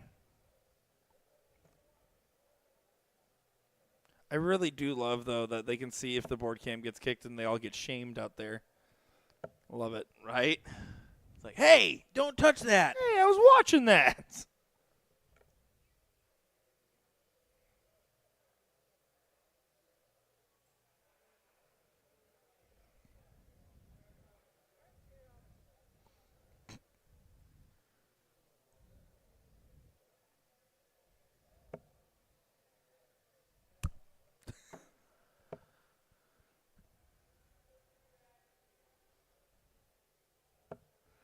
Murph does recover after the opportunity handed back over. Asia wasn't able to successfully close the 20s on the previous visit. Might switch up after the first start. Yeah, she does. Now back to the 19s. Doesn't know what she's aiming at.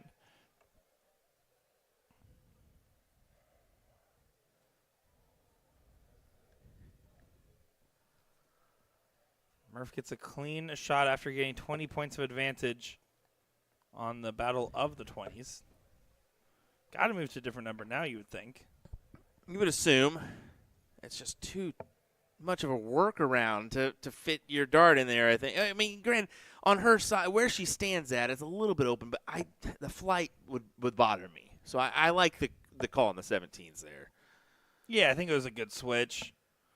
But that's a good 5 from Asia. You can see Paula and Layla in the background here in our second semifinal.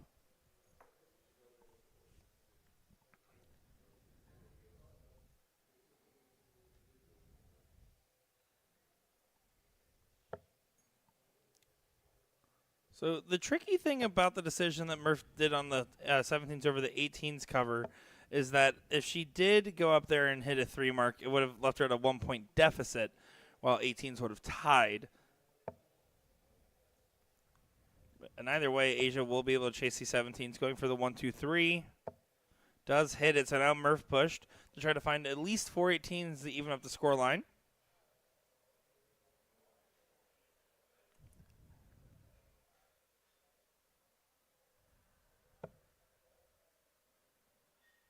Looking at the 18s to try to find a wedge to score on. Needs to split the difference, find the triple here, and can't quite do it. Well, Asia just go for it here and attack the close. She did on the 17s, and yep, you would believe she would on the 18s. Yeah, and hammers it. And I like the call to go down right to the 19s and pad the points. Good shot from Asia Jalbert. It's an excellent 7. Yeah, great calculated play.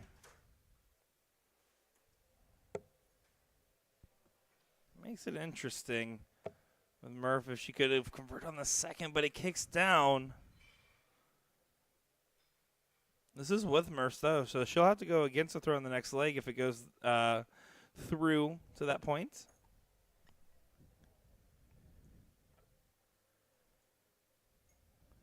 Asia, again, focusing on just consistent cleanups.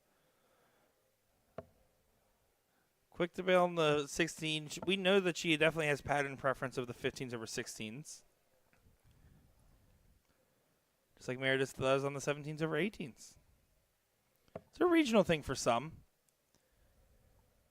And the Florida players have always been more 17 friendly than 18 friendly, it seems.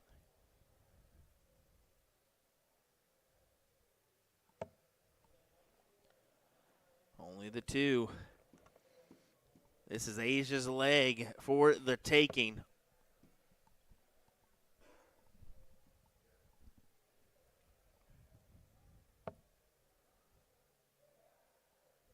Isn't happy with the drop dart, but is going to be happy with the last one. Murph doing the math. You can see the type of player to talk to herself at the line. Honestly, you see Paula do that too sometimes. Murph, a little bit more emotive than Paula, though. Just a little bit. Just a little bit.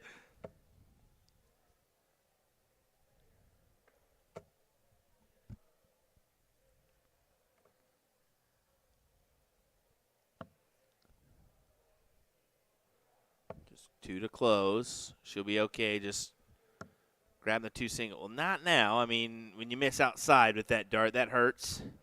Yeah, you're letting Murph get back into it right now. One big collect, and all of a sudden, you're in a very dangerous position.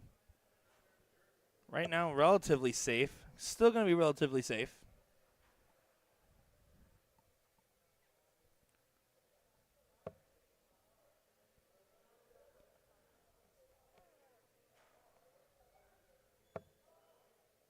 Yeah, there's a close over to the 15s for 2 more.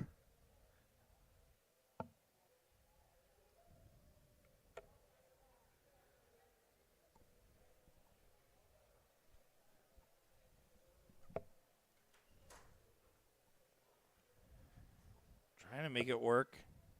Can she kick between the uprights to get a little bit of ground back? She cannot quite. I mean, does get the close, but doesn't get any extra points on the turn. 93 points of difference. 1, 2, 3 punch. That will work. Adds a bowl, gets the close for Asia.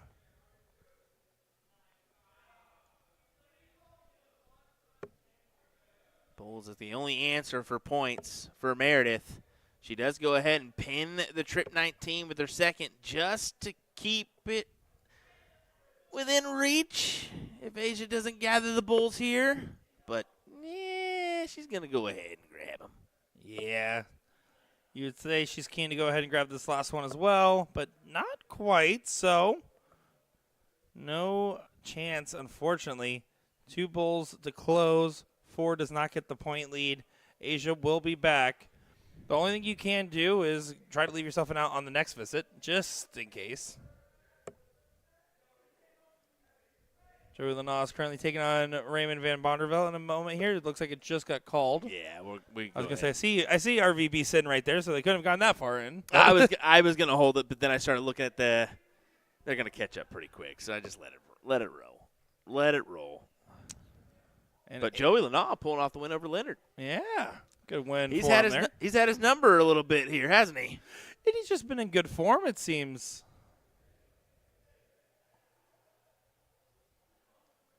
Asia to get the start. It's 2-1.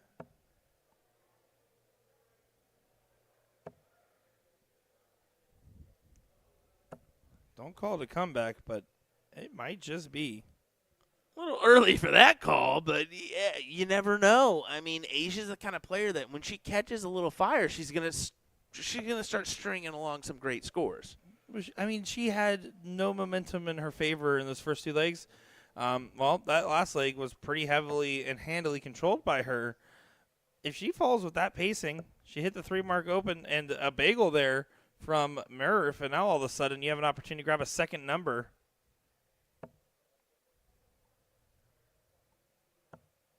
She's going to play conservative as well.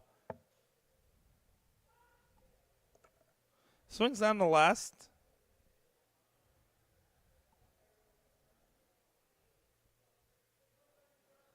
Murph deciding the route. You play this as if your opponent just opened up with a 5, so you're just going to try to do the best you can, answering back on the 19s.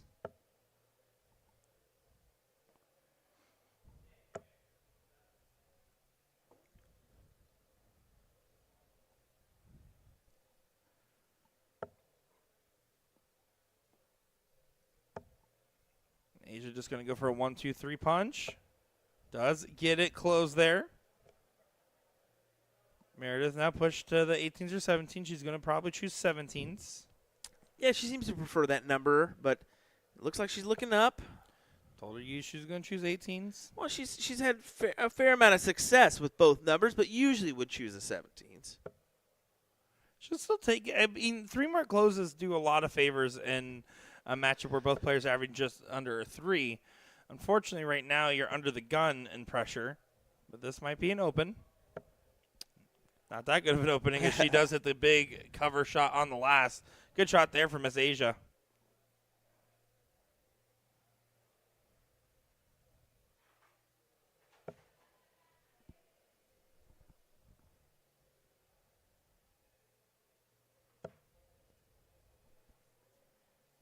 That is in the triple. Tries to gather another one. It'll be 72 points, though. As Asia will look to close.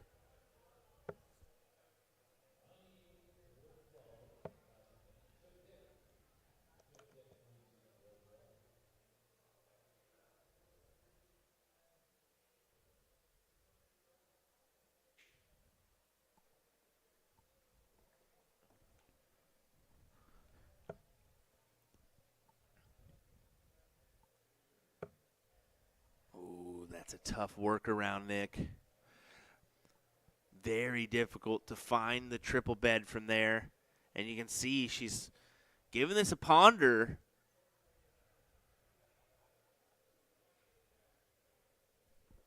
Yeah, I mean, it's tricky, right? She's kind of... I almost abandoned. And yeah, it's 90 points. She does abandon. So I don't mind the switch. You assume the 18s are going to go away. You really want to swing the 20, but a single doesn't help, so she's just going to get a head start on the 17. Yeah, I think that's probably the right choice.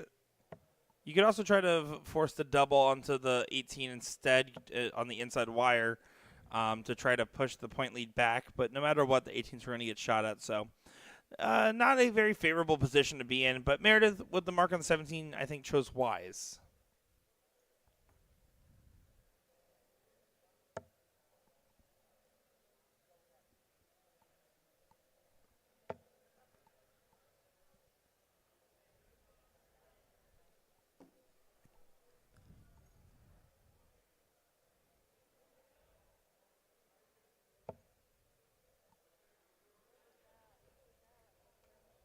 Well, let's see if Asia continue. Yeah, she's going to go right at it. 1, 2, 3 for the close. Yeah, Asia's looking just more and more favorable in this matchup. Meredith is struggling to find the momentum she had in those first 2 legs. Yeah, the stress is all on Meredith right now. She thought it was over, and now that's not. It's clearly anything but over. Yeah, I mean, that's a great point to bring up. The fact that she did hug Asia and thought that it was over, and nope, not yet.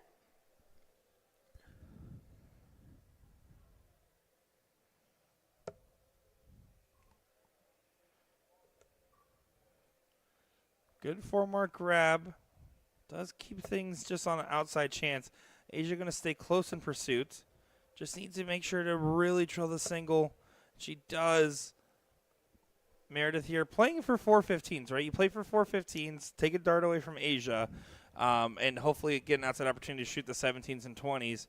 But it all starts, 3 doesn't feel like enough because Asia will go right at it. Yes. 2 isn't enough because that's not close. 1 is enough because that's really not a close. And 0, that's also not close. Ooh, that's unfortunate. And doesn't find the 4 after an unfortunate bounce out, and then last start dropping low. So Asia going to be on the attack once again, and she prefers 15s over 16, so not going to have much fear. But now might want to switch.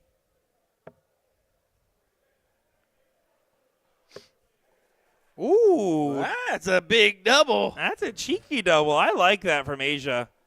It's the type of thinker shot that can really change up the flow of a match.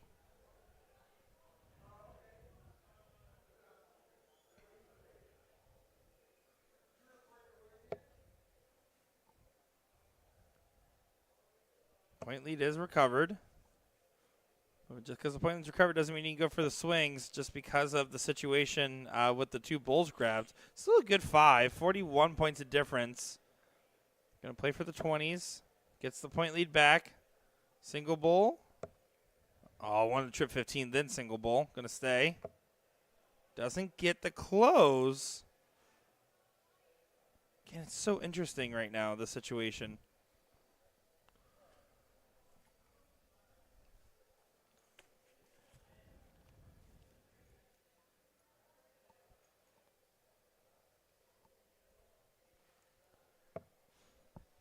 Oh, that dart kicked up. Can she get a dart into the trip? Has to have no visibility on it. She's going to try to throw right through it. No, she tried to throw for the single 17 on the last dart. I just don't think that's the time. There's not really much you can do. I mean, maybe a play for the and just a big single 15 at least adds 1 more bowl. But single 15. She's going to stay on it. Meredith needs to try to play for 3 to 4 bowls minimum. I think that would be ideal. Tough ask. Especially as Asia right behind you, needing just a single bowl. Yeah, I really said 3 to 4. I meant 4 to 6 as point lead is recovered by Asia. 400. 429 darts. Apparently. If you don't get that reference, that's fine. That was just for Jen listening at the house. As we will be going to a last leg decider in improbable circumstances.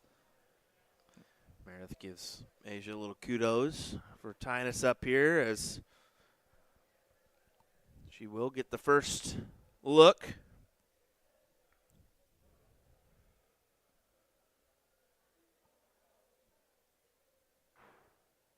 And Meredith going to try to tone set early in this matchup.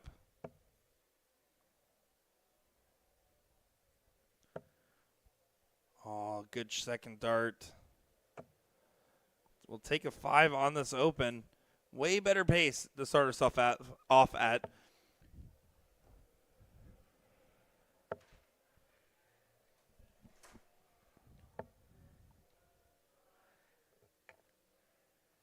Let's see what I would be tempted to just go right at the 19s here.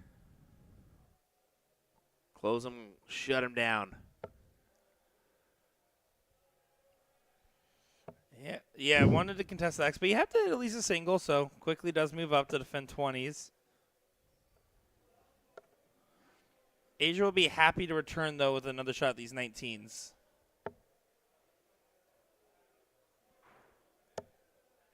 Good find. It is a 2-0 scoreline to Paula Murphy in our other semifinal. Well, you could see a very similar situation. The savvy veteran with a 2-0 lead and the young gun with the comeback. Yeah, it could happen.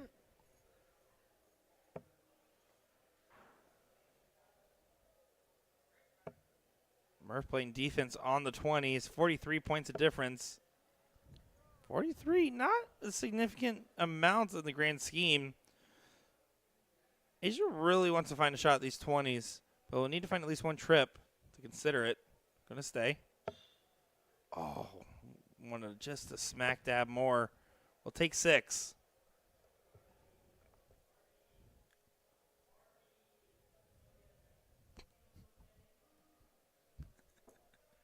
Sorry, there's a conversation by the concession area that I overheard. RVB. If you don't know who that is, well, I don't know what to tell you. That just made me laugh over there. We are not hidden as well as we'd like to be, let's be honest on that one. But it sure allows for a little entertainment in between things when we need it, right? Oh, it certainly does. My hand's cramping from all the autographs. Nick, you haven't signed one autograph. Well, you signed one in the poster boy. That's it. No, I've actually just been writing my name in little spots everywhere on people's jerseys when they're not looking. Yeah, that's it. Every white pillar you see, you just sign it real quick. No, I brought silver Sharpies too in case they're painted. Okay. Sorry, Hard Rock Casino.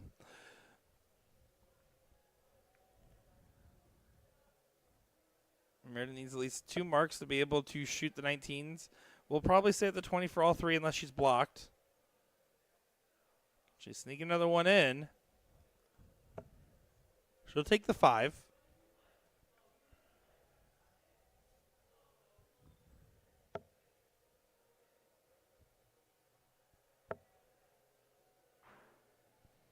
This 2019 battle will continue on, but now Meredith can take a clean shot. She's going to start the 19. If it doesn't stick on the first, she will move back up to the 20.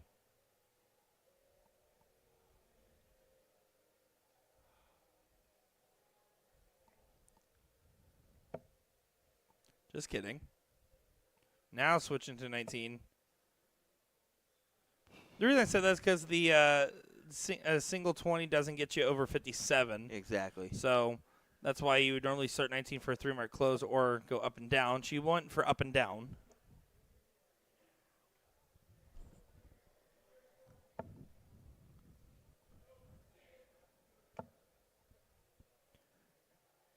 That's going to be an awkward spot. Yeah, Asia decided to hit the cover on the 18. Goes high.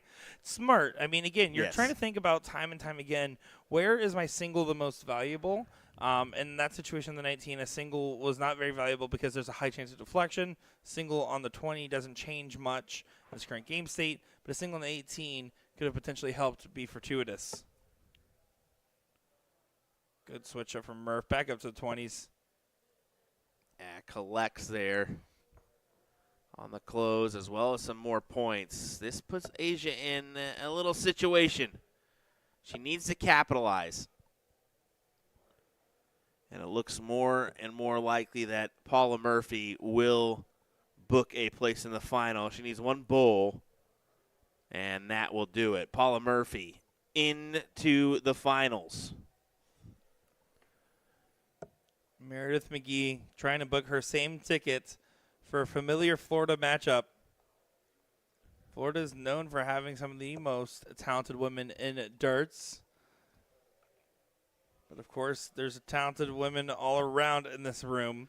Again, Layla Bunn's going on a great run today. And Asia still fighting in this matchup against Murph for her ticket to the finals. Also, Raymond is still averaging a 5.5 in his match currently. Ridiculous. A 4.75 for the tournament right now. Also ridiculous. Yes. The follow-up is 4.23 from Joey Lanaugh. So that's your number 1 and number 2 averages competing in the background. Yeah, if you look at that top 16 field, Jim Wood, Matt Campbell, John Beer, John Brown, Kevin Luke, Dustin Holtz, Ethan DeVera, Aaron Turner, Jermaine Wadamina, Alex Spellman, Timmy Bagley, Joey Lanaugh, RVB, and Danny Baggish. There's no names that surprise me in that bunch. Yeah. Not one. Yeah. Well, the fact that it's a longer format cricket also is kind of a factor here.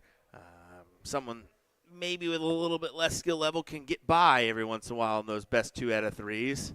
A little bit tougher when it's a best of 5 or a best of 7 or a best of 9 like our final. Well, and that's why you're going to choose the length of our matchup so that way there's no excuses from you when I win. You sure? Because I did that initially, and then all of a sudden it became loser start. No changes here. We'll have referees and stuff this time. There was no referees last time to really officiate. Okay. So that's the thing you're working with for the reason you chose to change the format. All right. Sounds like a sore loser if I've ever heard one. Whatever. 16s can't go for Asia. This is a tight one, folks. 3-1, 3-0, 2-7, 2-7 for the match. Well, and Asia's done such a good job of battling back against the 20s from Murph, who has been adamantly defending them.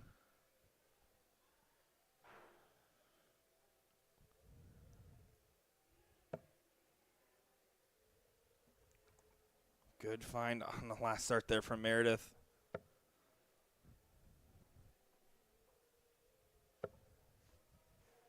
There's the close. Might not stay. She does stay and is able to pin it in that corner. No. Yeah, that was definitely a 4. Okay, good adjustments. Oh, whew. Whew. I was like, that's it. That's an important dart. Yes, it is. Very much so.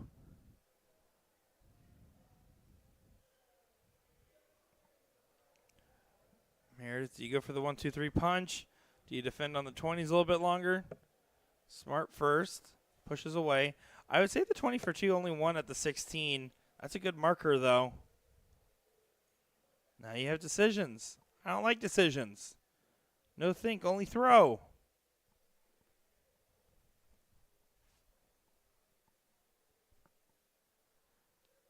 I'm keeping an eye on this other match, too. Raymond needed 2 16s, and he just went Bulls. so obviously he doesn't know that you can end on a tie. He just likes to keep it interesting. All right. Anyway, back to this one. Asia, a bagel at the worst time.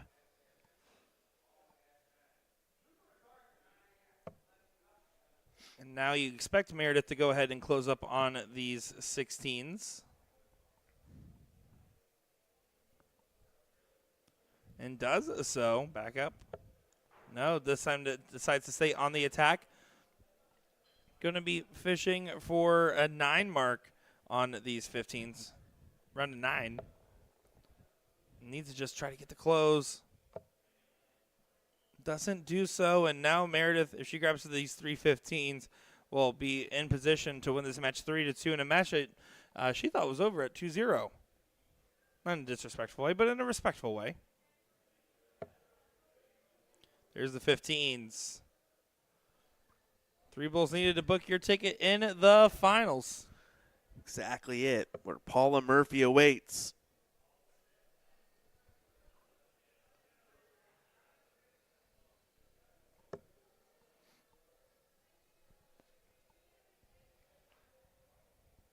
Now, this would be a heck of a comeback on the Bulls. Wouldn't counter out of it just yet. Oh, my. Oh, and you thought there was going to be a chance for all of them to go in there. But a 4-bull grab is still massive.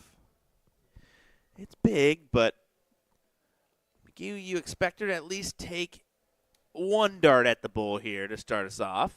She should. There's no game shot available, as Asia did need 5 to guarantee Yes. to get a potential game shot, not a guarantee. And 1 more bull needed. Meredith McGee. Does hit it there. The reaction tells me otherwise. Never mind. Yeah, but say It looked good. I trust Maddox. And our chalker I trust. In Slim Chalky we trust. But now one more bull needed to move on.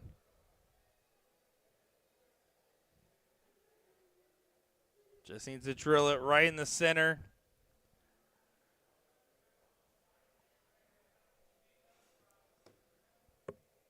And does get it there. Meredith McGee, best Asia jobber in the finals. You can see there's a hug. There's the handshake, and that's the match. As now Paula Murphy and Meredith McGee, a familiar final for those in Florida and really in darts in general, will be coming up to our stage next. Yeah, looking forward to that one, folks. It's going to be a good final coming your way between two good friends in Meredith McGee and Paula Murphy. Just looking out here, I'm just gallivanting throughout the crowd. We got a few gentlemen here. Maybe we'll just autofocus it up as they're going to, of course, leave right at the worst time. Hi, T-Ski. Look, it's the No Hair Gang. Oh, brutal. Don't do that to Brian Garland. He has some. Some, but none. All righty, folks, we'll be right back with more after this.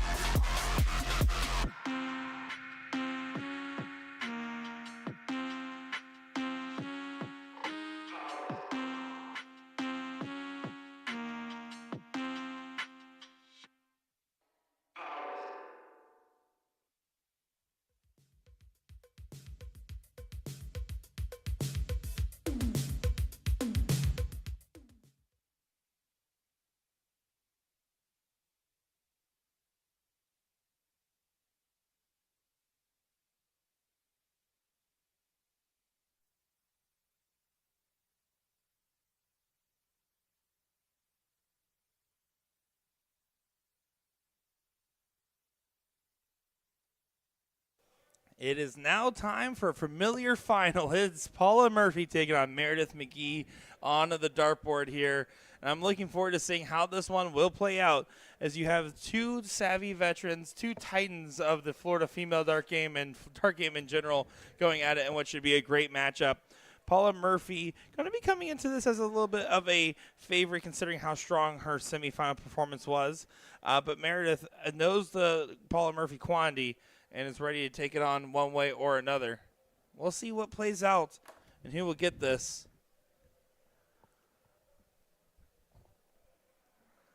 I'm excited for it. Will, what do you think about this matchup? Yeah, I mean, it's one that should live up to the bill. I think that Meredith is the factor here.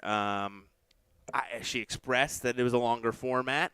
Wasn't thrilled about finding out that it was a best-of-9 final. I think it's a toughie. I think, I'll be honest, I'll be the one that says it. A little bit too long of a format here just for a full day of darts, especially with the doubles bracket, the second chances, the cricket, as well as our big event tonight. So it's a lot to darts, that's for sure, but you're getting your money's worth, aren't you? Yeah, you certainly can't say you didn't get enough darts in. Yeah. Now, I will say, and this applies to Paula, applies to Murph, applies to anybody that gets to any of these finals, you never need another warm-up dart the rest of the weekend. That's my final answer, is everyone should be fully warmed up. I'm looking forward to seeing this. No, it should be a lot of fun, jokes aside, as we will get through this final and then switch over to finish out our coverage of the Open Cricket that is currently underway.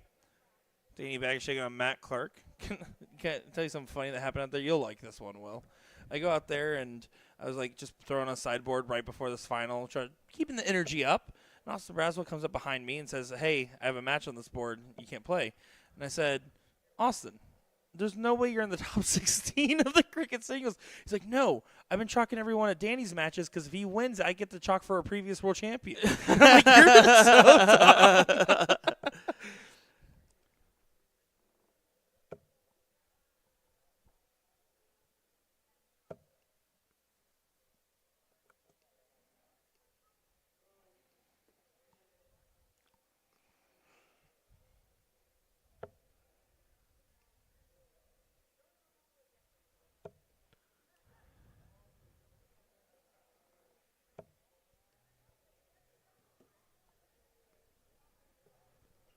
Paula Murphy so far taking control of this leg early on in this one. Do you also want to say another funny moment that happened out there? Jim Wood said, "Oh, how many views do you think I got?" And I said, "Do you think they were watching the clip for you, Jim?" And He said apparently to him, he thinks so. He definitely thinks. He hit me with that one as well. And I'm Did like, he? Yes. And I'm like, Jim, come on, let's to be be honest. fair, I will say he did talk about it. He's like, "Yeah, I know. I heard the noise in the background. I just wasn't sure what happened." I couldn't even imagine that being in that situation. Yeah, that's a tough, isn't it? Oh, whoopsies. All right, Reggie. That's not the stage.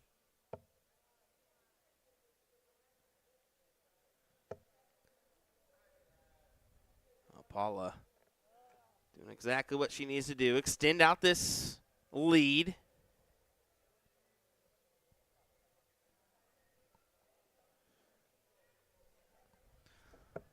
So we mentioned the success that Raymond's having and Jermaine as well. They're both really playing well in this bracket.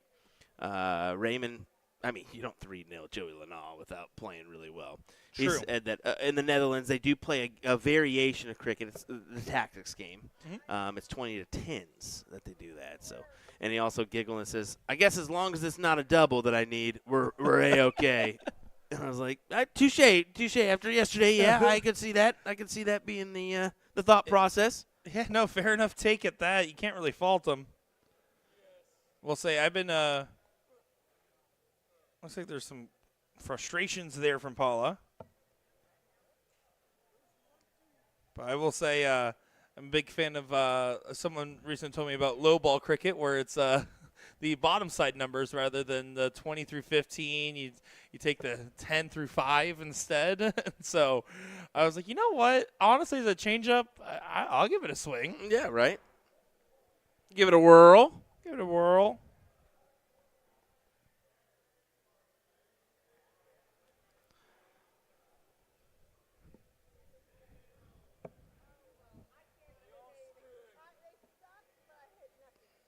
So Meredith's definitely having a good time here.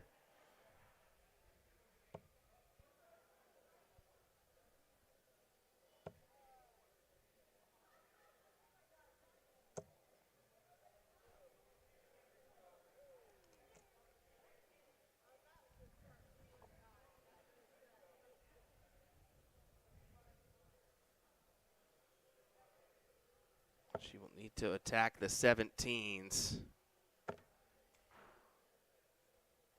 I'm going to try to gain a house here, and unfortunate dropout for her as she's only going to be able to snag 2.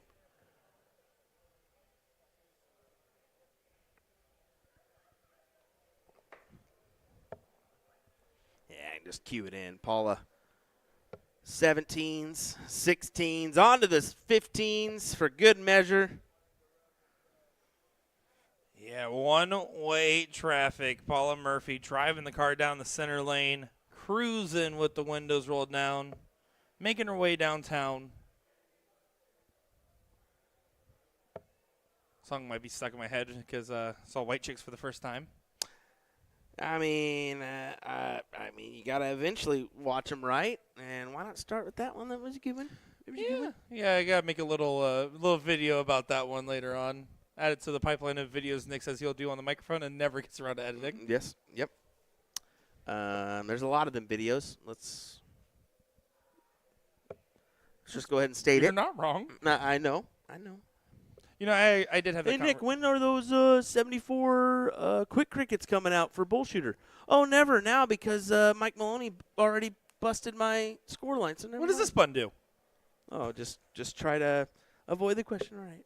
Oh, she is having a heck of a time with the bounce outs so far in our final. Michael asking question, besides the Open, are there any other events that one can play without a DPFL average? So they only go off Dart Connect average. You don't have to play in any DPFL events as long as you have an average on your Dart Connect competition card. And in that case, you can play in every event other than the DPFL championship. So every single game is available to be played, every event I should say, just with the exception of the DPFL championship.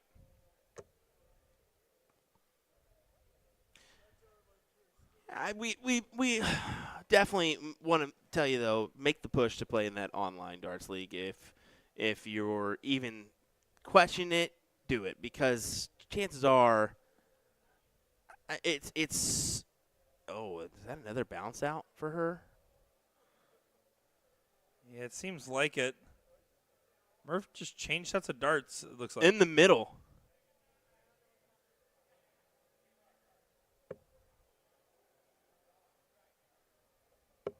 Interesting. Yeah. I mean, interesting. This is chaotic. It really is. I mean, bounce out number 72 so far in the I'm just kidding. I mean, she's definitely having troubles getting her darts to stick. But Paula Murphy does take leg number 1. Paula is not having issues. No, Paula's on full speed ahead. Choo-choo. Chugga chugga? Choo-choo. We did it the opposite way, but okay. Or I just got ahead of myself. I guess, or that. Guys, we've been commentating for a good couple hours. I think we're, almost 7 hours into today's show? So it only gets worse from here. Michael's saying, if I don't have a Dart Connect card or average, I'm lame. Thanks for responding, though. Well, come on over. Get your average established. Also, one of the best ways to help establish your average if you haven't played in DPFL leagues, you can be in the DPFL nightly events that happen remotely at your own house without playing in their league. Those also do count as Dart Connect events. I don't know if necessarily Twisted Madness, for example, does, but for the most part, they do count.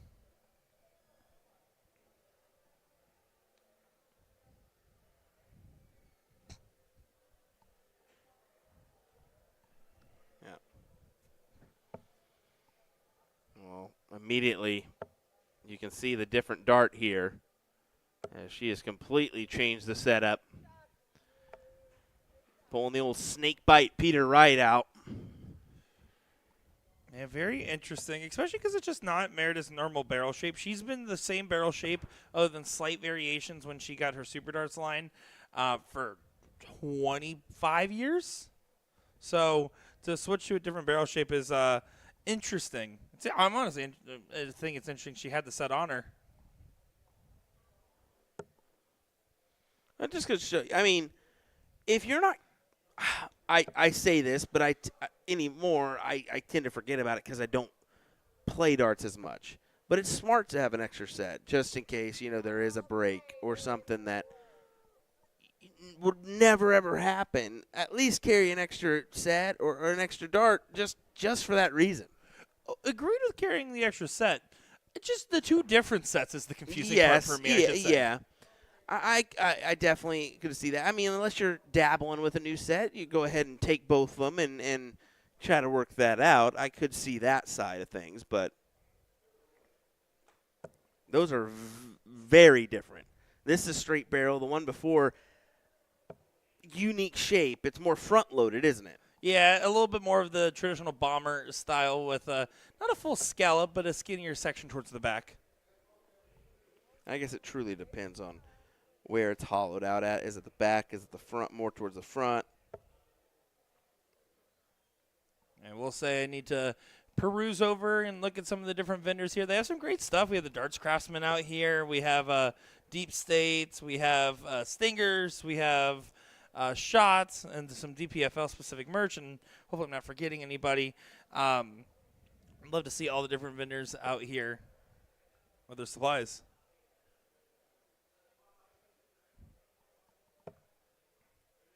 David in the comments saying basically Murph should have called A to Z. They got plenty of Will's darts if she needed some more. I got plenty of dart points, plenty of my darts, plenty of Jin darts. Why not? None of Nick's darts. None. Womp womp. Don't deserve them.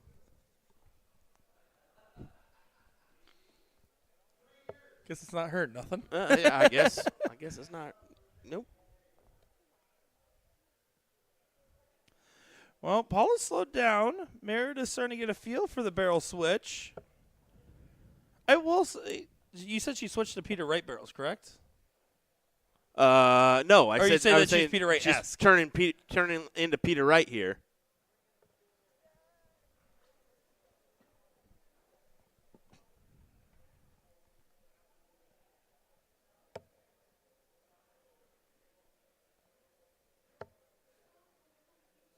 Good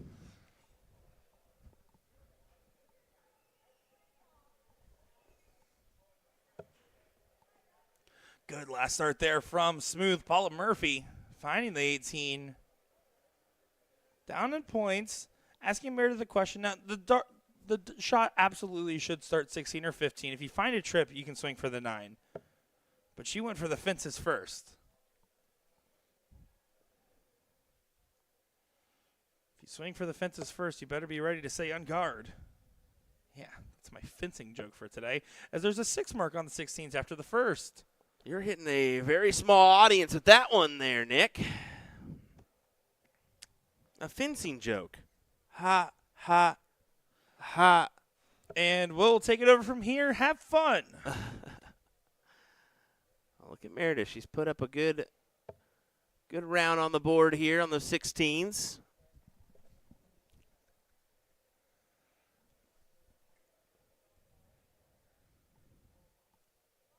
Meredith trying to decide her route for this next shot. Should try to get these 20s out of the way.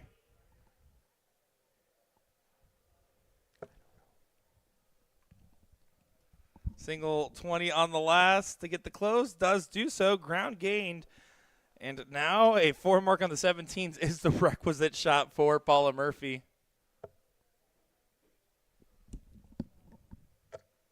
Oh, caught the wrong side of the barrel. That's a brutal deflection. Look at the way the flight's laying. That's unlucky. Yeah, she tried to get around the flight and just missed off.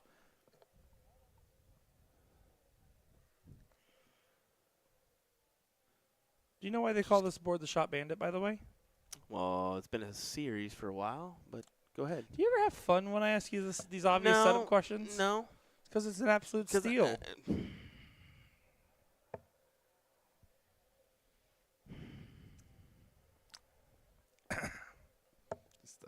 Tough room. Yeah, this really is a tough putting people room. to sleep with some of my jokes, huh? Yeah, I mean, literally putting them to sleep over here. We have got a random person that just decided to sleep. Shout out to Mark Lowe. Is that Mark Lowe? Yeah. Okay, well, Mark. There he is. He's awake. Oh, he's up now. And now Meredith McGee approaching the line.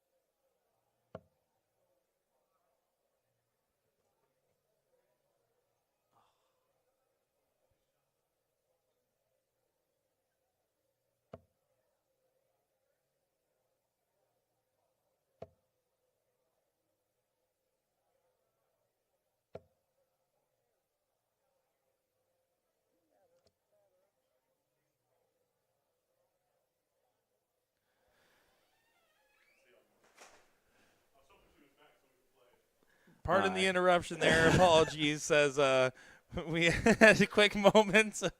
The ghost woke up in the back. Do not pay attention to the man on the bench. All righty. 15's needed. She goes for it. Only capitalized on 2. So kind of a little opener for Paula, maybe. We'll see if she can walk through the door. Yeah, Paula was well in front in this leg early on, and then Murph just did a great battle, especially after she hit that big 6 mark on the 16s. Meredith just needs a 3 mark close, or sorry, a 1 mark close on the 15.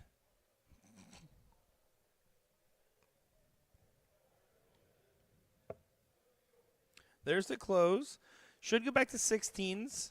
You need 2 singles to add a bull. So you're going to stay for 1 more. And does do so. Yep. Good calculated shot, setting us up for a potential 1-1. It started off very rough with the dart switch. You kind of expected the 2-0 lead.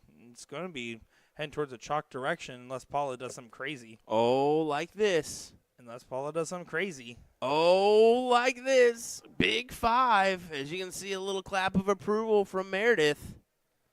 Yeah, big shot. Big time play.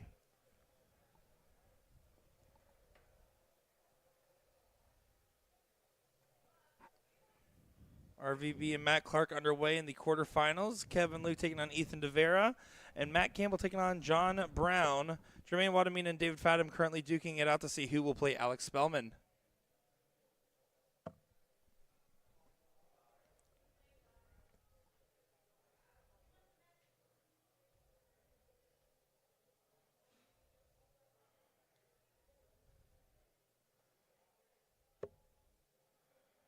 Paula really trying to get more bowls action in her favor. She just hit that beautiful 5.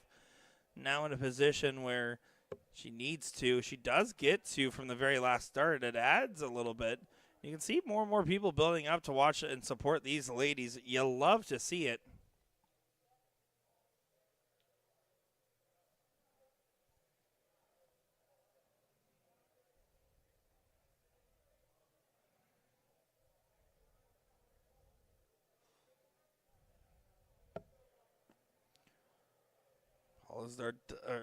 Murph's dart does not stick. Went for the 16, so it was a conservative dart because it adds a bowl. It's the right dart. Now it's tricky because of the fallout.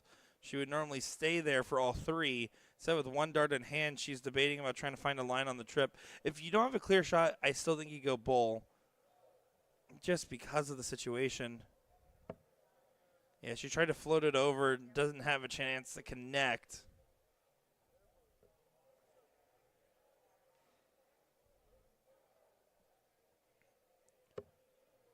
And there's the point lead for Paula for a 2-0 lead.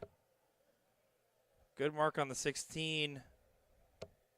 But no, doesn't collect on the last. Meredith will get another shot in this leg. Who, again, she played so well to get back to this position in this leg, considering the early deficit. She needs at least 2 16s for the point lead. So, again, this shot for Meredith is, I'm going to stay on 16s as much as possible. Hopefully, I'll get the point lead secured and then have a clean shot at the bowl. Needs at least one more 16. And does find a trip. Good use of that dart. Busy traffic still converts to the express lane. 2 bowls and 2 16s for Paula.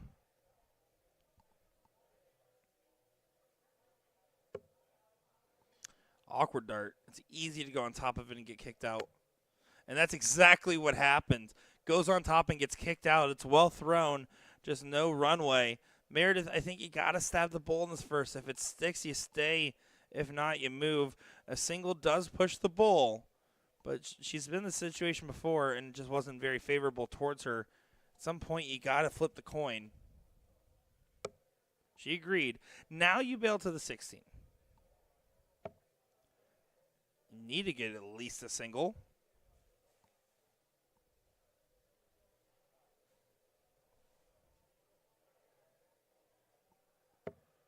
And doesn't find it. So now Paul only needs 1 bowl and 2 16s. It was smart shot selection, but smart shot selection doesn't always lead to good darts, my friend Gordon once told me. Needs to get into the other side of the wire. No, moves to the 16 early. And I don't mind that necessarily after missing the bowl, but I don't like the stay. I don't like the stay. I think Paul was saying too fast there.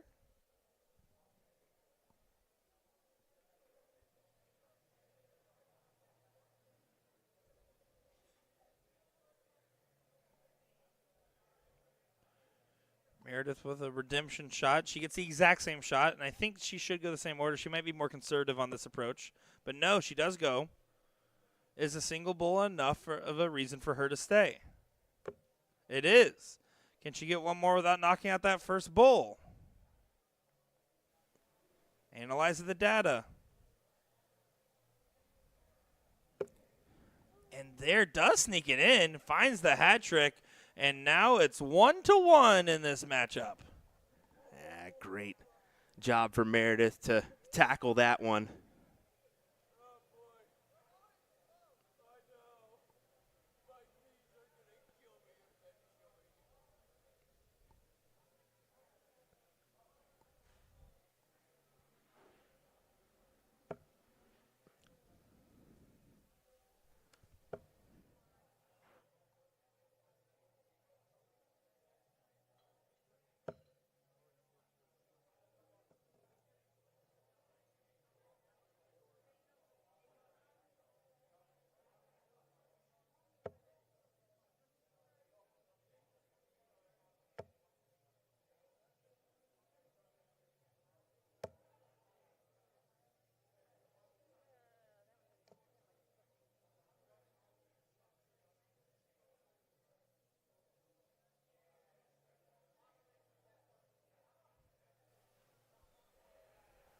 Bibbidi bobbidi boo. Welcome back, Will. I didn't have a Peekaboo. rhyme. I didn't have a rhyme. That works. I mean, whatever. Interesting way to say it. Bibbidi bobbidi boo. How can I help you? Clickety clackety duck. This is what the heck I want. You ever seen that video?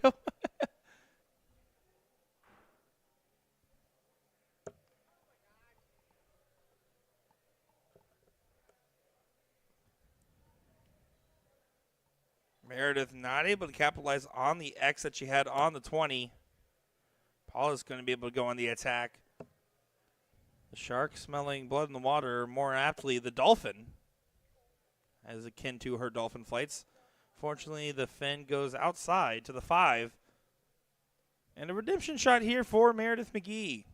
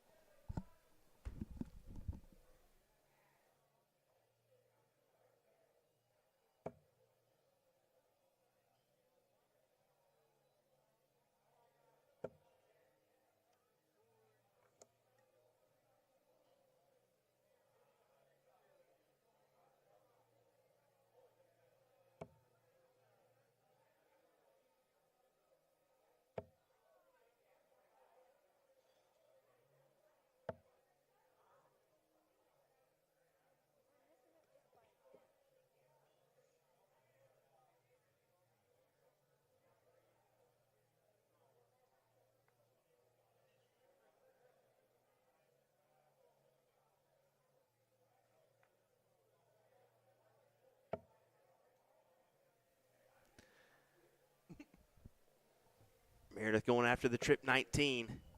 Grabs it. Closes the door. Looking for more.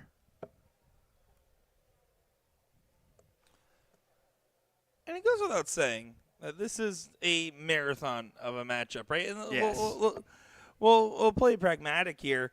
Both these players know that they're in for the long haul, and it's going to be truly a battle of mental acuity more than anything else. They both have great form. We know these players can play. Meredith doesn't even need all of her bones and her wrist connected to be able to throw a dart, right? But, as you can see from the hand brace.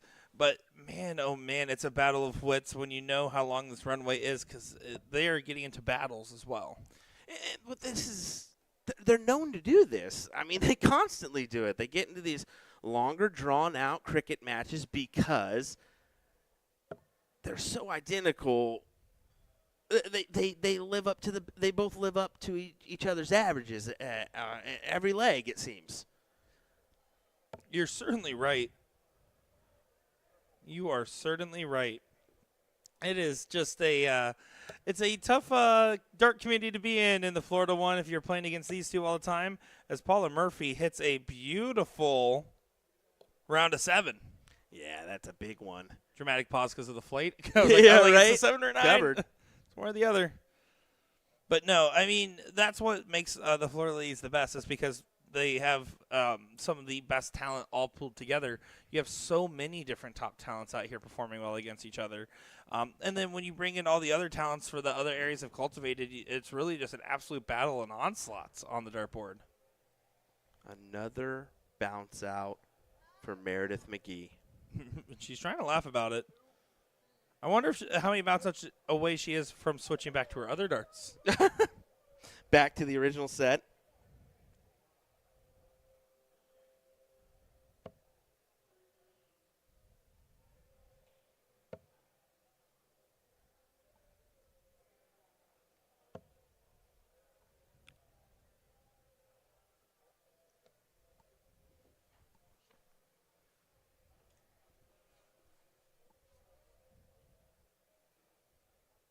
Meredith.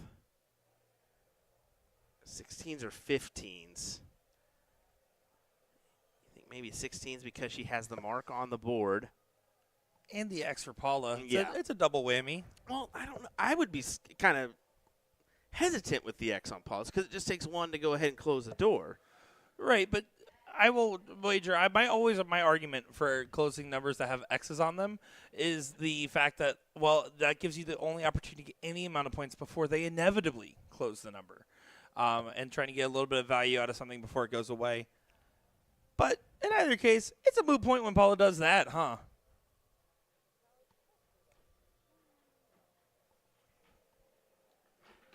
Two bulls needed for Paula Murphy on the return for a 2-1 lead in this race to 5 format. Also, shout out to the USA Darts community in general. Over 400,000 views already on Facebook for that video of the wonderful stage dive last night. And Meredith McGee almost finds 3 in the black. Instead, gets 3 bowls that I thought was 4, admittedly. Looked really good.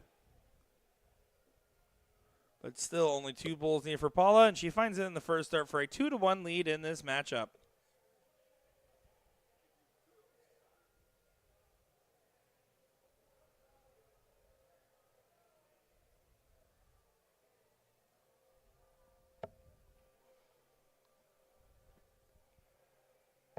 Paula, I mean, starting off the 19s, doesn't find success here, so tried to go upstairs for the 20s.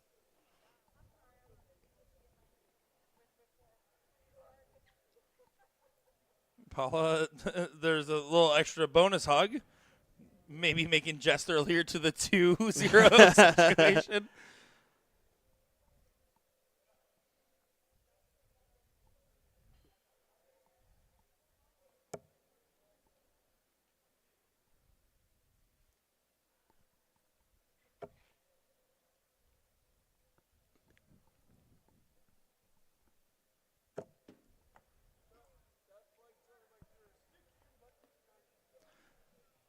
And Paula Murphy trying to get up and try to continue on with her advantage. This should be an interesting moment as she's fishing for 419s, and that's an area Paula typically finds a lot of success in. Yeah, I would say so. Why do you think Paula Murphy is so good at the 19s? Oh, that's a good question. I mean, maybe it's just the down bottom side of the board. I guess that could be it. Maybe she just prefers that segment over all the rest. She seems to have success on the 17s as well, so I'm going to go bottom of the board. Yeah, and you can tell when Paula's uncomfortable. It particularly shows on the 18s. It's one of the more interesting parts about her dart form. But she also has that big over arc, right? So when she goes on 18s and goes high, it's easier to place a blocker than when on the 19s and 17s where they can be used to her advantage typically. As Meredith doesn't get the close, so Paula's going to be ecstatic at this new opportunity coming up here.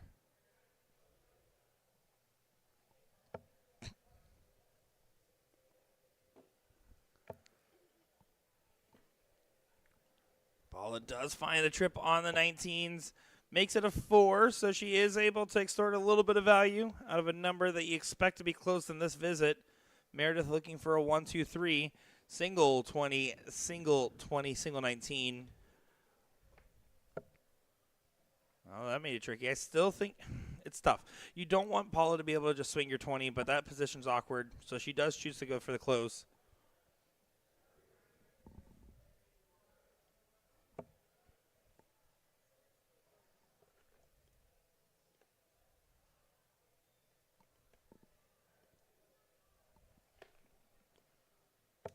Paula does go back to the 17s. They're like the 19s, but to the right. And the 20s are like the 19s, but up and a little bit more in the middle.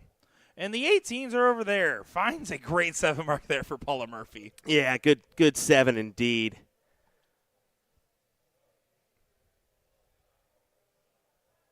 There's Paula, as you can see from that score line, 2-1 ahead right now. Looking to try to rattle off 3 to get this title here. And a pretty good payday at that. Yeah, we're talking some significant money to be won, and this is just one of many events. But this event in particular right here is 800 bones for first place, 400 for second. Of course, there is still the DPFL Elite Championship singles at 6:30, so in an hour and a half, with a first place prize of $4,000, and the Master Singles, which is the 65 and under version, at $2,000. And then after all that, if you're not darted out, well, don't worry, we got a blind draw coming your way, on top of probably some second chance events snuck in there as well. Yeah, a couple second chances, but that makes your day worth it in some aspects. If you find yourself out of the event early, go ahead and enroll in that second chance one and give it a whirl, right? Any day where I get to sit next to Will Stewart in the commentary booth is a day that's worth it to me. Well, we saw Leonard Gates and Danny Laube participate in that second chance doubles bracket, pulling off the win and grabbing $800 their way. Pretty good payday.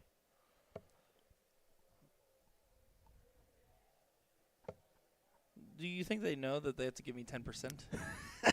Streaming fee, 10%, please. I believe every time Danny Lobby calls me a carrot top, I get a little bit of money. That's all I'm saying. I don't know if that's how that works.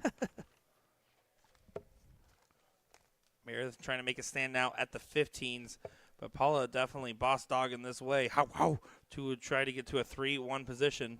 That's one way to do it. How did that go? Boss dogging it. How. All right. How would you do it? Not Don't like try. that. Not like that, Nick. I'll just admit, not like that. Oh, that's a boss dog move right there. Trip 15. Doesn't find the bowl, but she misses good into the 17. She'll take those extra points, as it does actually, even it's a 50-point advantage, and then grabs a bowl. Meredith knows the situation. What you do if you're in Meredith's shoes in this moment is just focus on making sure your form is feeling as good as possible, knowing that you'll get the start in the next leg. That's how you got to look at it. Look for that start and cue in a run there. One more bowl, at least. Those flights are crisscross, but is there applesauce left? There is. Finds 3. Somehow fits it in there. As Paula will need just 2 to grab a third leg on the board. Gonna have to work in on that dart.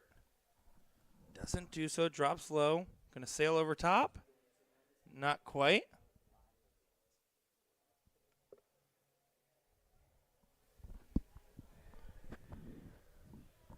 So an open round there as Paula only falls up to 17. Instantly does add a bull. So Meredith needs to grab at least 3 bulls on this turn, add 1 dart to Paula's throw, and try to set herself up with an outside shot at the game. There's a single bull. Awkward spot. It very much is. I mean, you would ideally like that on the left or right, or even probably the bottom of the board or the bowl, rather than that top bit, and you can see the chaos that it threw at her. You can't be upset about that one. That's just a unfortunate thing. It's not on the floor. Maddox is right. Our chalker just killed me with that You can't be upset. It's not on the floor. Oh, Maddox. What an icon. What a legend. And what trouble we're seeing from Paula Murphy, who has not been able to go ahead and put this leg away and needs to be careful. She has to hit 16 or 17 this last start because she didn't want to leave a game shot for Meredith McGee. Yeah, she abandoned the 17 just to reassure she's going to come back with an opportunity to win the leg.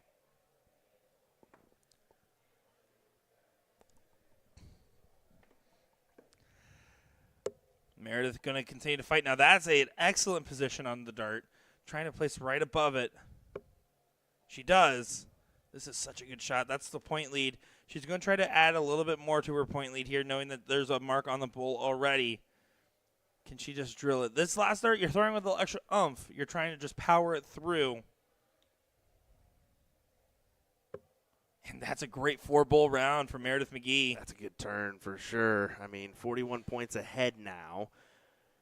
You force Paula to hit at least 3 17s. Even 16s is fine here, but cue in that bigger number. Why not? And That one's in a good spot to try to find the trip, and that's exactly where it guides that dart.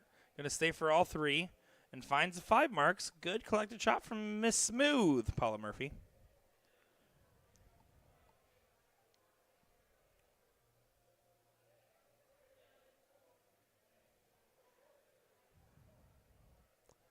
Looks like Jermaine just bested Alex Spellman. And RVB, Raymond Van Barneveld, that is, has moved on to the semifinals. He has not dropped a single leg the entire day. That is absolutely absurd that RVB has not dropped a leg. I mean, and he's played some great competition. I mean, just coming through the win over Matt Clark. And it's going to be Jermaine versus Raymond next in the semis. Yeah, that's going to be incredible. And Ethan Devive Devera gets a 3-0 win over Kevin Luke. Jermaine Wadamina, as you said, beat Alex Spellman. And Matt Campbell taking on John Brown currently. We will get one semi and one final. Maybe. Maybe. I don't think we are because of the push to move on. We'll see. I told them, I said, either way you go about it, let me know. But I would have really liked to get a semifinal and final. Agreed. But, of course, I am happy we are getting this ladies' final as well as Meredith fishing for an opportunity. She's been fighting well in these bowls. She missed the go-ahead on the first. That's John Brown, by the way, getting a 3-2 win over Matt Campbell to round out.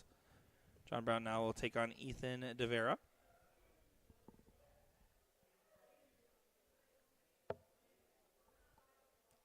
Paula needs at least a single to add and finds a triple. 51 should stay for one more. She doesn't. The reason I say that is just a single 17 does push the bull one more time. Right now, Meredith still has a game shot available. Double bull, double 16, trip 17. And at this point in this matchup, anything feels possible. Yep. John Brown comes through Matt Campbell. Just like I said. Oh, wow. Just crazy. So if you're queuing in, we got one from England, 2 Dutch players, and then Ethan Devera from the Philippines originally. Yeah. In this one. Philippines, and then now lives in that Texas area there right near, I believe, Dallas, if I'm not mistaken. Paula Murphy, by the way, needs 2 bulls still to push on through, but this time finds it on the first dart. Paula Murphy's now up 3-1 after that match, that leg extended further than I think either one of these players was anticipating.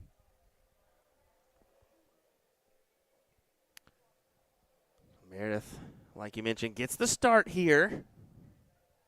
Needs to start off well. She needs to find a collection of at least 4, you feel, 4 or 5.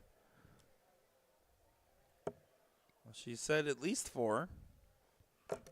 And she tried to choose your option of 7, but instead it kicks right on out. We'll still take the 4 on the open. Yep. 4 on the open means that Paula here, if she hits 4 19s, can't swing the 20 with a 1-point deficit, but more than likely is going to fish for 5. Try to lay it right on top of those darts into the triple. Unable to do so.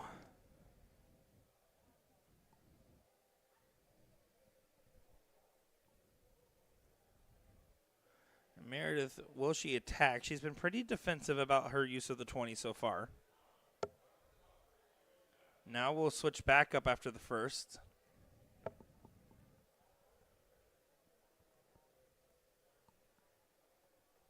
She will not, actually. She'll stay down and get the close, by the way. Good stay from Meredith. Sometimes you just know you have the angle. It's a risky shot. It's not the on-odds favorite, but sometimes you just know and it collects. Sometimes you just go for it. Yeah, I mean, every once in a while those ones spark up and you just say, whatever. Why not? Why not? Good 5. Please produce a few points on the board for Paula. Does Meredith attack here, or does she go 18s? She chose to get a little bit more on the point increase. I like the point increase shot. Will she stay? I shift. She does attack. Goes high on the 17. It's a good attempt at it. Paula needs to find 4 now for a 2-point lead. We'll get her to 102.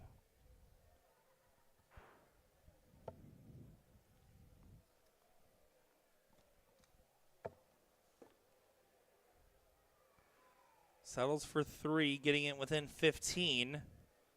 Meredith should go ahead and get the classic 1-2 on the 17, back up to the 20s.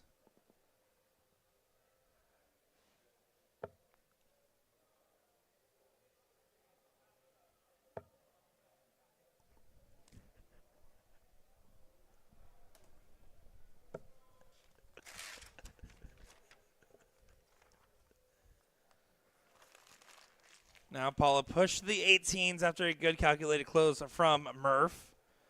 Choosing the 15s over the 18s tells you where Paula's mind is, though. When, like I said, when she's not feeling good, she will do anything to avoid those 18s. Yeah, you're not kidding. She'll just anything. She'll go 17s, 15s, 16s, and then worry about those last. I never kid, Will. I never. I'm the most serious one here. That is a bold-faced lie. But okay. In Mario Kart, I'm the most serious. I don't know, man. I got pretty addicted quick. You were getting heated playing the game. You were playing by yourself against the robots and getting heated. That new Mario Kart on the old Switch 2 is pretty incredible. Well, we're at the villa, and I'm over there like working on my laptop to the side, just kind of doing whatever, and I just hear in the background, freaking Lakitu. I always like the last 100 yards that just kill me on the Mario Kart. Gosh. I used to be the king on the N64. No more. I would smoke you on that one. Oh. I played on the N64 a lot. No. Yeah. No. Toadstool Highway, you're in trouble. Sarge's Heroes, that would No, that one you probably that would I be never played my, that game. yeah. You could beat me in that. You could probably beat me in GoldenEye. I can beat actually pretty much every other N64 game except for Smash and Mario Kart. Quality games. Quality games. True. Just like this one, as Meredith was not happy with that visit. Paula now gets a chance to get back in. Tripp gets the point lead, has the 20s, 18s to still try to close. 5-point deficit, needs to regain more ground.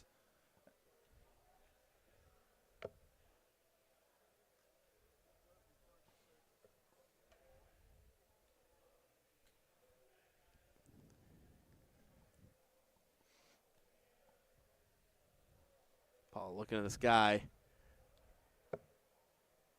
Trying to come up with some value here. Possibly grab this leg or steal this leg away. It's going to take a little bit here. Yeah, and again, it's a battle of wits. It's a battle of fatigue. It's a battle across the board.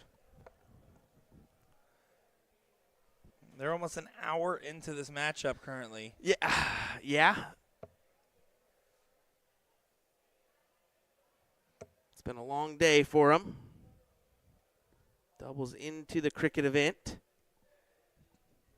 I'll tell you, the handful of times where I've been in these really long-form matches, I remember, though, it was and it wasn't the world's longest ever, but it was a race to 13 singles final for the Orlando Steel Tip team that I played in, and went 13-7 to Terry Luck. I lost. And that hour, it was about an hour, 20 legs, and I could tell you I was exhausted by the end. Yeah. Admittedly, not in the best athletic shape I've ever been in, but still, it's quite the fatigue.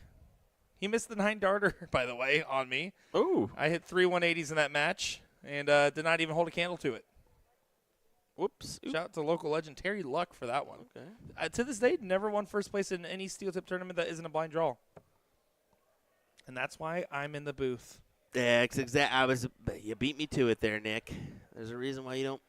At least they beat you in something, like I will in darts later. Okay, sure. Good little point spread. 70 points for Paula as Meredith tries to regain.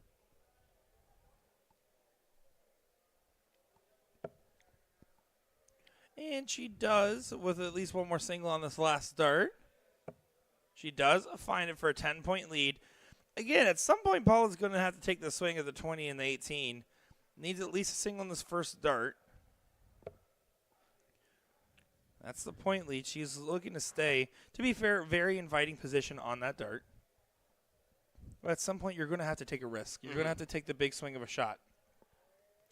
I agree with you. You got to try your hand every once in a while and force her to do something.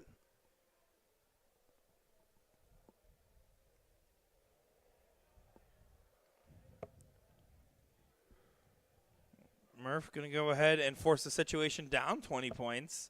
I love this quite a lot.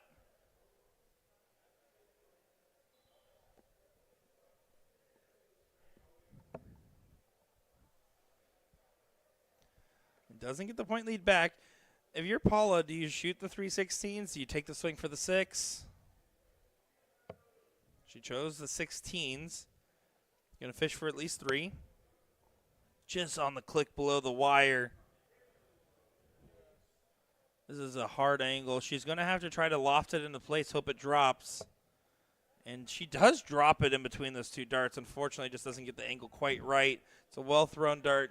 But now Meredith debatably would consider 3/16s over the point lead here just because of the situation. She agrees. Now, that fell out of the trip 8, so you're going to go back for at least 2 20s.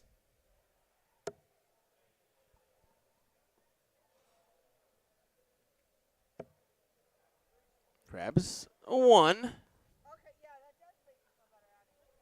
She said, okay, yeah, that does make me feel better.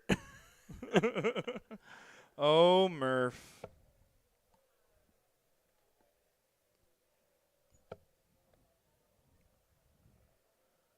Paula's feeling very frustrated because she knows if she gets to close on those 16s, it's a completely different story. Especially if she closes on the first dart, she gets the swing.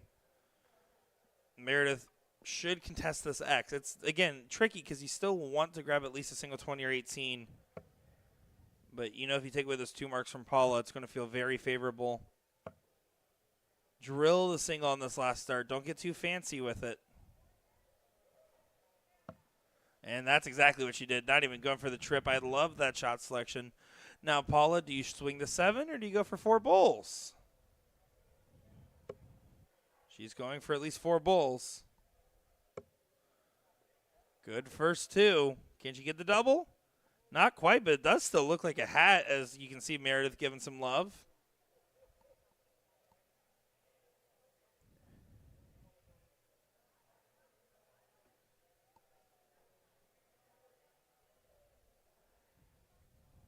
Meredith's going to get the point lead back first. Once you hit at least a single on the 20s, 18s, or 16s, there's no game shot for Paula, which is also why, in that case, she chose to start the bowl in case of a good fallout.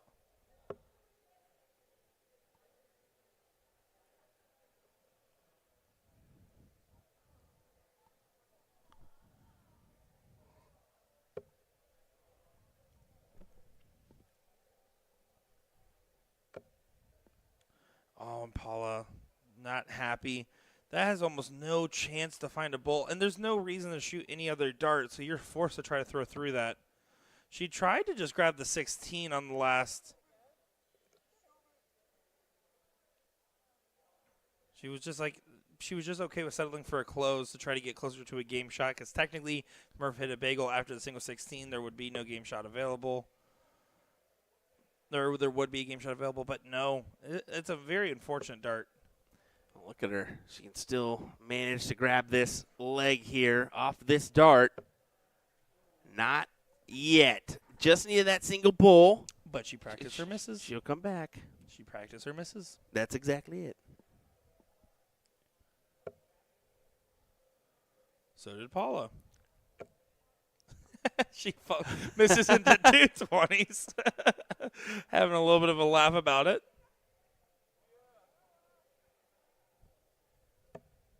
And yeah, says, I'm just going to finish getting this close. Murph, take the bowl, and let's make this 3-2 with Paula to start the next leg. And when I said that, I didn't mean Paula refers to herself in the third person. I just misspoke. Although it would be really cool if she did. It would be funny. Like, out of all the people, if Paula did that, it would be hilarious. She is so sweet, so humble, as Meredith does make this 3-2. Paula Murphy still needs 2 legs for the win. Meredith trying to get 3 more on the spin. In our second chance event, by the way, just shout outs, currently in the semifinal, Aussie Hicks waiting on either Stowe Buns or Albert Ansey. And Todd Bumgardner, I'm sorry, Todd, I keep saying Tom, going up against either Chris McCargu or Jonathan Gambino.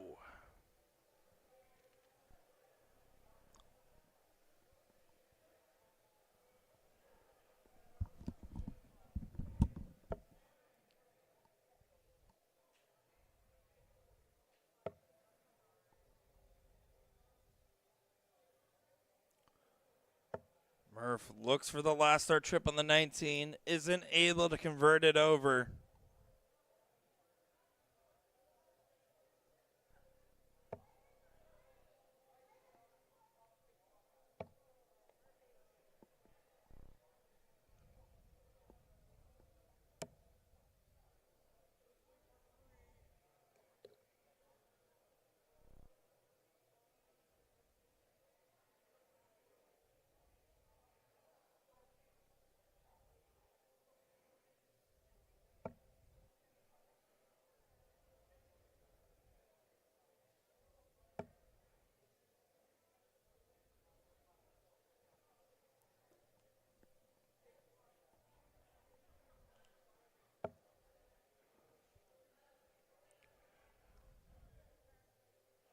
Five mark there for Meredith McGee. Gets the point lead, but Paula should be going for the 1-2-3 punch. Finds 1, 2, and 3 in one dart. Down to the 19s. Big old single on this last. And good job there from Smooth.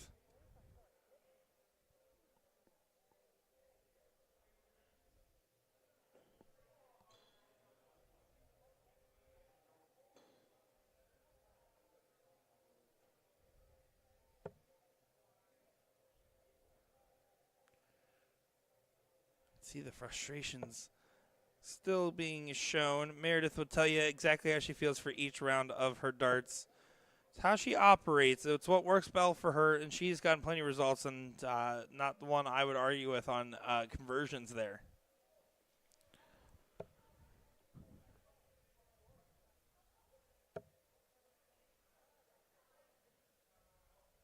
Paula, let's see. Does she go back to the 20s? She does not. Stays on those 18s.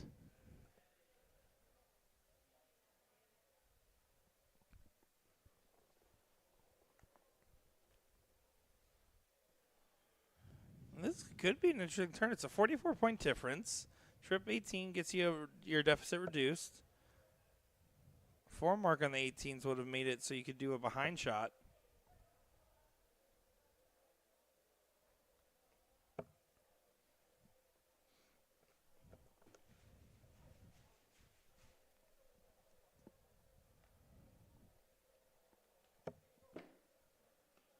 The Florida rain came.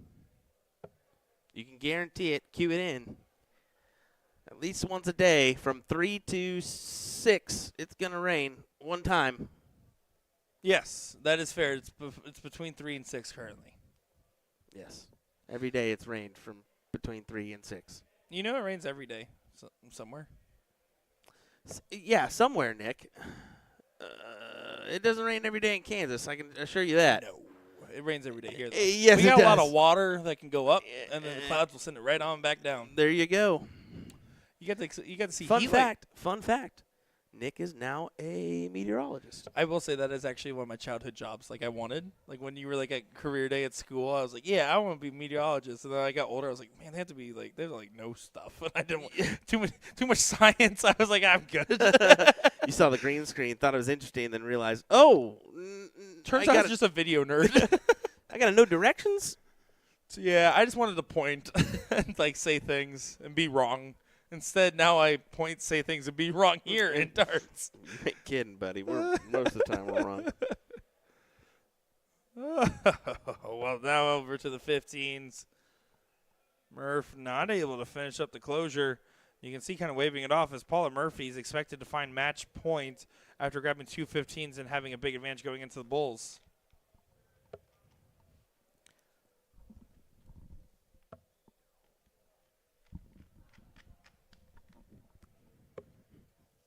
And a good pull on the last puts it one away from getting herself a 4-2 lead in this final.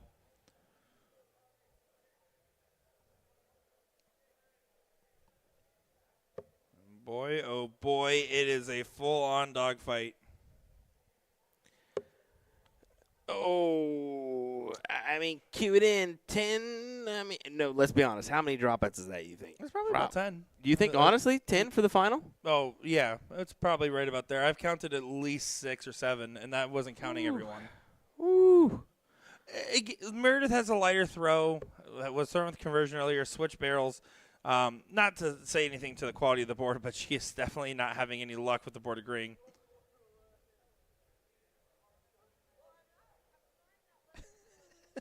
Murph and Paula are having a fun sidebar. Maddox included. Look at him. Max is probably like, my legs hurt. Can I sit down?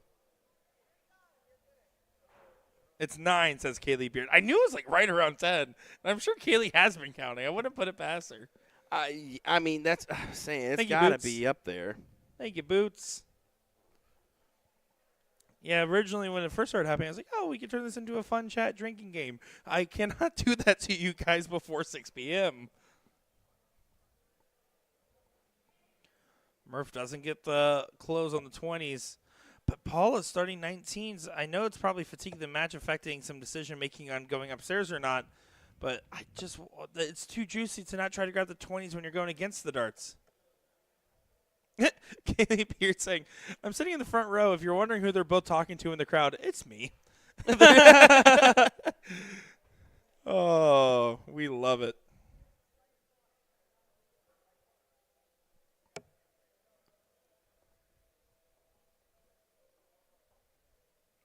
Murph does go ahead and finish up the close. Grabs a single 20 on the last.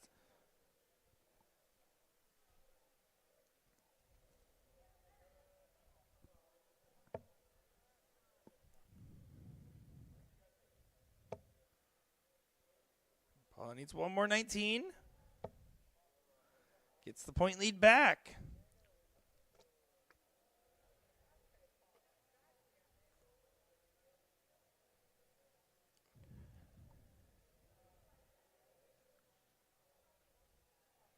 Meredith get a big turn in.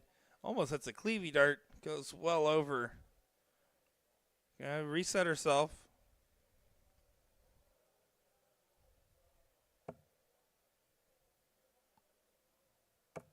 And it's a worthwhile reset as it does collect into 2 singles. Makes it so now Paula has to find 2 19s before being able to have the point lead shooting up top.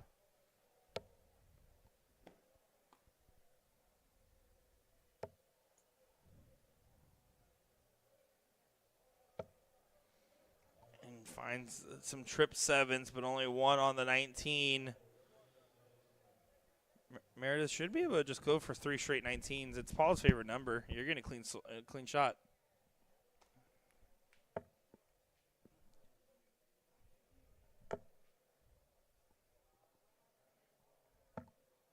And that's exactly what Meredith does. Finds the 3 19s.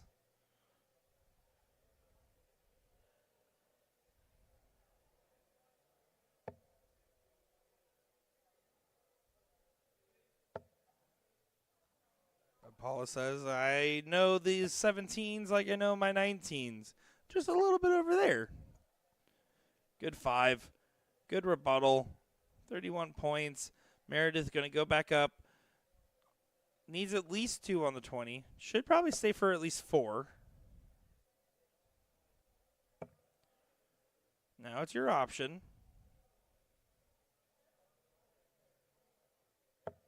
Option was taking down the 17s. The reason I say at least 4 is because obviously choose the bare minimum to get the point lead. More than likely, if you're going to shoot the 17, you're only going to take 1 dart at it. Therefore, you need to try to find a triple and a single. If you don't find at least a triple and a single, then you shouldn't move off the 20s. It's about making so the shot selection is restrictive in nature to prevent yourself from doing some silly stuff. So great board management there from Miss McGee. And now it's just 2 17s. They needed them back up to the 20s to push it to a 35-point advantage. But that enables Paula for a 5. We're starting to go through all the contingencies here. Well, You can see right away McGee trying to close out the 17s and well off with that second dart. Yeah, not going to be happy with it because now you're getting Paula a reset shot. At least it counts for something. At least it's not no go. And that's Kaylee? Yeah, Kaylee, let us know what they're saying. No, Kaylee, just keep quiet here. Let them play the match. Come on. No, Kaylee's emotionally supporting both of the Florida women. I get it. Yeah, but we're an hour in. Let's go. No, stop. Just kidding. Good last start for Murph as she does find the 20. Gets a little bit of security cushion back because you know Paula's going to come in swinging on the 17s. Needs one more to get the point lead recovered. And I think, did that move over to the right? It did, so only a 4.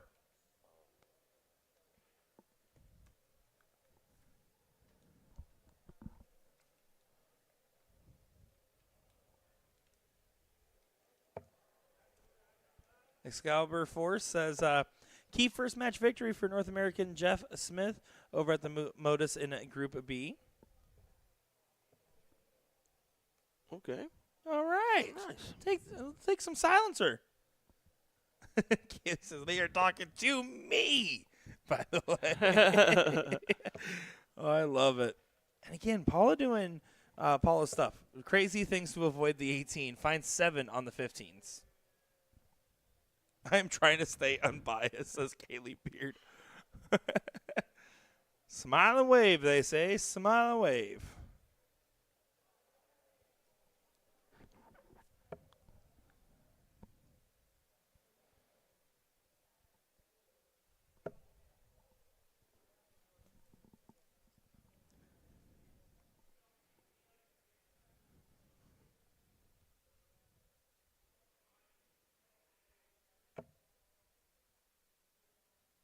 This is Paula's opportunity to shut the door on them 20s. She's going to take it.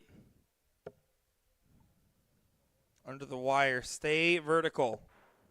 Stay vertical. Big single on this last start. Does go. Good collect for Paula Murphy. 33 points. Is that the first big stab from this match point moment for Paula?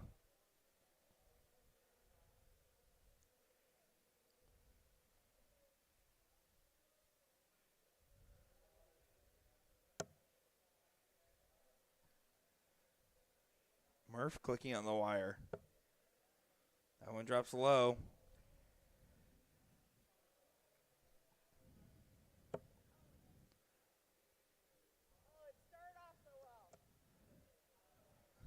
Ego Chip saying, just know she's wearing a Megadeth shirt. Yeah, that's Mare Death. One of my favorite nicknames for her. Paula chasing the 18s. It's risky. I mean, now Meredith has this option to gather that point advantage again with 3 fats. There's the first. There's the second. Will to be correct? Drum roll. Must be a Danny Lobby drum. Goes so fast. Good shot there, though. Does get the point lead back. But it's a 2 mark requested for Paula on the bare minimum. She'll take 3 on the 15s, 1 on the 18. And she might just go back to the 15. She might swing the 16s. She does swing it. She is 2 16s and 3 bulls away from this match win.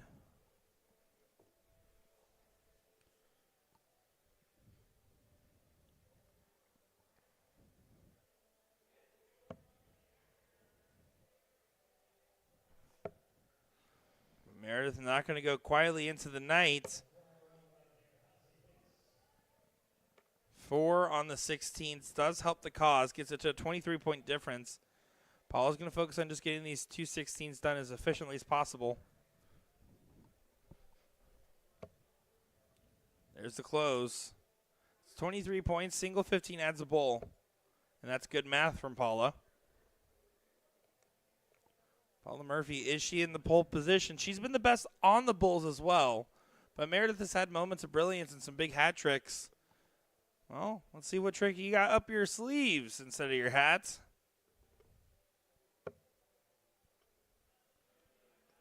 Might switch for 215s, leave 5 bowls. No, she stays on. That's a better spot.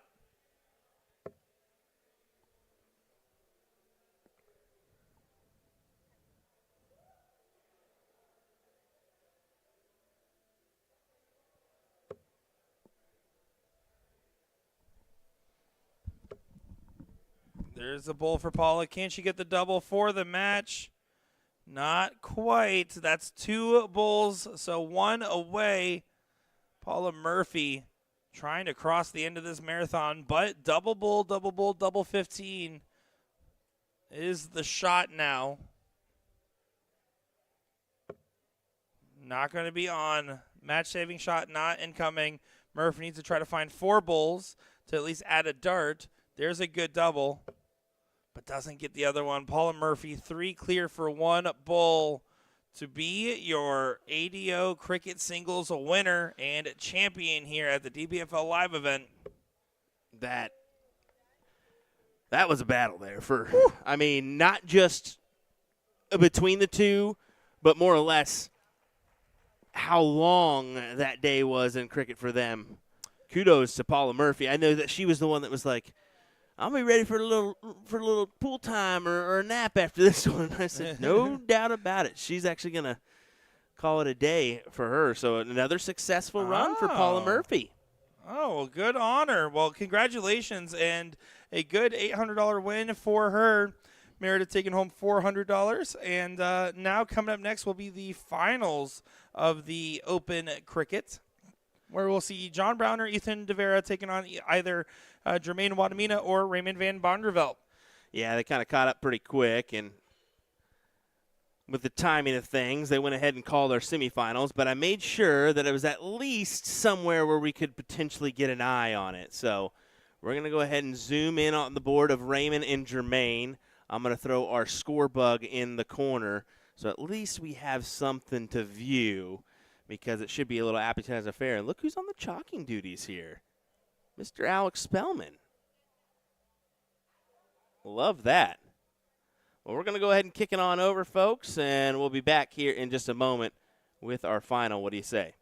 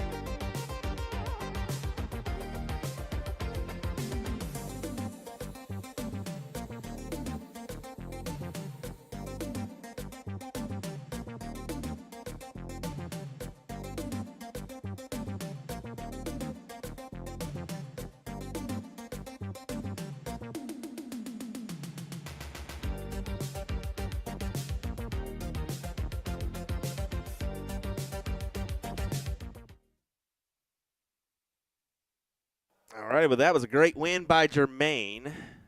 Throwing really well there, 4.9.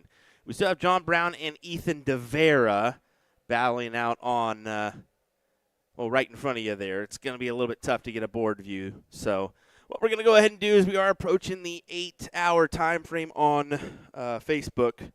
We were going to plan a break before our next event, but we're going to go ahead and kill the feed on Facebook and refresh for this final coming up. So we'll go ahead and do that here in just a moment's time. So if you're watching on if you're watching on Facebook, go ahead and jump on over to our YouTube page. That's going to be the best way to attack the matches coming up. So we'll go ahead and we will, like I said, refresh the feed there on our Facebook pages, and we'll see you shortly for some more action from our finals. That'll be a good one. Jermaine Wadamina either taking on Ethan DeVere or John Brown. You'll want to tune in for that, no doubt. We'll be right back, folks.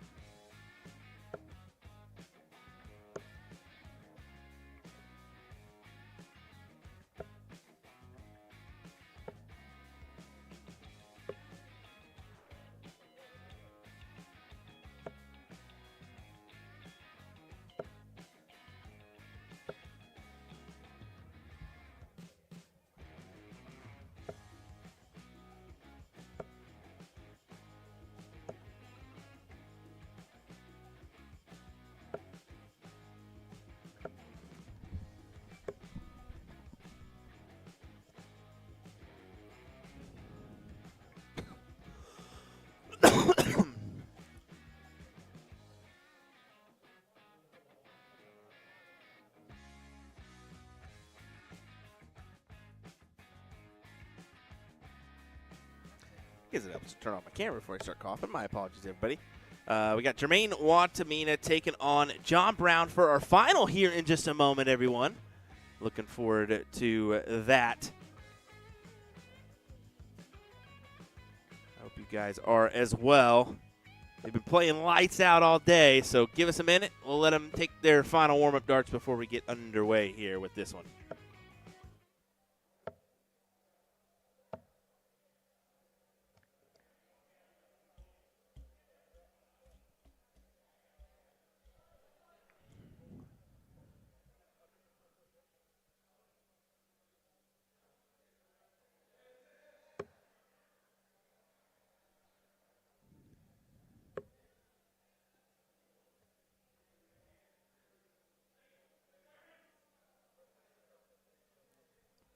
Well, it looks like we are ready to rock and roll. What do you say, folks? Jermaine Watamina taking on John Brown here in our final. William Stewart alongside me is Mr. Nick DeShera as we get underway here. John played well in his last match against Ethan DeVera. Jermaine been playing well pretty much all day, coming out on top, and his good friend Raymond Van Barneveld in that last semifinal match 4-1 in what was a great back-and-forth battle. Yeah, no, certainly the case. And Raymond didn't lose a leg until he played his good friend. You got to give shout out to RVB for having such an incredible run, but Jermaine going to be feeling like he's likely to take this, as he's just been doing the good old-fashioned, tried-and-true strategy, Will, of just hit what you're aiming at. It's the best thing you can do. That's pretty much it. They're familiar with the tactics game over in the Netherlands rather than cricket itself. But I will be honest with you. Their averages are just insane. I think Raymond averaged like a 4.7 for the day. Jermaine's like around a 4.5 or something. Over a good amount of cricket legs. And John Brown, he's done his due diligence as well. He's played pretty good. To get to this point. That's a good 5. We'll say I was running a tad bit late to this matchup. I was out there talking with Mr. Owen Binks. He's asking what was up next and the timing, and I was just like, yeah, one more cricket, and then they'll be back up there. He's like, okay, I was thinking of some content. You guys say some very unique American phrases in darts, and I think we should do a little video about them. And I was like, what'd you have in mind? And he's like, yeah, corks of the drink, not the board. And then he said, what's a tow line? And then, what do you mean show first? There's C1. And so we started going through all the different stuff together. Yeah. We've got quite a few little sayings that we have that maybe aren't going to be known across the pond. Love it. We experienced that with the bull hitters when we did a little soft tip phrase video. Flatline. Yeah, it was good. It was good. Jermaine, though, needs the one bull and a couple 15s to get it here. And nails it. First leg out of the way for Jermaine in this 1-to-5 leg battle. Yeah, good pacing in this matchup. These guys will not be messing about.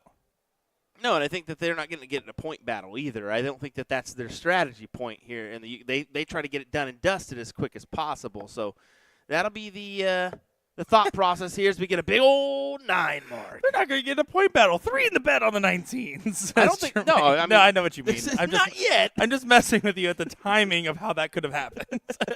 I do agree, though. The reason we say that is that they have the ability to just hit big shots on command, it seems. So the idea is get one good scoring round on an inviting treble, and then otherwise you're going to be moving around the board, going quick and all around. Yeah, you can see Jermaine went ahead and closed out the 20s there. So forcing John over to the 18s. Switch to the 19s. And tries to stab it. Doesn't get it all the way done. So now Watamina should be able to regain the points. And then he's going to just go ahead and waste no time on his swing.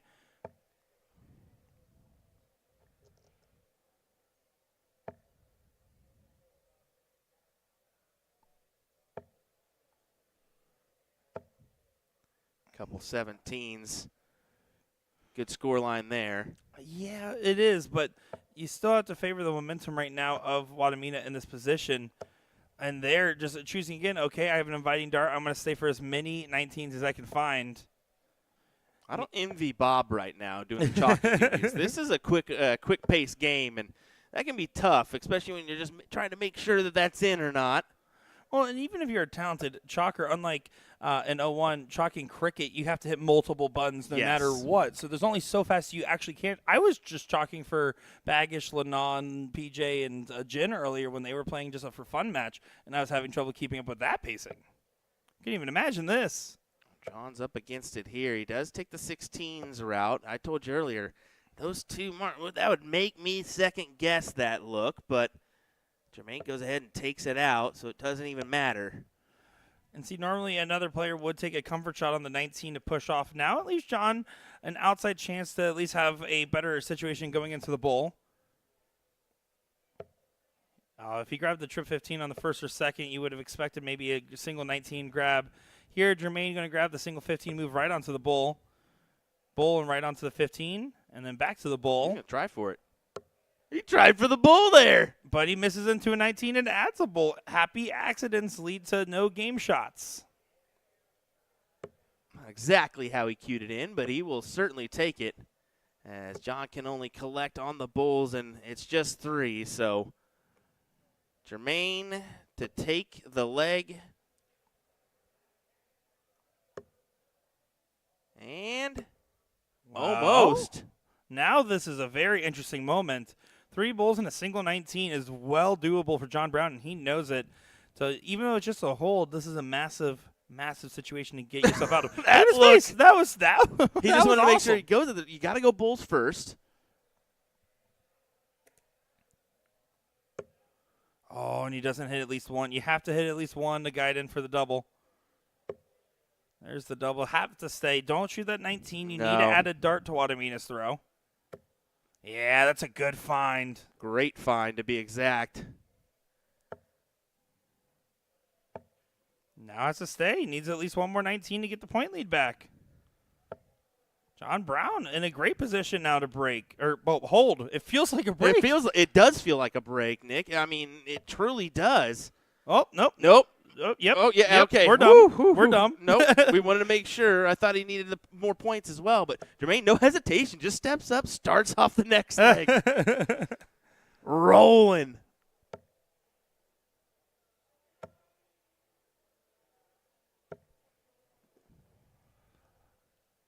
Good 5 mark for John Brown.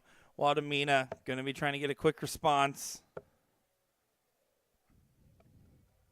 I love the pace of play. They are just following each other's rhythm. They are loving the exact pacing of this matchup. I would get lost in this. I'll be honest with you. I like a quick pace game, but this is quick. This is very, very quick pace. So I'm an average pace kind of guy. I don't like slow. No one likes slow. I would get sucked into a little bit quicker to moving and grooving like these. I mean, you got to learn to just take a second here and there when you need it. The 18s were already closed going into that shot. Sorry, just saw that. I was like, okay.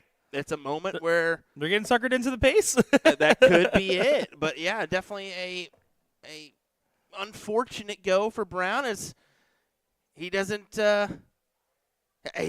think he's figured it out now. Oh, did I do something wrong here? Maybe. No, he's still shooting 18s. They're still closed.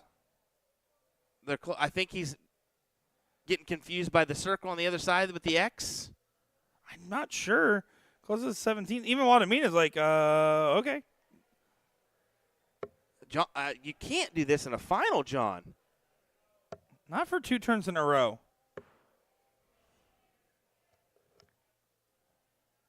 Yeah, he's realized. He's like, what's going on here? Yep, and then he's pointing at his own head saying, I don't know what I was thinking. Wow, I mean, it's not their go-to game. You can't blame them for making a mistake here, but in a final, it's like, it's going to cost you, bud. One round's one thing, especially when you're playing at hyper pace like they were. It's another thing to have another clear shot at it. There does realize what happened, finds 5 bulls, but because he won that last, he will be in a position to be in a little bit more of a comfortable spot.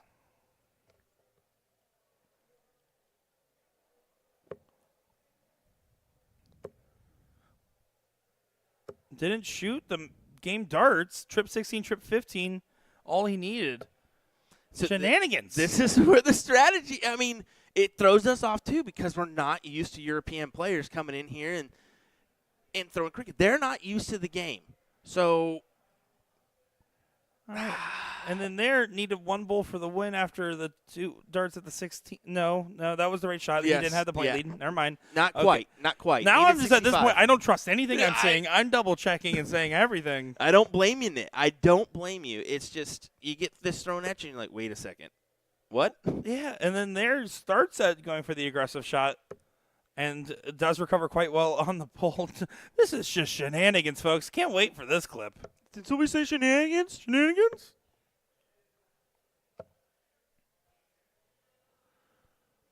Four 16s and a bull does get that to a 2-1 advantage for Jermaine Wadamina. John gets the start. You need to use this start, bud.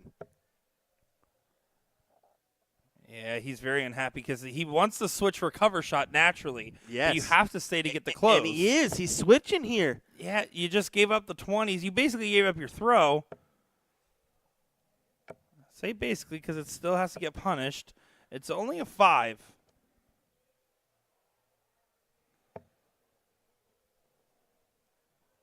Doesn't like the position. Moving over on the 19s.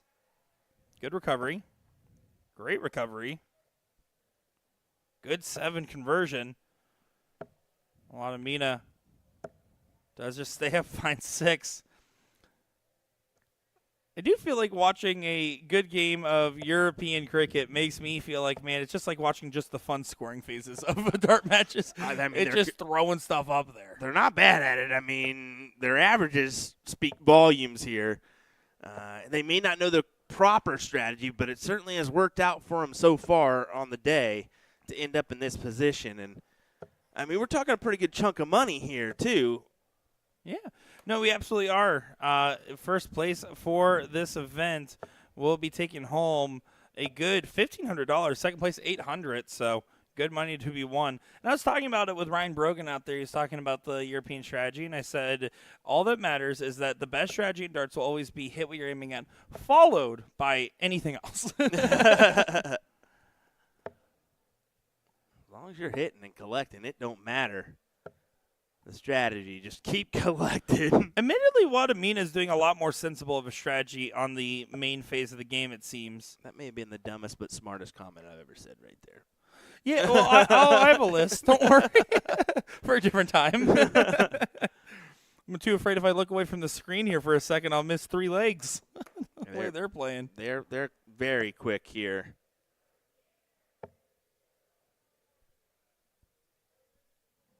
I think the viewers are enjoying it, too. Thank you for tuning in, folks. We appreciate it. Once again, your finals here of the DPFL cricket event brought to you by Shot Darts. Good 5 on the 16s for Wadamina, but Brown should be able to take control of this position. He's just going to go ahead and load it up. Find 7 on the 18s, not taking any risk.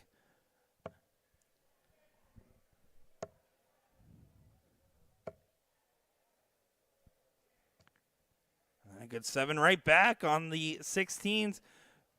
Now going to take the swing. We're trying to go for the double.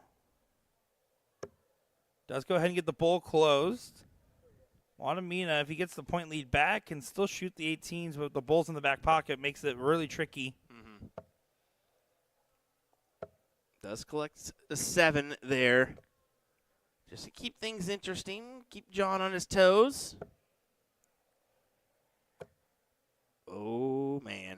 And now they're getting all caught up. Switch to the bull. I was thinking the same, but look, it's him behind at this point.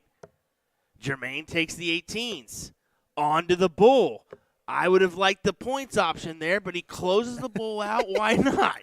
Because he knew he had a double in his back pocket, Will. They're so good at the bull because, I mean, they practice it. I mean, we practice a lot, but they are PDC professional to the T, so. The regularity of finding the red bit is incredible. But here, 3 15s, down 2 points, grabs the point lead back to the 15s. Wow. And there you go. Now it's a 3-1 advantage for Jermaine Wadamina. That was a 5.3 leg for Jermaine against a 4.6 from John. What a back-and-forth duel, and he's filling it up here, folks. Wow. How about a 9 to start things off? And here's going to be a big shot to answer right back. Finds a 7.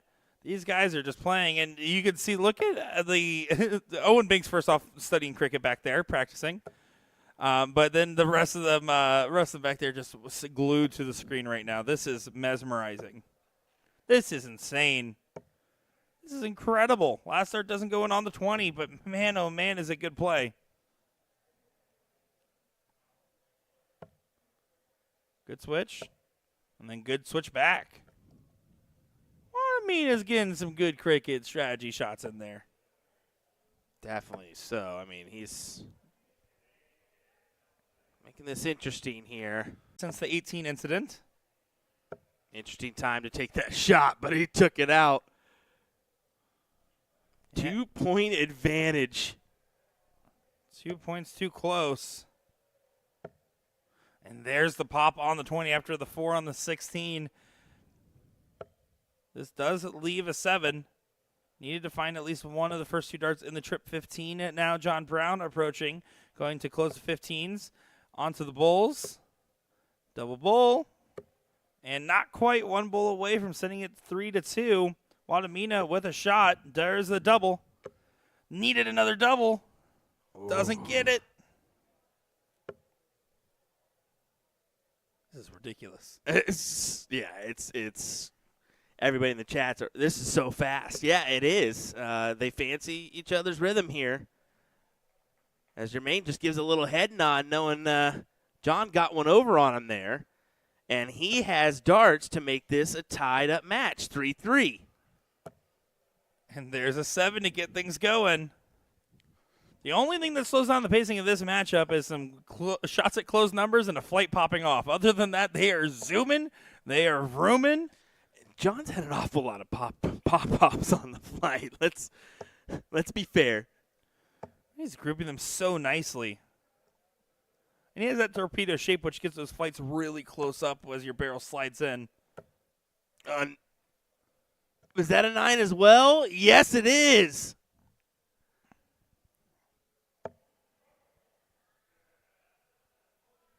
This is just an incredible pacing. We keep saying it.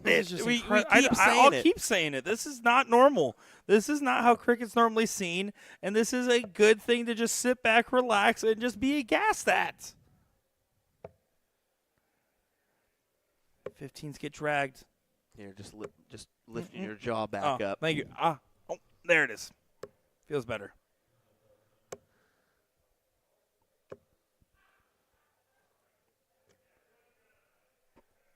And there's the Bulls close. Just making a stand now at the 15s. Trying to find all of them. Mad he didn't. Needs a stay. Big deep breath. Yeah, gotta find a triple somehow on the 15s here, John. And he does. Unreal. But does it do enough to win this leg? The odds are saying no. The darts are saying maybe. Triple. Oh, I figured he was just going to pin it. Now this is just a 5. 2 18s and a 16. Start 18s, get 16 to make this 3-3. Despite your opponent throwing a 5-8 in this, you're throwing a 5, John. John's going 16s first. No. Buddy. Well, you play perfect. Hit what you're aiming at. There's the double. Goes for the 18. Double or triple will do. Doesn't get it outside. Oh, my. And Jermaine steps in and takes the leg on one single 18. 4-7, 4-4. As we keep on going here in this final. But a trebleless open makes this interesting. Well, it's going to be extremely tough for John. He needs 3 on the spin here in order to take this final and a paycheck of $1,500. And it turns out the secret is just going to be just find a 6-0 game. That's the goal. And even then, it's still not guaranteed the way they're playing right now. That's over 1,000 pounds. Jermaine, sorry, don't know Dutch. The Dutch currency. I think what euros. Yep. Yep. So that's gonna be 900. I don't know, 900. We'll go that one out. They're playing. They're winning a lot of money per minute right now with how fast these guys are going. Yes, they are. Oh no, this is a great matchup. Especially because this is to get them teed up for. Actually, neither one of these guys will be in our championship. I believe the DPFL championship. I don't think they can participate. Yeah, they didn't play in the league, but a good 5 founds. John Brown trying to make a stand, going to try to contest the X, and that might be all she wrote for the match. This one miss might define all, closes the 20s out of frustration, but Wadamina to the corner pockets. 16's gone. 16's gone again and again as he does go ahead and just stay down there for 7, excuse me.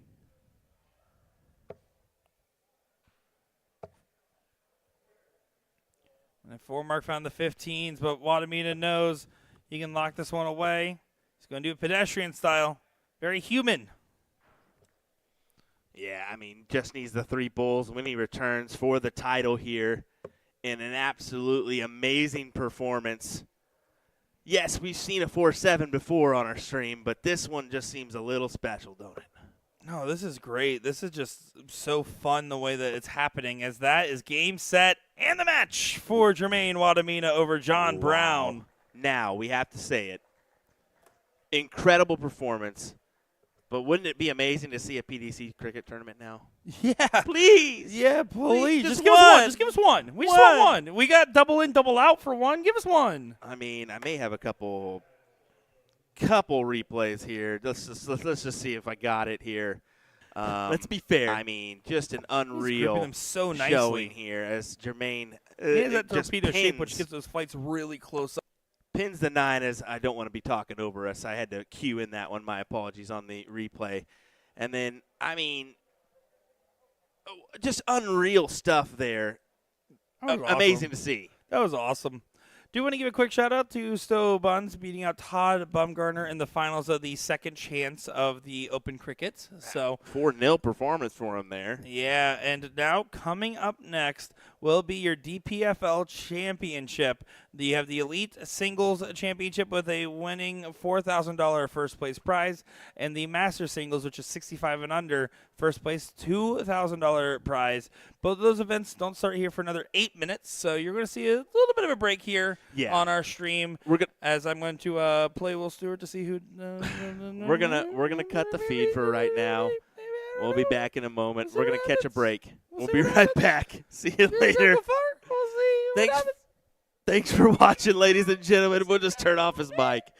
We'll be right back a little bit later on with the DPFL Elite and Masters bracket. See you later.